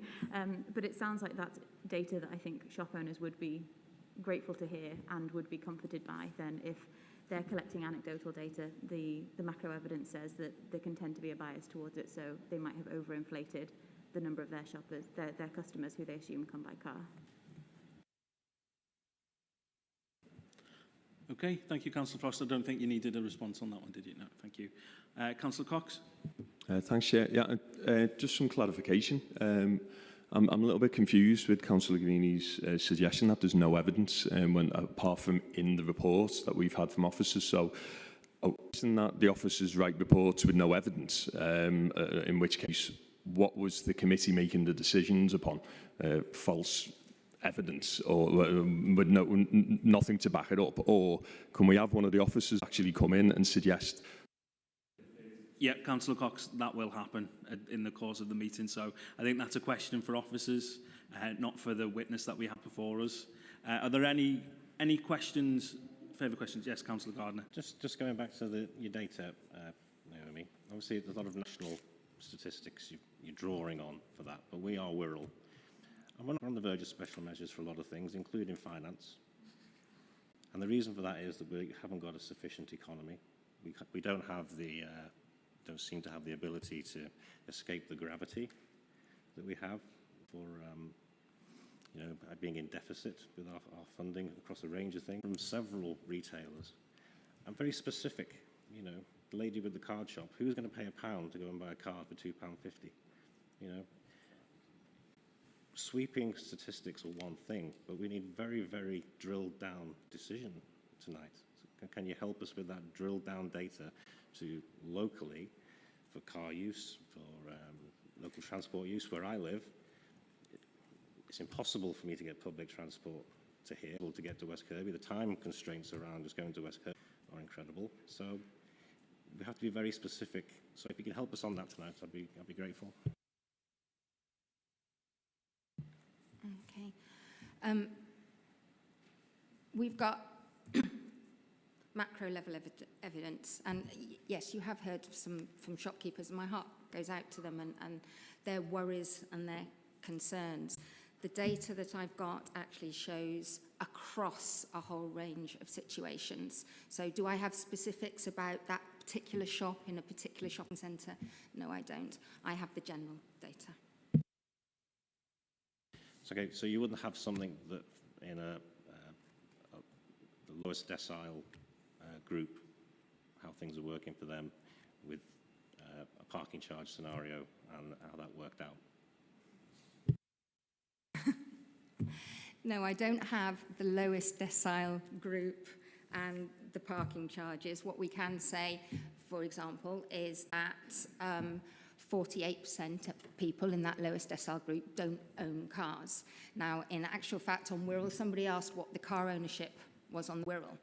It's actually 28% of people don't have cars, and that's general across the borough. And we know that our borough is very different across the different wards.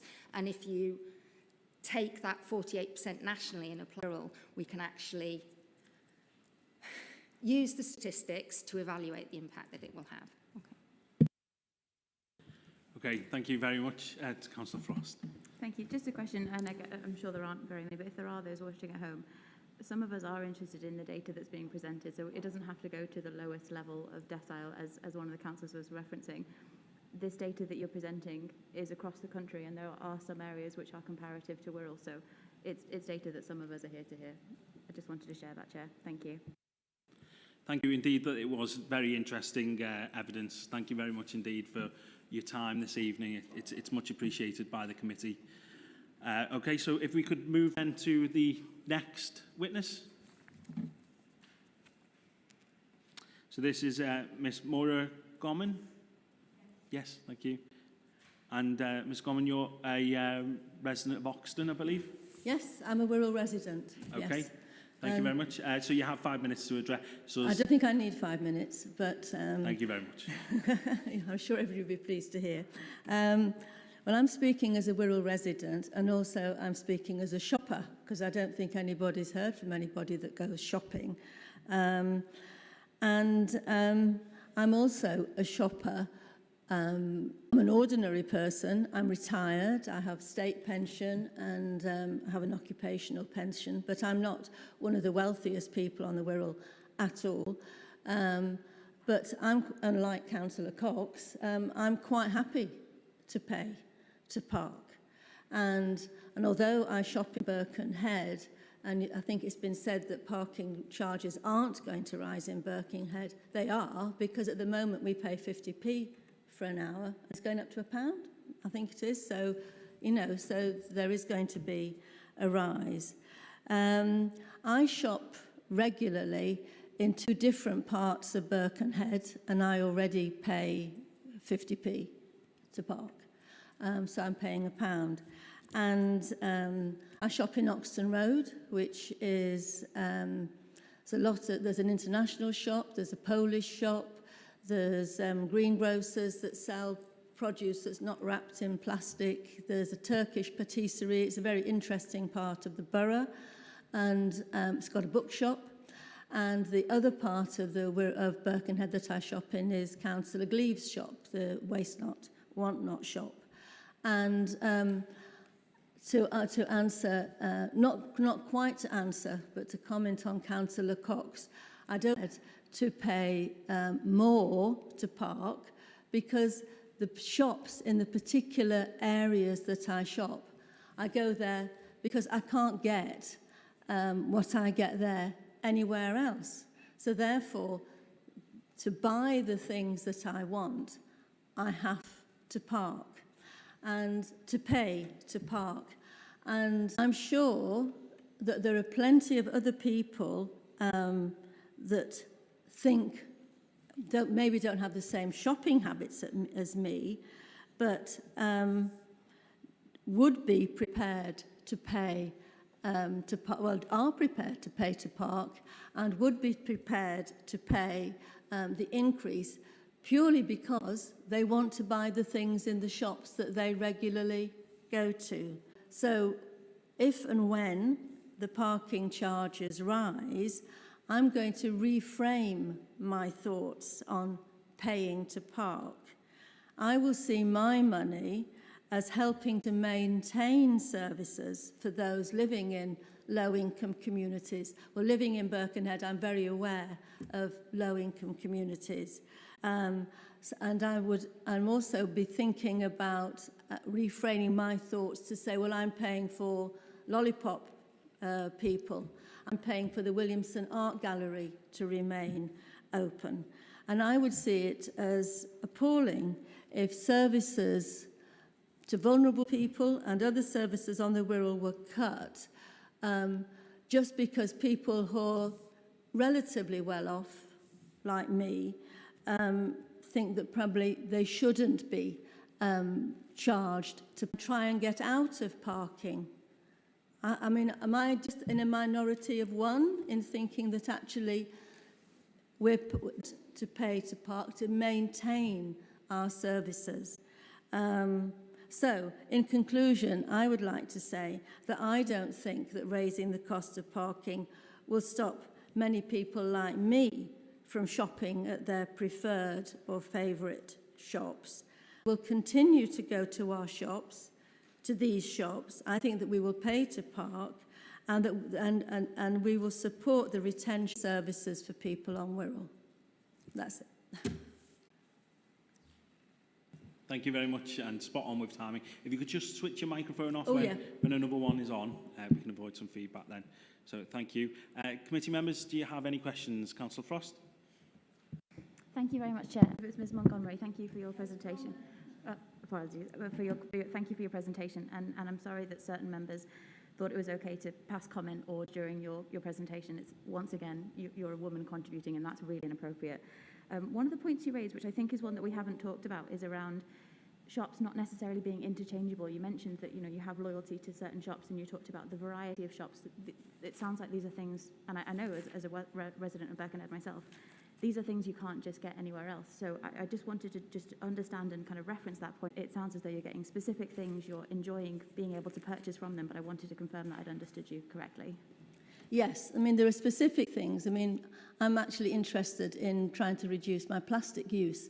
So therefore, if I can go somewhere other than a supermarket so that I buy all my vegetables and fruit that aren't wrapped in plastic, well then that's what I will do. And there is a green Oxton Road that mostly sells vegetables that aren't wrapped. So that would be my choice. I'm sure that there are plenty of other people that don't have my particular choice of shopping, but there would be lots of people that have preferred shops and that they know that they can get the things they want in the shops. I would go in Birkenhead, there is a bookshop, there's Waterstones. I mean, far better than shopping in a supermarket. Thank you. Thank you. Councillor Cox. Thanks. I'll just also come back, since I got cited. I'm going to give you a list and then ask you a question. So it's commendable that you're happy to pay what is effectively a tax on, off the top of my head. There's more. But income tax, VAT, council tax, stamp duty, garden bin tax, which we charge, vehicle excise duty. I wouldn't like to call it road tax anymore because I got corrected from that before, but it's all of us pay. It's not like we don't pay anything, and if we don't pay this £1, we're somehow evil individuals that don't care about anyone else. We pay an enormous amount of tax in this country. So, just off the top of your head, for vehicle users, VAT is 20%, so that's the easy one. Have you any idea per litre how much fuel duty is? It's enormous. Sorry, Councillor Cox. I don't think that's a particularly fair question to ask a member of the public, who obviously isn't an expert on the tax system, although she is, Ms. Gorman. You're welcome to answer the question, okay? Allow me to point in the right. It's 57.95 pence plus 20%. So, Councillor Cox, because you're not asking questions. Could I reply to that and just say, actually, I drive an electric car, so I haven't a clue what. Thank you, Ms. Gorman. Okay, so we have a question from Councillor Carubia. Thank you for your presentation. It was commendable, to say the least, and I agree there are people who will want to have loyalty to certain shops and certain products and stuff. But would you agree that by the same token that it may make people think about whether they can afford to pay that charge, and they may not want to go to those shops and go to a supermarket instead or whatever? Do you think that's a possibility for some people? I mean, it may be a possibility for some people. What I'm talking about I think that there is... I know that the Wirral is very, divided in terms of wealth, and there's a lot of low income and middle income and quite wealthy people live on the Wirral. And I'm just talking about people like me who are in a fortunate position of having a pension, a state pension and an occupational pension. I can make that choice. And I think there are many people on the Wirral who are in the same position as me that could make that choice. I haven't got a study to tell you what the percentage of people on the Wirral are, but there is quite a percentage of people on the Wirral that are, if you like, not on Skid Row, that could therefore make that choice. If I may, Chair, I totally agree with you. There are. I don't know what the figures would be either, and I agree with you. There will be a lot of people that are, but you must agree that there's a lot of people who aren't like that. By the same token. Yes, and probably they're the people that have to shop in the inn. Their choices are limited anyway. If you're poor, your choices are limited. They're already limited, yeah. Okay, thank you very much. I think Councillor Frost indicated for a further question. Thank you, Chair. Councillor Cox, it was me that cited you, not the resident. If you want to aggressively bark back a list of things that we're paying for in response to my comment about you back-chatting the resident, please bark it at me and not the person speaking. It seems really inappropriate for the nature of this conversation. Chair, just to come back on that, watch the video back when you get home, Samantha, because I was cited by both of you. Watch the video back. Councillor Frost is... We are sort of straining into a cross debate, and we obviously have time at the end to have a discussion as a committee. So I'm going to end the discussion there, if that's okay, Councillor Frost. Unless you've got a... I do, yeah. As long as Councillor Cox is fine using Councillor Frost as my name, not Samantha. We are all referring to each other as Councillor. Please do the same for the women councillors. Thank you, Chair, for the time. Okay, thank you. So, Councillor Cleary, you had a question. I do, thanks, Chair. Quick question. It follows up from the previous question that you were asked. I was at the Tourism and Communities Committee the other night, and we were told that 24% of people in Wirral are classed as inactive. That means they exercise for less than 30 minutes per week. Okay, so in a similar vein to the last question, do you think that by introducing or increasing car parking charges, particularly introducing them where we're not charging at the moment, we would actually encourage some people to not drive to the local shops, but instead walk to the local shops and thereby get some much needed exercise? I don't honestly know, Pat. I mean, I drive because I'm in my 70s, and if I go shopping, I can't carry what I used to be able to carry.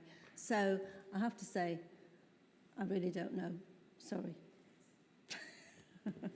No, thank you very much. Sorry. Oops.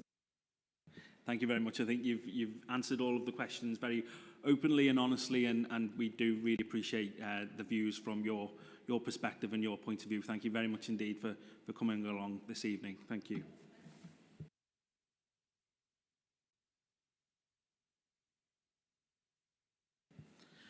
Okay, members, we come then to officers. Officers of the committee. Again, I'd like to thank officers for their forbearance in what has been a very, very long meeting this evening. We have an opportunity now to ask officers questions, points of clarity and what have you. I'm sure there's been numerous questions come to mind in committee for committee members throughout the discussions this evening, so this is our opportunity to do that. I believe the one officer who has a statement to make is Ms Halewood. I'm not sure if you would like to make that statement now, but just before you do, if I could just reiterate the names of the officers who are here. I believe Mr David Armstrong's here, Mr Simon Fox, Mr Steve Atkins. Is there anyone else I'm missing there? No. Okay, so Ms Haywood, if you'd like to make your statement, thank you. Thank you, Chair. Yeah, I'd just like to make a short statement this evening regarding the Council and this evening for the decision. At full council in March, a balanced budget was agreed for this year that included a conditional capitalisation offer of 10.7 million from MHCLG, the Ministry of Housing, Communities and Local Government. This offer enabled the council to present, but this is not guaranteed, and the council is currently undergoing an external assurance review process to determine whether this sum can be found from other savings, efficiencies or income elsewhere within the council, so that the capitalisation offer doesn't have to be called upon. This means that for this year we still have to assume that we have a budget gap of 10.7 million on top of additional pressures that have arisen since the budget was set, and as a result we need to ensure we do not create a situation for other pressures to arise. The Capitalisation Directive offered only relates to pressures arising from COVID-19 that we were unable to mitigate ourselves, and these pressures were estimated at that value of 10.7 million as part of the budget setting process that we started in February. At that time, there were no COVID-19 pressures identified relating to car parking. Therefore, the Capitalisation Directive cannot be used to offset any reduction or any delay in implementing the new car parking charges. As mentioned, as the Capitalisation Directive only relates to pressures arising from COVID-19, if at any time during the year we find that our estimates of pressures relating to this decrease, then there will need to be a subsequent decrease in the value of the capitalisation offer. So, for example, where we have any commitments against the COVID emergency funding, if any of those commitments were due to be released, this would actually then result in a decrease of COVID-19 pressures. And as I mentioned earlier, the COVID-19 pressures are related to our Capitalisation Directive. So if we were to release any commitments that we have from that funding, that would automatically reduce the Capitalisation Directive. For this year, committee, the main financial priorities through the Council, through the committees are twofold. Firstly, to ensure a balanced budget can be presented for this year without having to call upon the Capitalisation Directive, as supported by the External Assurance Review. And secondly, to ensure that the Council can demonstrate long-term financial sustainability. In the event car parking charges are not implemented this year, the Policy and Resources Committee will need to recommend what other areas of the Council will need to achieve the £1 million target. So I'd ask members to reflect that if there were about this proposal when it was put forward as a budget proposal in March, why those concerns weren't raised at this time. So as the proposal was unanimously agreed at Council for this year's budget, it should actually be implemented as agreed. Thank you, Chair. There was a number of instances there where you intimated what the committee should do. Obviously, we're going to have a discussion and we will make that decision as a committee. I think members may well have questions as a result of that. Be best if we have those questions now in the round with all of the officers. If that's okay with you, Ms Haywood? Yeah. Yep. Okay, so Councillor Anderson, you've indicated. Yeah, and look, thanks, Chair, for the advice. We always appreciate frank advice from officers. Drifting from a decision review committee into fiscal P&L finance. So just help me with a few of the figures you quoted there on the COVID budget. So we heard from Councillor Gray last time that we haven't used any of the COVID budget to support fees or charges. Did we not use that last year? Do we not use the COVID budget to prop up the loss of this building that we are sitting in it? Are there other alternatives to the £1 million parking charges that we now see? Is there £3 million in a COVID-safe recovery project with 1 million in reserves for ventilation of buildings? And bearing in mind what was discussed at P&R the other night, I think I don't want to go into the exempt item, but you know that we are looking at our assets at the moment. We can use those capital assets to reduce the assets to reduce the capitalisation directive. So I think, you know, if all that's what I'm saying is true, that it's not just a gun to our head, you've got to introduce the car parking charges. There is other options there, including some in the COVID budget, including other asset sales. Okay, thank you, Councillor Anderson, on those questions. I might have to ask you to repeat some of them if you don't mind. I think the first thing that you asked about was, have we offset some of the charges last year as from COVID funding? So the elements of the COVID funding that we've been able to claim back from the government have a specific scheme.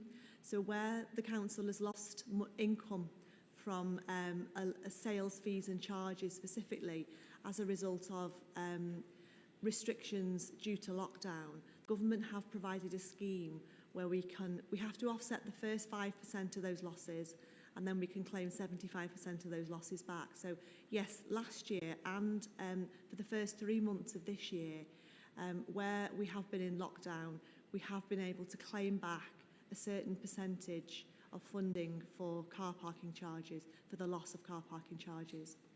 The lockdown situation, we are not able to claim back that amount of funding because that's a choice decision. So that's only where we are in restrictions for lockdown for that. And that applies to all sales fees and charges, not just car parking income. I think the second question was related to the COVID funding. So we have some funding that's been unspent as yet, but is committed as a result of the COVID tranche funding that we have received. To agree this funding, it has to go through a specific governance process. And we have a group called the Strategic Recovery Group, which is chaired by the Chief Executive. On that group are officers right across the council who are still operating to respond to the COVID crisis. And they have to submit requests for where they want to access that COVID funding. They have to submit them on a specific form, which is called a JESSOP form, which is a Joint Emergency Services Interoperability Programme form. And these are the templates that we use when we're in an emergency situation. So any requests for funding have to go to that group. The group debate the request for the funding, whether it is valid, whether we should actually spend the COVID money on those areas. So all of those items have been to that group and have been approved by that group. There is an element of £3 million that has been allocated for remobilisation of buildings, one of which is ventilation, and this is specifically ventilation in leisure centres. And this is to ensure that the buildings can be COVID secure, that we can go back into them. It doesn't relate all to ventilation, it's a general programme of recovery and remobilisation. The total of that is 2 million with 1 million contingency. So the total is 3 million altogether. And one of the reasons why it's such a round sum is at the moment we're not exactly sure as to how much the expenditure will cost to remobilise. And specifically we have asked them for some condition surveys of buildings, and we're yet to receive those condition surveys back. And until we receive those, we won't exactly know how much the cost is. I think that was the questions. There might have been one at the end, which apologies if you could just repeat. Yeah, look, thanks for that. I mean, there's further questions from what you've just said. I understand when the pandemic hit last time when we were in crisis mode, and it went to preservation of life. I understand, and officers took all those delegated decisions. But what you're saying now is there's a pot of money there that from the government's given us to support us to relieve certain pressures. In that budget that officers decided, I'm not criticising all of it, I understand where there is, but there is still a big pot of money there that has been allocated but unused. For example, parks, additional items, community safety, staffing, strategic resources recovery. I'm looking at the other COVID budgets, one-off partial costs of opening, asset management, health and safety building costs of 208,000.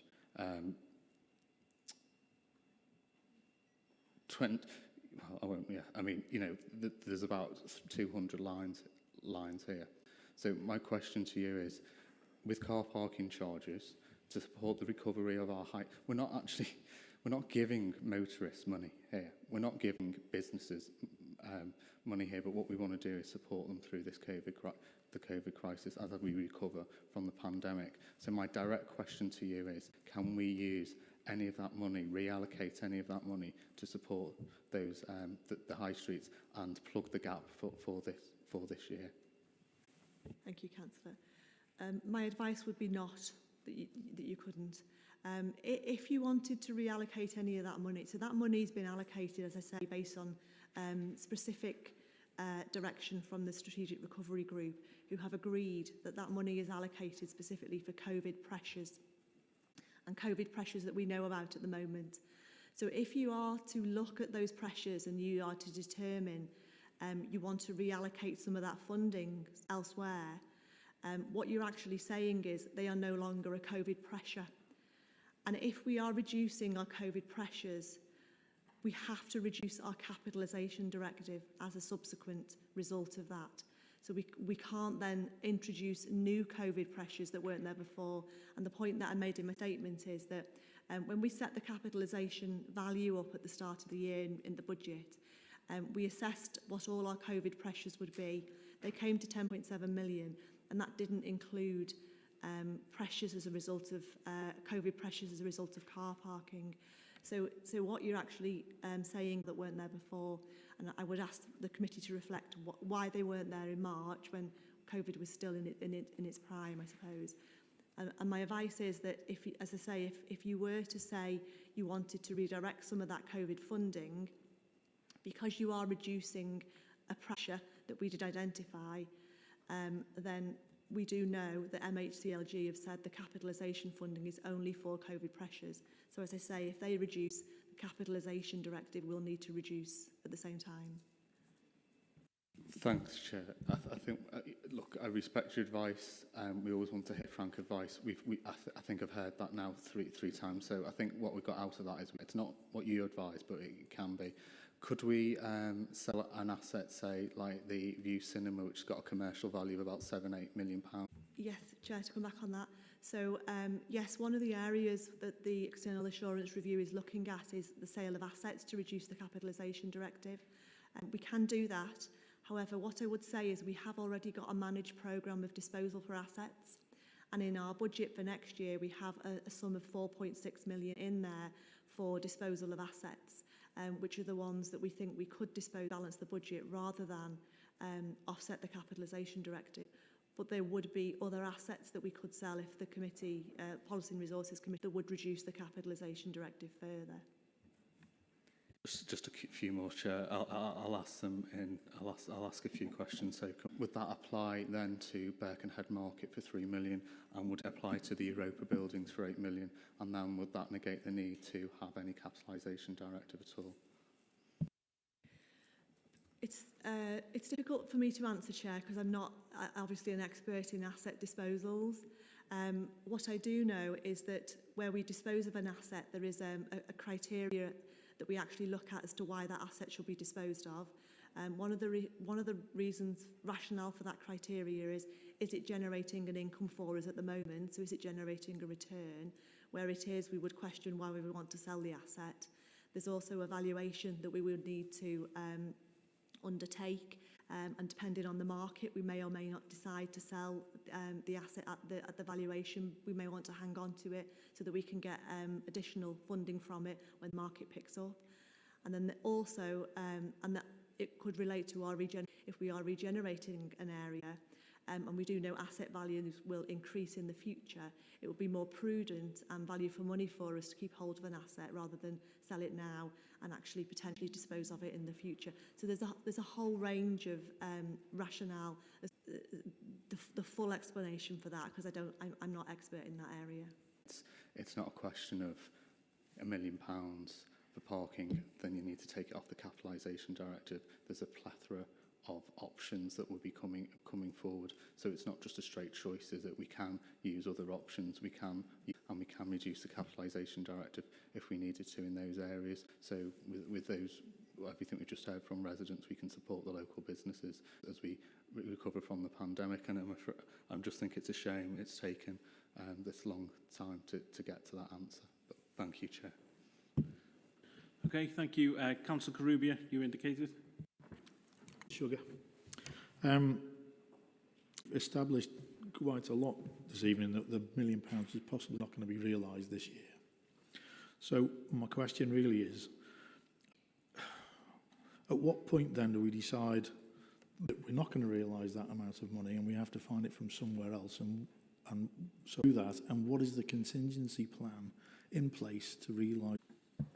Okay, thank you, Councillor Corrubia. So because the full council agreed in March to the decision as to where the car parking income would come from would go back to the committee, we already knew there would be a delay in the ability to implement that saving.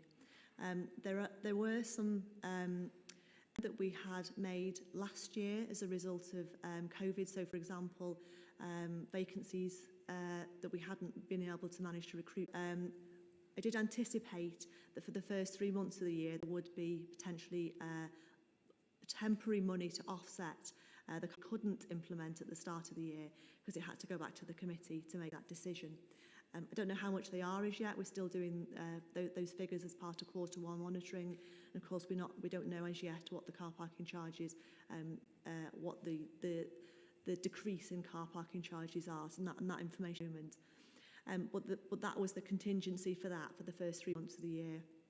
Now, as a result of the decision being called in and where we are now, and depending on the results of the committee tonight, if there is a decision that the car parking charges are not implemented, then there needs to be taken straight away to find alternative sources for where that, and that should have been done straight away as soon as the decision was called in, because from that point we already had a delay that we knew about. So it would be up to the committee from that point then to be able to come up with options to determine what the contingency is, as you say, as to where that income can be found to offset the pressure now as a result of that income. There isn't a contingency, so we don't have sort of an area where we can say, oh, we can just replace that funding or that income from somewhere else, because the budget proposal was agreed at full council. There wasn't any notion that would not be made. So there isn't any contingency. So as I say, it would be up to the committee now to immediately try and find alternative funding if the car parking proposal wasn't going ahead. Sorry, I didn't want to interrupt you there, Ms Halewood, but your understanding as to what the purpose of this committee this evening perhaps jars with my understanding of what we have before us and what we have to decide. My understanding is that we can certainly make recommendations as to where alternative sources have come from, but it's not necessarily this committee's decision, and I've been advised the case, so maybe the legal officer could clarify that that is the case and my understanding is correct. Sorry, Chair, could I just... I don't want to put words in Ms Halewood's mouth, Chair, but I think when Ms Halewood talks about the committee, she means the Culture Committee, not this one. Okay. That's Thank correct. You. Thank you, Ms Halewood. So there are a number of options available to us at the end of the meeting, and it may well not even be referring this back to that particular committee, so that's something at a later point, I'm sure. Okay, Councillor Carubia. No, I was just going to finish there. You mentioned, so I'm assuming then that the underspends you mentioned before and the not taking on the staffing wouldn't come anywhere close to that figure. So we would have to look at cutting services of some description. The first 3 months of the car parking deficit that had to be referred back to the Environment Committee for the decision, but anything after that value would have to come from elsewhere within the council. So again, Bill wouldn't realise the £1 million because we've taken that it's a fall that we're not going to reach. So what is the plan in place then? We're going to do it anyway, aren't we? We'll have to find that money from somewhere else, regardless of how we go about it, because it would never be realised. Yeah, and that would be for the Environment Committee to find those alternatives. Okay, so a number of people have indicated. Councillor Cannon. Thank you, Chair. Thank you, Chair, for that information. I think really my concern is that we had this fiscal responsibility that to us as councillors through the new committee system, and then obviously council, which we all agreed on to save this £1 million, and it went to Environment Committee, and a very I thought through a report from Officer Nicola Butterworth that explained how we were going to do that. Now, as a fiscal responsibility, this is now actually a plan in place for us to maintain our own car parks, for them to actually pay for themselves for going forward for a considerable amount of years. And what seems to be banding around tonight is literally putting a plaster over it, doing something for a really short period of time and bouncing that down the road, when actually I feel that our fiscal responsibility is to do this now and for the long-term future for Wirral. So I think what I'm saying to you, I know you've discussed about different opportunities maybe the Environment Committee will have to look at sources of funding. But I think my concern, and I don't know if you can help me with this, is any of those sources of funding sustainable going forward, or is that just a short-term fix from the COVID funding? I think that Councillor Anderson was discussing in Worcester, because what we're looking for is a fiscal responsibility to show that we can manage this, and we've done that and manage that for the future. So I think my concern is that what we're talking about is short-term fixes, not long-term gain here. Thank you. Yeah, thank you, Councillor Cannon. Yes, so the COVID, if we were to use COVID funding, that would be a temporary funding for this year only. If the car parking charges weren't implemented at all, then that would be a permanent £1 million budget deficit in the budget, and something else would have to be found to be able to do that. We have been cautioned, I would say, by our external auditors about using short-term funding to balance our budgets. It's not sustainable. We do need to make sure that we can be financially sustainable for the future, and that does mean taking permanent money out of the budget. Just come back, Chair. I think that was actually my concern through sitting on the Audit and Risk Committee, that I'm very well aware that we have to make this decision, and you know, Environment Committee made that decision, but also it was a decision that was sustainable going forward for many, many years for Wirral. Thank you. Thank you, Councillor Robinson. Thank you. It was just to sort of ask, obviously, well, obviously, but not Councillor Cannon has mentioned some of the things. So, so I'd say we can bounce this back to the Environment Committee, what full council, as we all know, which everybody sat here and all our different parties agreed to. Then it went to Environment Committee where all this evidence could have been asked for there.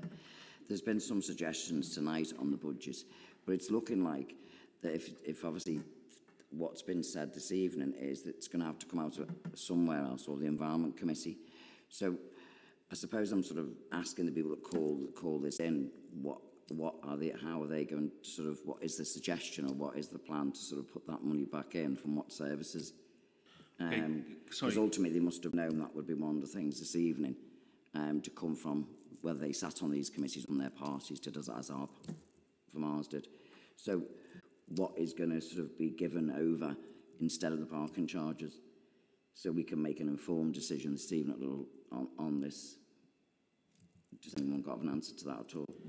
Sorry, Councillor Robinson, I think that's definitely not a question to Ms Halewood. So we're doing questions to her now, and then to other officers as well. later on, and then we'll have a general committee discussion, those questions to other members of the committee. So maybe we can look at having those questions answered there. The reason why I'm asking a financial question, Chair, is because obviously if something is suggested, the financial officer who has the expertise will answer that. We've had some suggestions this evening that have said they can't be done. So hence why I've done later on. Yeah, that's fine. So is that question then to Ms Haywood? Well, it is if the members have another alternative suggestion, so it can be discussed now, so Ms Haywood can obviously respond. I'm not quite getting this, but Ms Haywood, do you think there's a question there that you can answer? Not at this time, Chair. Yeah, I think Councillor Robinson is saying she's asking for my advice as to whether the options put forward would be viable or not. And because the options have not been put forward yet, I'm not able to answer that yet. Okay, thank you. Councillor Cleary. Thanks, Chair. And thanks, Chair. I've got a couple of questions for you, really, which follow on from Councillor Anderson's train of thought, which really concern me, point of view, and in terms of the potential impact on our regeneration programme. So, first of all, I think you've really been quite clear on this, but I just want to be crystal clear on it, that if we did, say, sell something like Birkenhead Market, there would be a one-off benefit from that, which could reduce our capitalisation this year or whenever the money came through, but that does nothing to address the gap we face between, be clear on that. And secondly, specifically in the case that apply to other assets that we own as well, we have successfully applied for and received several funds from government, namely the Future High Streets Fund and the Town Deal Fund. And one of the specific conditions of the is dedicated to rebuilding Birkenhead Market. So if we sold off Birkenhead Market, we would be cutting from underneath ourselves. In fact, we've brought in millions and millions of pounds to spend to regenerate part of the borough. So if you could just confirm that as well, please. Yeah, thank you, Councillor Cleary. So yes, your first item was that if we were to sell assets, namely Birkenhead Market, the capitalisation directive for this year, it would only be one-off funding and it would only offset the capitalisation directive. It wouldn't impact on the council's budget, and it wouldn't impact on the ability to make the car parking savings. I think that was your first item. The second item, I'm not clear on the criteria for the Future High Streets Fund, but obviously, as you say, we have received significant funding for the rebuilding and a new market. If we weren't to go ahead with that, if we were to sell the market and weren't to go ahead with that, I would expect, but I'm not certain, that funding would have to be returned back to government, because we have received it for a specific purpose. And also the market is one of the central areas for our whole of our regeneration of Birkenhead, so it may actually impact on the whole of the regeneration of that area if we were to sell the market. If I could just briefly come back, Chair, I mean, that has been absolutely made crystal clear to me as the ward councillor in Birkenhead that these are monies for specific things that we have to spend them on, and they are time limited. We have a time frame to spend them on, and if we don't, then serious questions are asked and potentially millions of pounds are lost. Councillor Carubia. Yeah, I was just from Councillor Cleary that there are other assets that would not carry that cost. There must be. I believe we have other assets that wouldn't have those kind of issues. Is that correct? Yes, that's correct. Yeah, and we do actually have a asset disposal programme, 0.6 million of assets, as I say, that are in next year's budget, potentially to support next year's budget as well. Yeah, I mean, for me anyway, what I'm trying to get across, or what I'm understanding the situation at the moment is there's an appetite to support local businesses for the next sort of 9 months, 10 months, while they get through the COVID issue and build up their businesses again. And there's a lot of talk about things that are only going to be for this year, and it's not long term. So I'm wondering whether it's the possibility to support the businesses in a way to get on their feet again after this COVID pandemic, and then we look at it in the future. Is that a possibility? I could just clarify for that, Councillor Carubia, so you're saying that if we sold assets that would support us to not implement the car parking charges just for this year. So that is an option. However, as I said kind of in my statement at the start, our capitalisation direction is not guaranteed for this year, it's only an offer. And as part of the external assurance review, that review is looking where we can make other efficient income so that we wouldn't have to take up the capitalisation. So if there were assets available for sale, I would expect the MHCLG telling us or instructing us that we would have to use the receipts from the capitalisation on the first call of those to offset temporarily car parking charges increasing. So, sorry, Chair, if I may, make that £1 million this year, and we have to find the funding from elsewhere from them. That would be for the Environment Committee to determine. Thank you. This is a very technical line of questioning, and thank you, Ms Aylward, for bearing with us. Councillor Robinson? Thank you. Sorry, Chair, could I just get clarity on what you... Sorry, is this I thought you just want to clarify on what she's just said, because there were other people who caught my eye earlier. And that's what I'm just going to do. Okay. Sorry, Chair, I just want to clarify what you just replied to, obviously, Councillor Kubi. Because obviously this is this year's budget, not next year's budget, isn't it? And I know sometimes we talk about next year's budget and this year's budget. But this £1 million, it's saying it won't be achieved, but it'll only not be achieved if decisions aren't carried out as before, isn't it? So it will be achieved if, and there's been delays, so that will obviously will cause obviously some impact on the £1 million. But can I just have clarity on it? Will we not achieve it anyway now? Or is it the fact is it won't be only if... obviously, if decisions are changed, it has to go obviously found elsewhere.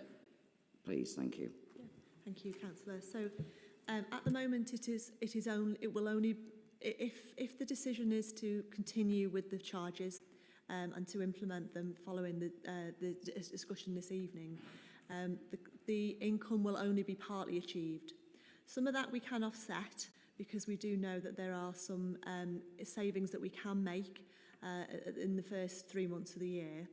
We might not be able to offset all of it. As I say, we would have to determine how much savings we can make and how much the car parking has decreased as a result of the delay. So there is a year effect there. If the decision is that the car parking charges are not implemented for this year, then that gives a larger pressure. So that would mean that all of the £1 million would not be implemented for this year.